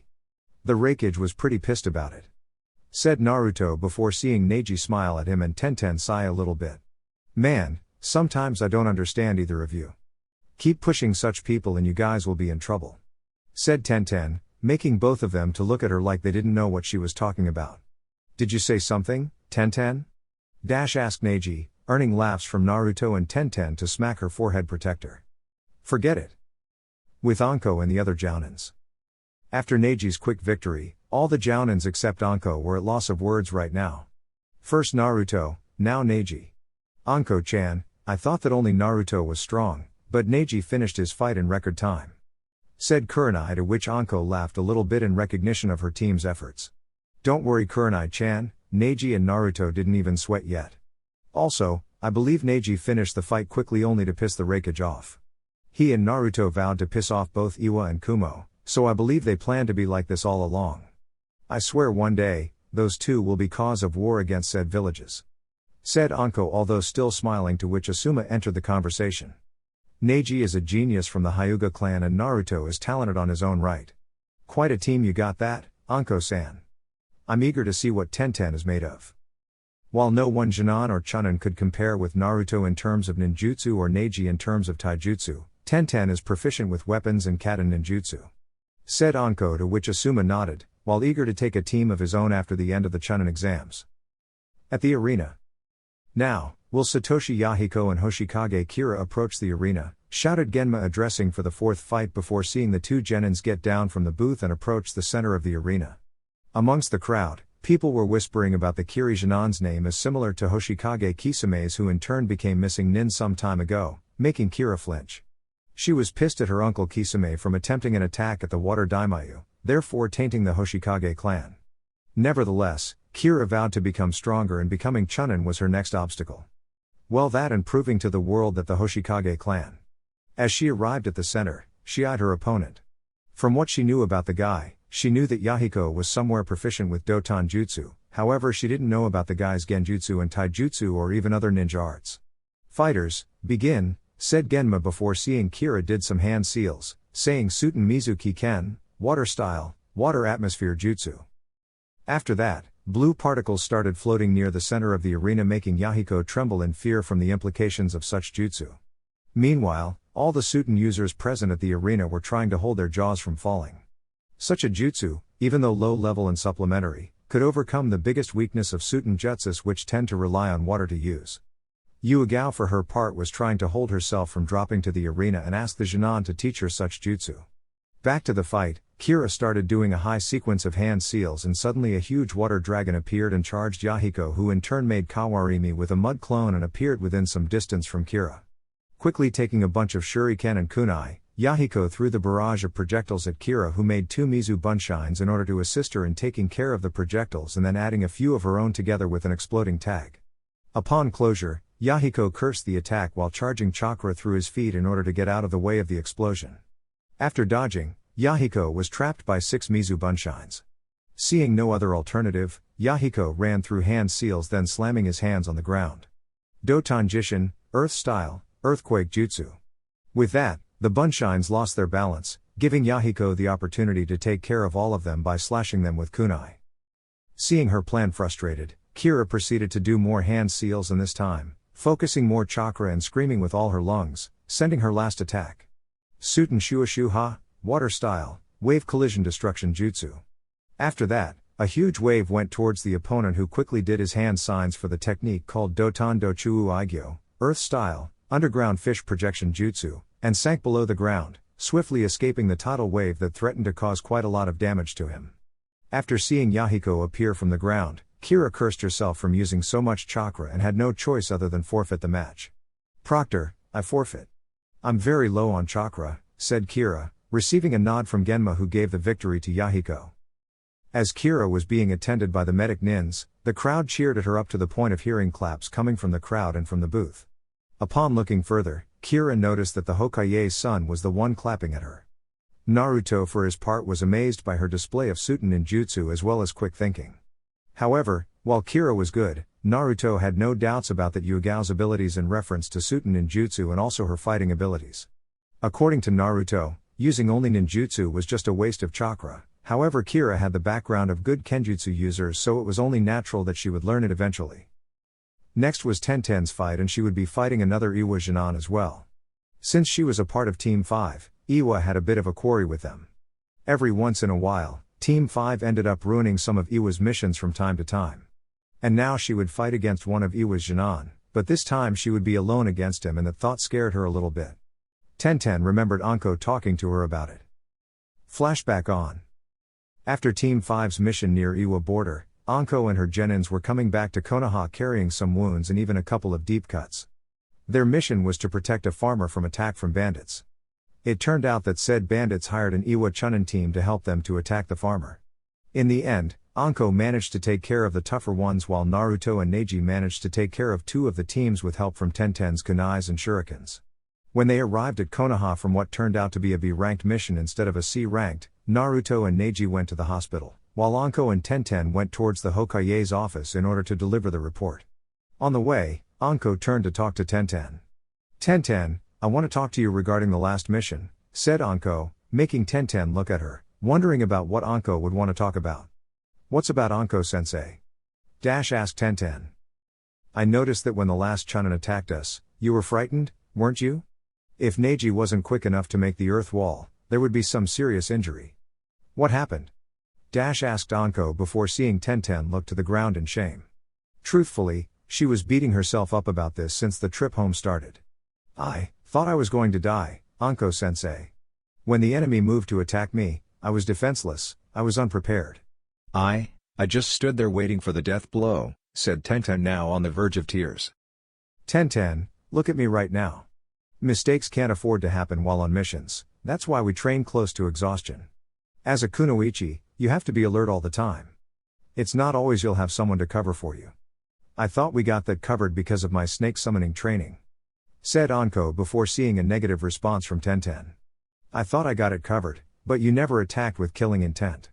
This time was my first death escape. I'm different from Naruto and Neji. Those guys escape death constantly because of Iwa and Kumo.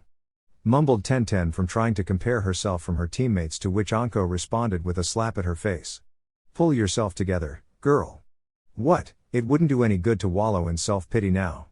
What's done, it's done. Now, we need to up your awareness training. Come on, you're on Anko's team. Screamed Anko, cheering Tenten up a little bit, who whipped her tears and nodded while smiling. Flashback off. Will Tenten and Higurashi Akira approach the center of the arena? Shouted Genma, earning Tenten's attention as well as her teammates, who also remembered Anko telling them about what happened. Tenten, keep your eyes open for sneak attacks and be always aware. You'll be great, said Neji, to which Tenten smiled and Naruto showed her thumbs up. Just another one to crush, Tenten, show them what you're made of, said Naruto, also receiving a nod from Tenten. I can do this, my team believes in me, my sensei believes in me, thought Tenten as she looked up and saw Anko looking at her as well. Up the stand, Anko was looking at her genin, slightly worried, but also hopeful. You can do this, Tenten, makes us proud. Back to the center of the arena, Tenten was at a specific distance in reference to her adversary, being it not so close and yet no so far either. Meanwhile, Akira was taunting her with gestures and small talk, but to no avail. Tenten was confident and therefore any taunting at her part wouldn't change anything. Waiting for Genma's authorization, Tenten was already reaching for 4 shurikens to throw at the guy as soon as possible. When Genma shouted, Tenten didn't waste any time and threw the shurikens against the guy as well as making hand seals. Shuriken Kage Bunshin no Jutsu, Shuriken Shadow Clone Jutsu, with that the 4 shurikens turned to 40 and Akira jumped to the side, as to avoid the torrents of shurikens which hit the ground. After that, Akira charged Tenten while already preparing for a taijutsu match. Quickly arriving, Akira started with the punching assault, leaving Tenten no other option than to block and dodge. After a while, Tenten managed to saw Akira's skills with taijutsu and concluded that a little evasion technique was in order. Not even bothering for hand seals, since she had to block the punches, Tenten wanted for Akira to throw the last punch, before substituting herself with a tree log and appearing within quite a distance from the opponent. Using the distance, Tenten went through hand seals and gathered air through her lungs.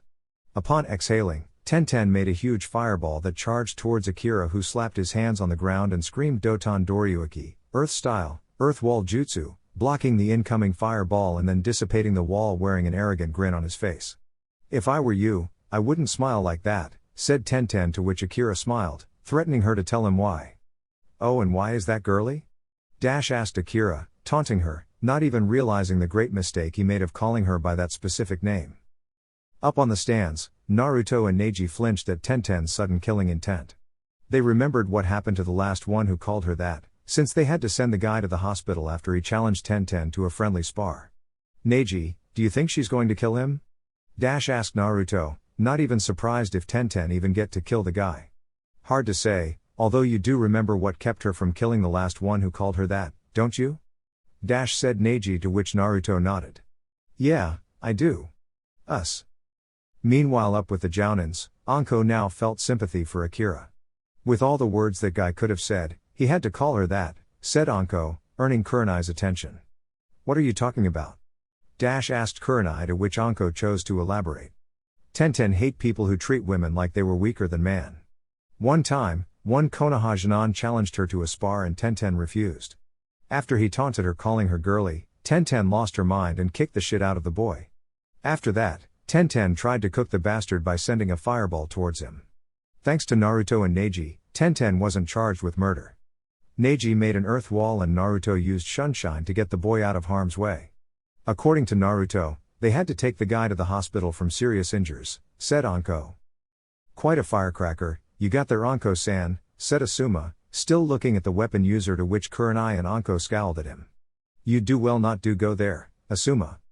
Every kunoichi I know hates being treated like that. Tenten just happens to express herself like that," said Kurenai, making Asuma flinch at the insinuation. He knew how Anko, Kurenai and Yuga behaved after hearing such comments, and he knew better than to provoke any of them. It was right there that Asuma felt sympathy from Naruto, who happened to hang around with all three of them. Back at the fight, Tenten was seeing red right now. No one called her that and got away with it. She concluded that a little lesson was in place. Even though she didn't master her next jutsu, she would do well to teach this Akira a lesson. Not giving the guy any time to regret his choice of words, Tenten went quickly through a series of hand seals, while gathering huge amounts of air inside her lungs. Once she exhaled, Katen Karyu Enden, fire-style flame missile jutsu, a missile of white flame charged towards Akira, whose only action possible was to stop smiling and become scared of the incoming lava missile, which happened to hit him dead on, burning the guy heavily. "Winner Tenten," shouted Genma before ushering the medics to attend to Akira's burnings ASAP, because of Tenten's attack. After the medics carried Akira away, Genma proceeded to speak. "The first round has ended. We'll take a break of half an hour for the remaining fighters to rest, and then we'll proceed with the second round." Chapter 11, Chunin Tournament Part 2. While the waiting time was up, Naruto and Neji were talking about the first round and what they expected on the second round. Tenten, for her part, was slowly gaining her breath after using such a powerful jutsu while going berserk after the guy from what he told of her. She knew that the man deserved all right, but she also knew she let her emotions get the best of her, and that would cost her when she was to be evaluated from her performance at the exam. Out of a sudden, words of wisdom appeared inside her memory, and Anko sensei's voice was like a slap on the face, from letting the enemy get to her as easily as that.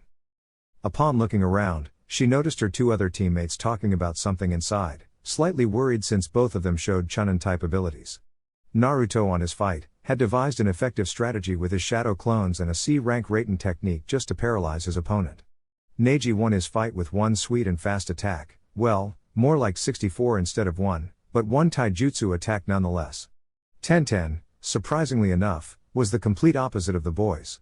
While they were calm and collected, managing to beat their opponent with strategy and speed, she let the guy take advantage of her anger and made her lash out her most prized Katen jutsu, therefore costing her up to 80% of her chakra. Quietly thanking Kami from already advancing to the final round because of uneven numbers of Chunin hopefuls this year. Because of that, she could focus on recovering some of her chakra and just watch as the fights continued until she had to fight the winner of the next round. One thing she was certain, though. No matter who would advance to fight her, she wouldn't be able to win or even force to a draw, since all four of them were stronger than her. Looking down, her pride slipped a little bit, and the thought of maybe both of respective fights ended in a draw and she wouldn't need to find anyone. But then again, she wasn't a part of the famous Team 5 that happened to break into Kumo and Iwa camps ever now and then. Team 5 was the pride of Konoha right now, being complimented by their sensei constantly on their training and being praised by nothing less than the Hokage, congratulating them after a successful mission. She was so focused, though, that she didn't even hear Genma shout the end of the break and call Namikaze Naruto and Kaguya Yazo to approach the center of the arena. Towards the center of the arena, Naruto was thinking of what he and Neji discussed about their respective matches. Although Naruto joked that if he and Neji switched places, it would be easier for both of them, he secretly wished to fight the Kaguya member. He knew that Yazo was holding back on his first fight, however Naruto was confident about the fact that he held his back as well on his fight. From what he saw of Yazo's fighting skills, he concluded that although Yazo knows some of his clan's techniques, he tend to use Suiten and Jutsu as well, to which unfortunately Naruto didn't have one single advantage over the man. That's why he joked with Neji, since Neji was not only almost a master on the Juken, but also a Doton user who has an elemental advantage towards Suiten. Nonetheless, if Naruto played his cards right, he can use the water to his advantage with some Raiten Jutsu, since water tends to conduct electricity, therefore, enhancing the blow. After both of them stopped staring at each other, Naruto was focused on his opponent, and Yazo for his part was smiling in recognition to whom was standing in front of him, which caused Naruto to wonder why the sudden change of humor at the man's normally stoic face. "May I ask why you're smiling, Yazo-san?" asked Naruto, though his muscles were already twitching in future anger, since that smile on his opponent's face was very familiar to him. "I'm smiling because I'm about to fight the Yondaime Hokage's legacy. By beating his son, I'll prove to everyone that the Kaguya clan are truly worthy of respect," said Yazo, smiling once again, to which this time things were different for Naruto. Up on the stands. After the Kaguya's challenge on Naruto, Anko bit her lip in annoyance from what the guy said to her student. She was downside furious at the Kaguya clan and didn't make any efforts to control her anger at the moment, to which some of the presents noticed and were quite worried about seeing Anko becoming angry about something. "Anko-san, what's the matter? Are you okay?" asked Asuma, mirroring Kurenai's concern since she wanted to ask that too. "That bone fucker just said the worst thing he could ever say to Naruto," muttered Anko, now making Asuma and Kurenai even more worried. "Why would you say that? Isn't Naruto Yondame's son? What's the problem about it?" asked Kurenai, clueless of what the blonde must be thinking right now, to which Anko stood there not giving the answer for a while. "Kurenai-chan, since Naruto graduated as a jounin, the only acknowledgement he'd ever gotten aside from his parents was because he is the Yondame's son. No matter what he did or how he did it, people always would say that he was strong just because of his father being the Hokage. However, Naruto works up to exhaustion every day in order to eventually step away from his father's shadow and start making his own reputation," said Anko, to which Kurenai understood. Asuma for his part was remembering how it was to step off the Sandaime Hokage's shadow, and he understood more than anyone what the kid must be thinking right now. "Naruto-kun is like me, then. The way he is now was just like me and my father, the Sandaime Hokage. It was especially hard to gain recognition for something you did simply because of who are your parents," said Asuma, to which Anko nodded and turned to say. "There was this one time when Naruto was victorious against 2 Iwa high-level genins, crippling them for life with his twin knives. When Naruto approached one of the two beaten up with blood running freely, he managed to muster his last words. The man had the audacity of cursing the man to whom he thought was responsible for his death, and therefore he cursed Yondaime in front of Naruto, in terms of saying that it was the Yondaime that killed him, not Naruto. I swear, when I saw the kid's eyes, I almost shitted my pants. He was devoid of emotion, but his muscles were tightening uncontrollably, demonstrating his rage. He ended up living them to die and walked away, but I knew he was feeling like shit because of the man," said Anko before seeing Asuma and Kurenai's interest at the story. Needless to say, the Kaguya clan member was in serious trouble. At the Hokage's booth. To say that Minato was angry it would be an understatement. He was furious at what the Kaguya said to his son. He knew more than anyone how much his son despised being compared with his father, and the thought of someone wanting to fight Naruto simply because he was the Yondaime's son was truly despicable. However, Naruto had to realize that these things do happen and he had to hold his own against them. Naruto made him swear that he would be judged just like anybody else and it wouldn't be fair for him. Back at the time, Minato turned to look at his son's eyes and was thrilled to see the Jounin's determination to become a Chunin no matter what. Therefore, it was safe to say that Minato was even more proud of his son than before. "Naruto-kun, you can't let your emotions get the best of you in times like this. Being a Chunin means you'll be sometimes the team captain, therefore a leader controlled by emotions will get your platoon killed. Overcome this, my son, and beat the crap of this Kaguya guy," thought Minato as he watched his son looking fiercely at the Kaguya member. With Naruto. Naruto for his part, was furious at the man that compared him with his father. "You do best not to compare me with the Yondaime Hokage. Our styles are totally different and I have my own techniques. So when this fight is over, you won't have fought against the Yondaime's legacy, cause that isn't my name, nor I'll ever be known for. My name is Namikaze Naruto and I'll be the one who defeated the last of the Kaguya clan," said Naruto, looking with determination at Jizo, earning the smiles of everyone present as well as Genma, who happened to look at the blonde Jounin and remember that same look 6 years ago. "Naruto, show me your abilities. Show me that you are Chunin material. Beat the hell of this guy," thought Genma as he authorized the beginning of the match. Seconds after the authorization, Yizo sent his bone finger bullets at Naruto, who dodged and threw 2 kunais with exploding tags, to which Yizo smiled, but when he was about to escape the future blast, he was taken aback by the sudden explosion that engulfed him as a result.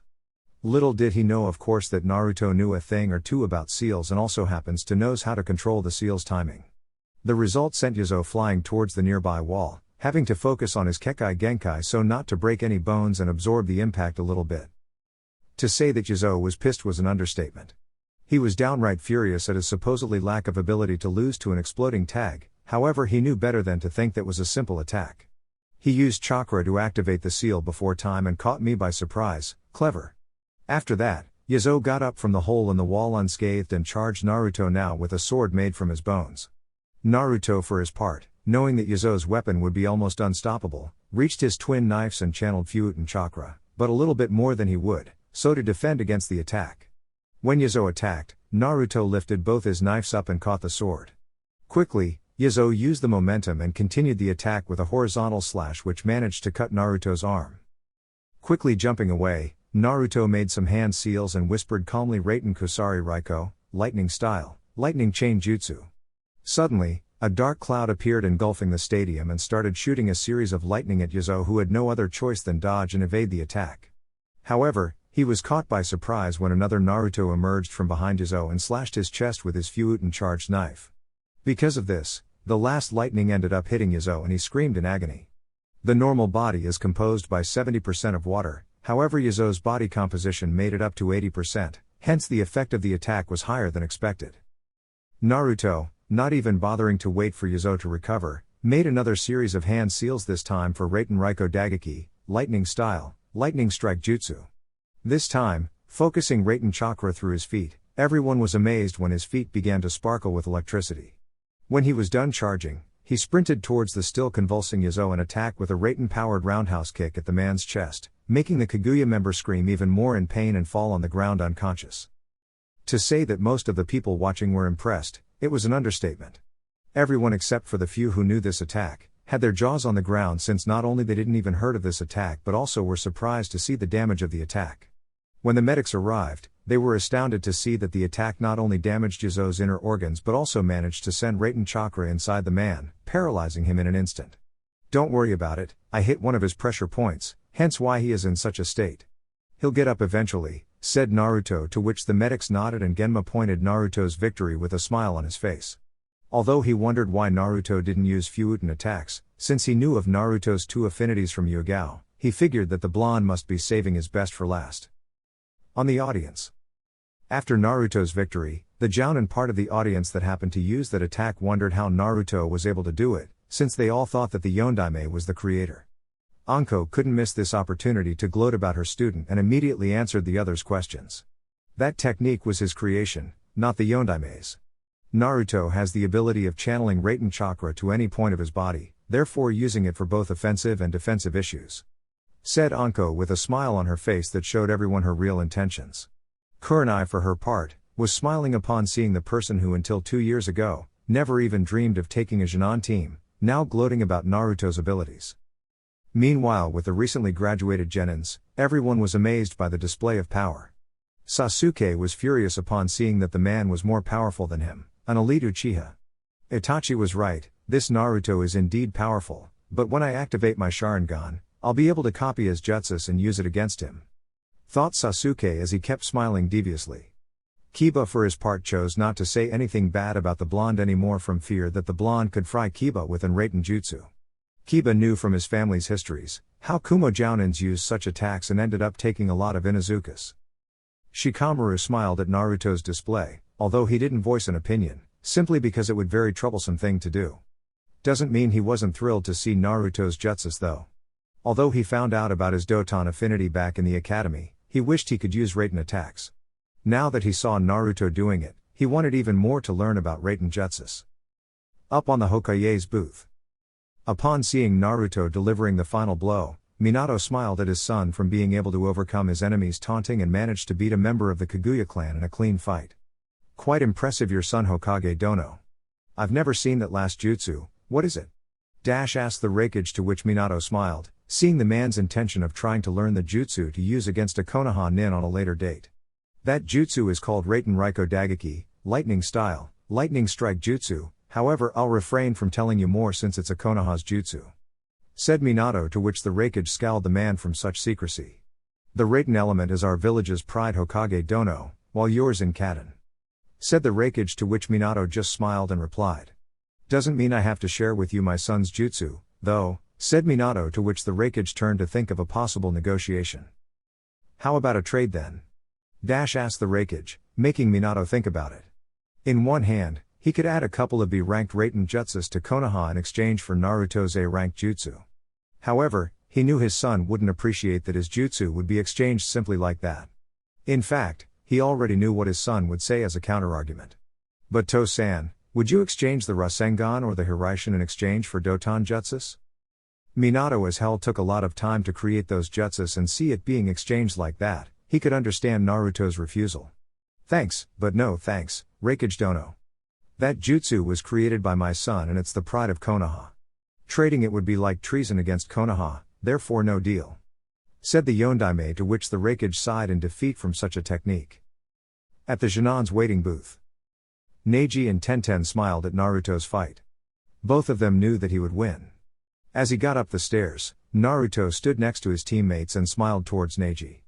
Your turn now, Neji, and we'll see each other at the semifinals. Said Naruto while being attended by a medic nin who appeared to fix the damage from Yuzo's attack. Neji for his part smiled and nodded towards the blonde. This time I'll win, Naruto. Just hold on and I'll take you when the time comes. Said Neji before he started moving towards the stairs in order to reach the center of the arena. As he walked calmly, Hisashi up on the stand, smiled upon seeing his son walking calmly but no less determined about winning this fight and then battling his rival.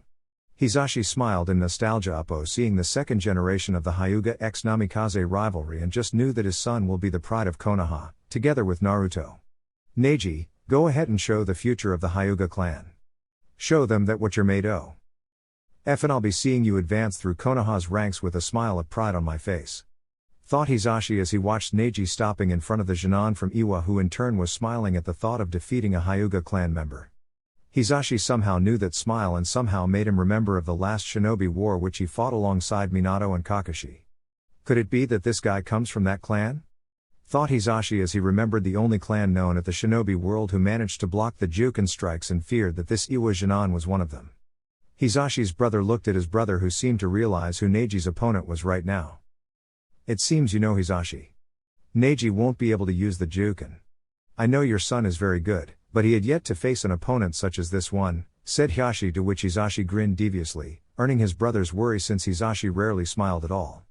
Hisashi, Neji is sure to surpass us at the Juken surely in no time at all, however the Juken isn't his only ability. Said Hisashi, to which Hisashi scowled at his brother from keeping such mystery. With Kakashi and Yuga. After seeing Naruto's magnificent display of Raiten Ninjutsu, Yuga and Kakashi were smiling behind their masks. Yuga smiled upon seeing that Raiten-induced roundhouse kick and imagined how Naruto managed to create such an attack. I didn't know Naruto could channel Raiten chakra so easily, Kakashi-senpai. Said Yuga, to which Kakashi nodded. Naruto-kun's chakra control is limited due to his immense chakra supply, but because of this, Naruto can channel Fuuten and Raiten chakra through every tenketsu of his body. I remember some of our Anbu peers praising the Yondaime for supposedly creating such a jutsu. Imagine their faces when sensei told them that his 10-year-old son created it. Said Kakashi, earning a giggle from Yuga, since she stopped being surprised at the blonde's creative abilities. However, I'm afraid that Neji has a tough opponent up ahead. His opponent is a part of the only clan that managed to stop the Juken strike. I know Neji is tough, but his family techniques will be useless against him, said Kakashi, to which Yuga smiled and turned to answer. Neji and I share Naruto-kun's rivalry. Anko-chan told me that Neji has other abilities outside of the Juken strike, but she refrained from telling me what. I guess that Neji isn't limited to only the Juken as his family is, said Yuga, earning a nod from Kakashi. Let's see the outcome. With Neji. As Neji arrived at the center of the arena, he was studying his opponent with the Byakugan in order to understand which abilities the guy possesses. Doton affinity, he's from Iwa, so nothing new. After he deactivated the Dujutsu, his opponent started taunting Neji. You're a Hyuga, right? Then I've already won this fight. Said Yahiko, to which Neji scowled at the guy from already assuming his victory, but little did he know that his most prized taijutsu style would fail him miserably. The battle did even started and yet you assume something without even knowing me. Said Neji, after looking towards Genma, who smiled and gave his authorization for the battle. Quickly, Neji picked 4 shurikens and threw at Yahiko, actually surprising him a little bit, since Yahiko thought that Neji would use the Juken. However, he eliminated the threat by using a kunai and reflecting the shurikens. Seconds after, Yahiko charged Neji with a kunai, to which Neji deflected by using his own and engaged in a kunai battle. Slice after slice, but no opponent managed to land a hit on the other. After Neji attacked with a horizontal slash, Yahiko dropped to the ground, speeding through the hand seals and slammed his hands on the ground. Doton Jishin, Earth Style, Earthquake Jutsu. Seeing the chakra being released with his Byakugan, Neji jumped quickly, avoiding the attack, and threw a few shurikens at the opponent, to which two managed to hit on Yahiko's legs, earning Neji some screaming from Yahiko, who yielded in pain from the cold metal being impaled through his skin. After Neji landed on the ground, he smiled upon seeing that the guy wasn't aware of his surroundings, dropped into his family position. You are in my field of divination. Haki Raku Juianshao 8 divination signs, 64 palms of the hand. Said Neji before charging to an unsuspected Yahiko, slamming his first 2 strikes. 4 strikes. 16 strikes. 32 strikes. 64 strikes. After the last attack, Neji sent Yahiko flying towards the wall, however, but to the surprise of everyone present, including Neji, Yahiko used the momentum, by flipping and landing on the ground with a little blood coming out of his mouth, while smiling at Neji. Neji for his part was dumbfounded at Yahiko, simply because of the fact that he just blocked one of the Hyuga's most powerful taijutsu attacks and came out unscathed. Surprised, Neji-san? That's why I said you can't beat me in this fight.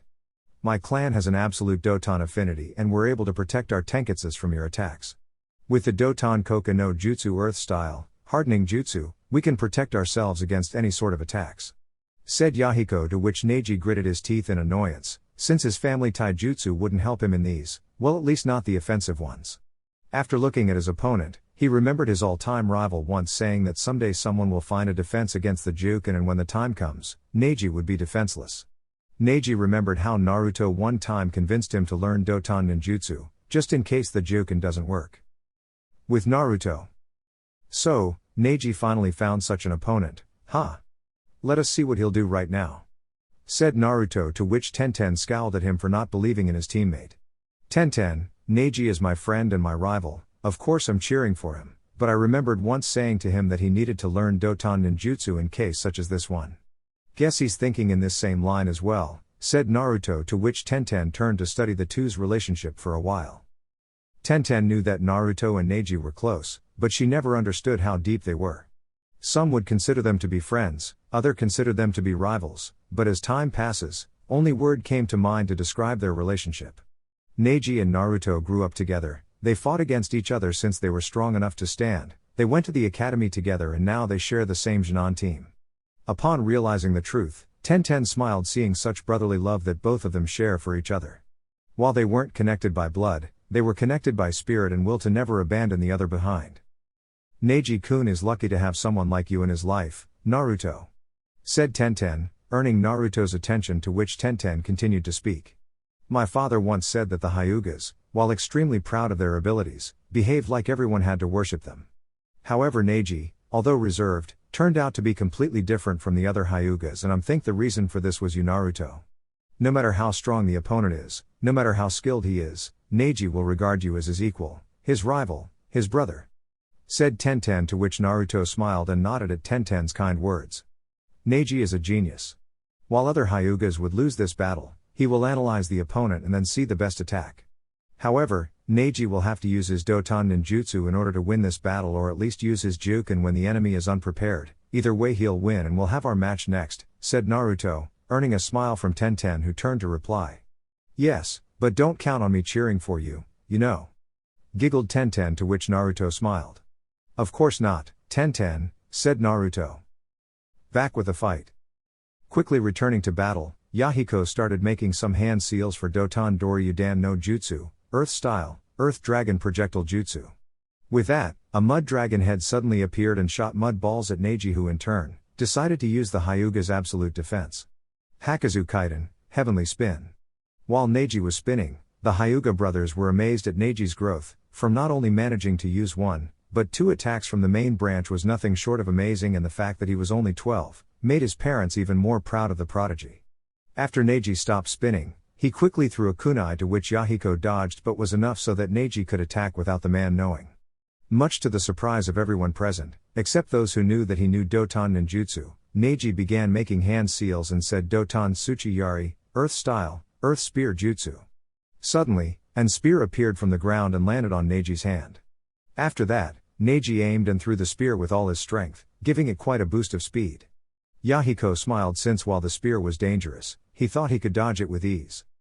However, when he was about to dodge, he heard Neji scream the word Hanshaku, multiply, and became terrified.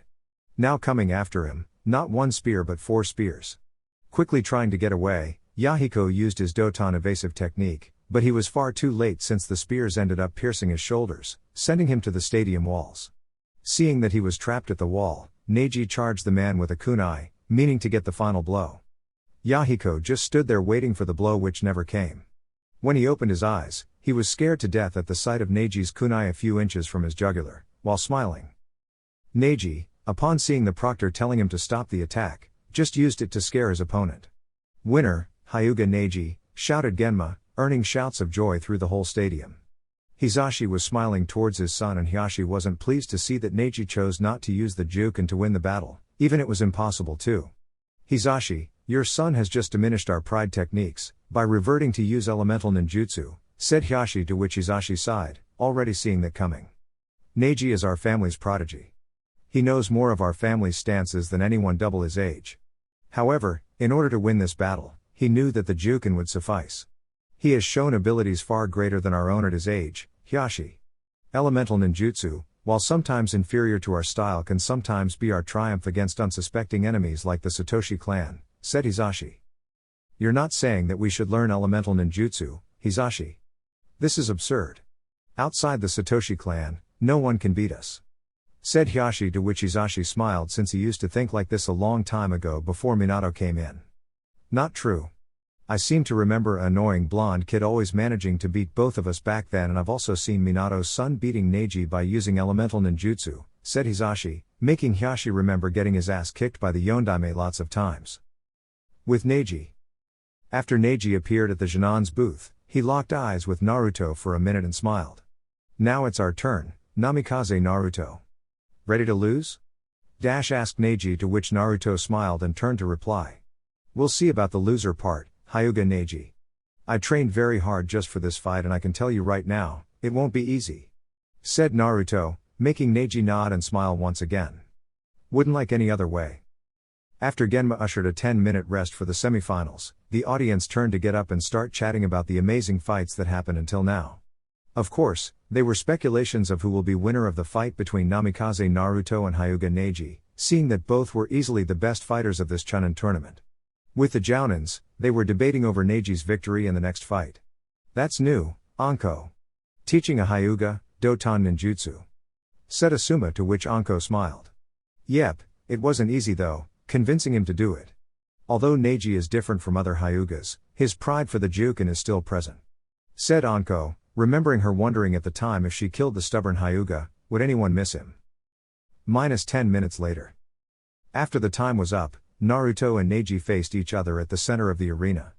Both were smiling because they were hoping to face each other at the tournament. "Hey Naruto, what's the count?" asked Neji, to which Naruto turned to think. "I believe we're even, 22-22. However, after this one, it will be 23-22 for me," said Naruto, earning a smile from Neji. "We'll see about that." Genma, after seeing the boys' rivalry, smiled and ushered the beginning of the battle. Not even a second passed and Neji made some hand seals for Doton Doryudan no Jutsu Earth Style, Mud Dragon Projectile Jutsu. After that, the Mud Dragon appeared and fired mud balls towards Naruto, who was already making his own series of hand seals for the Fuuten Shuheki, Wind Style, Wind Barrier Jutsu, and created 2 typhoons in front of him, guarding him from the attack. After the last mud ball was stopped by the shield, Naruto made some quick hand seals once again.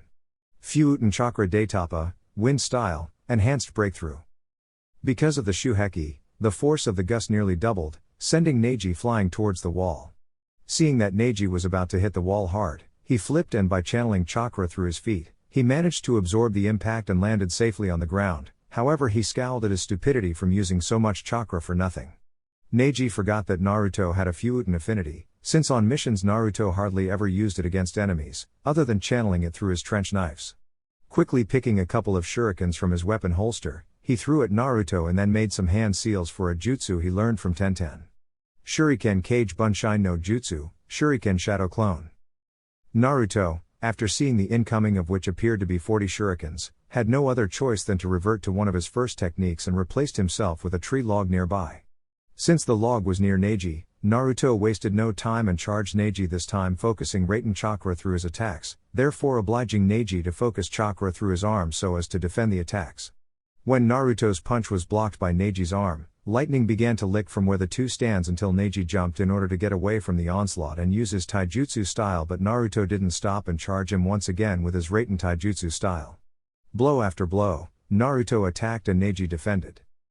While they're going at it, the audience was impressed by the skills in which Naruto and Neji were displaying.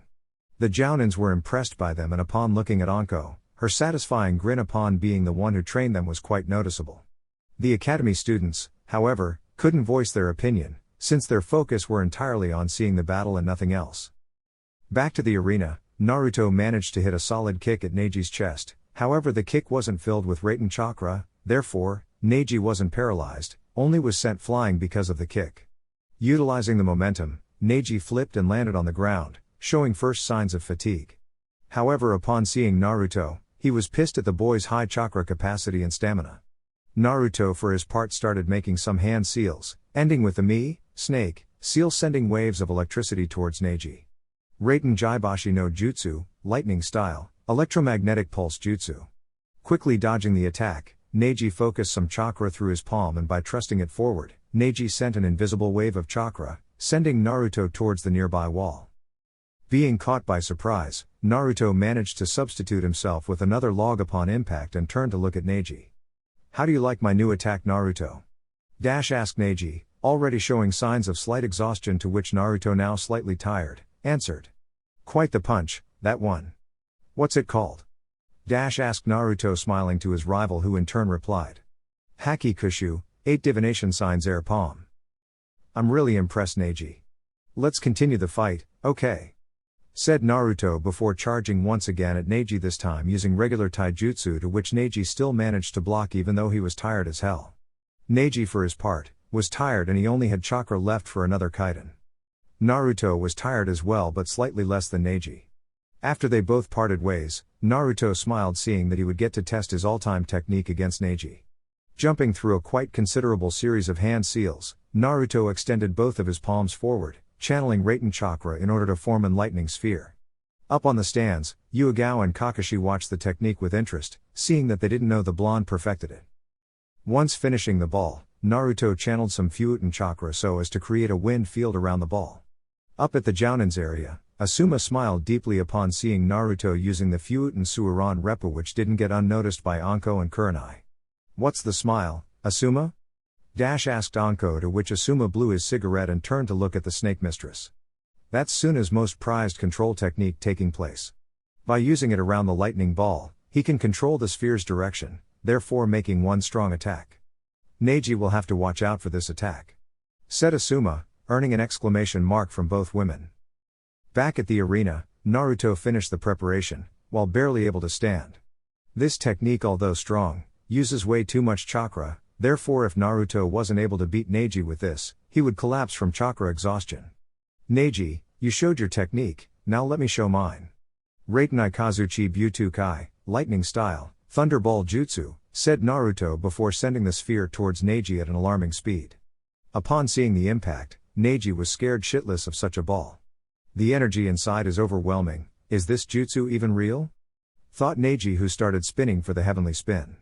After the ball collided with the dome, both of them fought for dominance over the other. After a while, Naruto, kneeling on the floor from near exhaustion, focused his last bit of chakra at the technique. The result surprised everyone when the lightning ball broke the kaiden and hit Neji scare on. Even though the lightning ball wasn't as powerful as before, it did quite a damage to Neji, making him fall unconscious. Genma, upon seeing Neji falling, smiled. However, when he was about to declare Naruto the winner, the jounin was surprised to see the blonde falling as well from supposedly chakra depletion. "Seeing that none of the fighters are able to stand, I hereby declare this match a draw," shouted Genma, but his voice was interrupted by the audience's loud cheer for Naruto and Neji. Up at the cage's booth, Minato was surprised to see Naruto finally mastering that jutsu, even if he altered a little bit.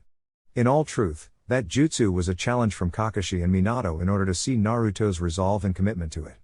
True to his word, Naruto managed to do that jutsu, but not only that. Seeing the way his son controlled the lightning ball, made him regard his son as some sort of working hard genius. "Wow, Naruto-kun, using Fuuten jutsu to control a Raiten attack, pretty impressive and damn creative." The Kazekage for his part now understood what the Yondaime Hokage meant and smiled at the boy's abilities. Surely, the boy would do well in Suna with his Fuuten affinity, however he knew best than open his mouth to the Hokage. Upon looking at the Raikage, who was downright furious at the moment upon seeing the blonde diminishing the technique that made him become the next Raikage, the Kazekage turned to look at the blonde down at the arena and smiled once again, wondering what else the blonde would show in the future. With Yuga and Kakashi. Naruto managed to do it, after all.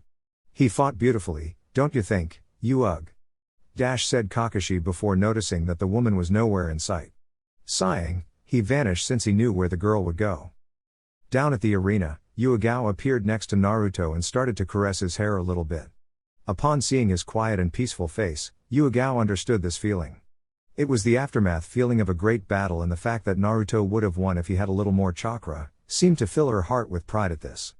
After seeing the medics arriving and tend to his chakra exhaustion, Yuga stood next to him, just waiting to escort him to a hospital. Meanwhile, Kurenai and Anko were smiling upon seeing the Anbu showing her affection towards the unconscious Naruto. "Our girl grew up, Anko-chan," said Kurenai, to which Anko nodded and smiled deviously at the new source of blackmail, making Asuma flinch since he knew that look. Back to the center of the arena, after the medics attended to Naruto, Yuga volunteered to take him to the hospital, to which the medics nodded and turned to the other two medics that were attending the unconscious Neji. Kneeling next to Neji was his father and Tenten, smiling at the sight of Neji's face after the match. Tenten felt her heart get filled with warmth upon seeing Neji smiling so peacefully. "Naruto and Neji, both of you did great, and I'm proud to have been a part of your team. I know both of you will be promoted to Chunin easily. Wait for me, though. I'll be coming very soon," thought Tenten, since she didn't get to fight her second fight, therefore the judges would only analyze her first fight in which she fall for the enemy's taunting. After a while, Genma arrived near Tenten and grabbed her arms to the air. "Since no one advanced to the finals, I hereby declare Tenten the tournament champion," shouted Genma, earning the cheer from the audience and the respect of the fellow shinobis. At the hospital. After issuing a room for the unconscious blonde, Yuga took off her mask and turned to look at Naruto. She was proud of him for the fights and knew that he would be promoted to Chunin. Getting closer, Yuga once again caressed his hair softly, being this her new hobby. Yuga was amazed by the softness of Naruto's hair and found that she could do this all day long. However, when she looked at his face, she felt the sudden urge to kiss the blonde. She knew that he was unconscious, therefore wouldn't return their first kiss, but she couldn't control herself. Suddenly, her dream came to her mind and she began to touch her lips with her fingers, trying to remember how she felt while on her dream. Unfortunately, she couldn't remember and she was eager for the feeling. "Naruto-kun, I know I shouldn't do this until after you were conscious, but I can't help myself. I want to feel your lips caressing my own, so I'll kiss you now," said Yuga as she moved her head forward and stopped when she was looking directly at his eyes. Not managing to wait any longer, Yuga landed the kiss and immediately felt the bliss she was eager for. Somehow, she was feeling calm and peaceful, like this was the right thing to do.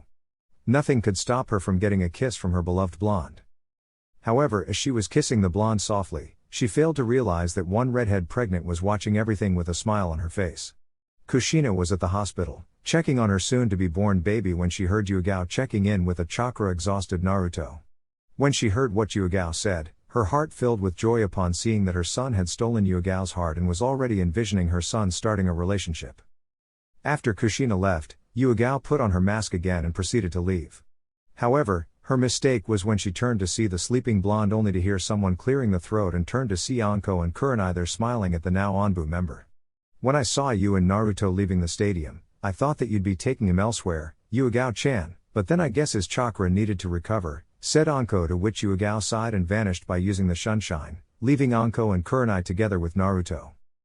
After some giggling courtesy of the two girls, Anko went to see if the blonde was okay. After some verification, Anko smiled and summoned a scroll on the heavy style of fighting and took a seat near her genin. Kurenai, upon seeing this, was caught wondering about the snake mistress's actions. "Anko-chan, what are you doing?" asked Kurenai, to which Anko looked at her. "Until he gets promoted for Chunin, he is my responsibility, and since Tenten is with Neji on his room, I figured that I'd stay here and wait for him to wake up," said Anko, to which Kurenai nodded. "Chakra exhaustion takes a while to heal. He'll be unconscious for some time," said Kurenai before seeing Anko smile and turn to reply. "To normal shinobi, yes. But Naruto has high stamina and chakra capacity, he'll be up in 2 hours, give or take. So, until he does, I'll be here reading these advanced katas so as to pass the time. Said Anko, making Kurenai sigh and just turned towards the door, leaving the place. -2 hours later.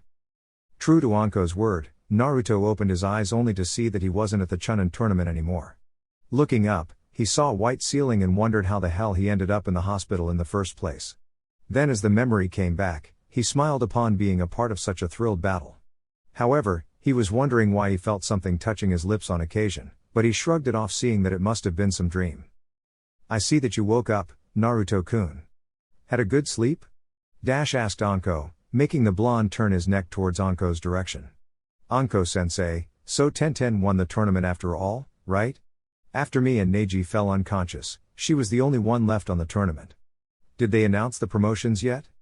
Asked Naruto frantically, to which Anko called some time out so that she could answer one question at a time. Yes, Tenten was the winner and no, they haven't announced the promotions yet. In fact, that will only happen a week from today, since the Hokage will gather the judges and assemble your performances, explained Anko, to which Naruto nodded and turned a seat on top of the bed. I see. Well, thanks for staying here, Anko-sensei. I think I'm heading home. Ka-san must be worried about me, said Naruto before he got out of the bed and stood in front of Anko. Do that. You guys have the week off. Go do what you feel like. Said Anko, earning a nod and a few and shunshine later from the blonde, vanishing instantly. Anko for her part shrugged it off and vanished as well, leaving the room empty. After a while, a nurse came to see the patient only to see that the room was empty. 5 days later. Minato was going through the judges' reports on Team 5's abilities during the Chunin exams. He smiled upon seeing that according to the judges, both Naruto and Neji had shown abilities both in strategy and combat. Minato smiled even more at Naruto's display of ninjutsu during the exam and Neji's usage of Doton ninjutsu, which even though the Hokage knew, it was quite surprising that Neji knew high-level techniques. Overall, both of them deserved to be promoted to Chunin. However, he wasn't so sure about their female teammate. Although Tenten displayed strength peculiar to a Chunin with a high-level kata ninjutsu technique, she did fall at the enemy's taunting. A Chunin had to be calm and be able to control his emotions while on a mission. Being that said, what would happen to her team in case Tenten falls for the trap once more? He needed to be objective with the promotions. Once he rested the report on top of his office, he got up and turned to watch the village below him, mirroring the past Hokages who happened to do this on occasions. However, when he was wondering about what to do, he heard a knock on the door. Come in, shouted Minato, authorizing Anko's entry to the room. You called me Hokage-sama? Asked Anko, to which Minato nodded and ushered her to sit down for a while. Anko-san, in my hands here are the reports from your team's performance at the exams and I'm happy to say that Neji and Naruto are capable of being Chunin. However, I'm uncertain about Tenten-san and that's where you come in, said Minato, to which Anko nodded and Minato continued. Even though she displayed great fighting skills, you know as well as I do, that she can't have that behavior while on missions. She could end up hurting or even killing her team, by falling directly to the enemy's trap. Also from your team's mission reports, I managed to see that this already happened before, doesn't it? Asked Minato, rhetorically speaking. Therefore, Anko-san, I would like to ask you a question, completely off the record. Do you believe she is capable of performing Chunin assignments? Asked Minato, to which Anko sighed and turned to look at the Hokage, wondering what to say to the man. In fact, she also wasn't sure about promoting Tenten if she had the power to do so. The girl had talent, that was for sure, however if the same thing happens while on a mission, thing could get ugly real fast. However, no one was better suited to work as a team than Tenten and Team 5 did wonders together. Hokage-sama, even though her conduct was inexcusable, I believe that she's the best suited to work with Naruto and Neji's team. Therefore, it's my opinion that she would get the promotion. However, Naruto and Neji would be a must at any mission she goes, since both of them are capable of handling the first missions, only until she gets familiarized with the position, said Anko, to which Minato chose to just stare at the snake mistress while pondering on the idea. Minato was rather pleased that after the exams, clients from all over Fire Country and some from Wave Country requested Naruto and Neji for high C and B ranked missions. And according to Anko, Tenten would be the third man of the team. Suddenly, Minato had a terrific idea. While he believed that the three could handle the requested missions, if a jounin were to be with them, they will be able to pick A-ranked missions, therefore selecting high A-ranked and S-ranked to the elite jounin and ambush. Anko-san, I'll go with your idea, regarding Tenten-san. Team 5 will be promoted to Chunin. Also, I would like to advance a piece of information with you. After Neji and Naruto's battles, mission requests are up the roof in here. Therefore, I will be assigning the promoted Team 5, high C, B and A ranked missions throughout the Fire Country and Water Country as well. This will be a test for you as well, Anko, in order to see if you're qualified for S-ranked missions in the future. Said Minato, making Anko squeal at the possibility of an S-ranked mission. However, I'll be frank with you. Team 5 will be doing missions after mission for at least 2 months, you think your team can handle it? Asked Minato, to which Anko closed her eyes to think about it. She would answer it right away only to have the Hokage's blessing and possibly give her a S-ranked mission. However, she knew that doing middle to high ranked missions continuously would be dangerous and quite taxing. Nevertheless, she had faith on her team and knew that they would make it. We are more than capable, Hokage-san, said Anko, earning a smile from Minato. After Anko was dismissed, Minato turned to look at the village once more. On one side, he was slightly afraid of sending his son to do so many missions, however, he knew better than to think stuff like this. Team 5 had a great reputation. Naruto and Neji back each other up and Tenten manages to back both of them with long-range jutsu. Not to mention that Anko is there as well, so she is a jounin. Team 5. Quite a team, you got there, Naruto-kun. Alright guys, that's it for the video. If you enjoyed it, please feel free to leave a like and subscribe. As always, the rest of the story is already out over on Patreon, link to that will be in the description. Anyways, until next time, peace.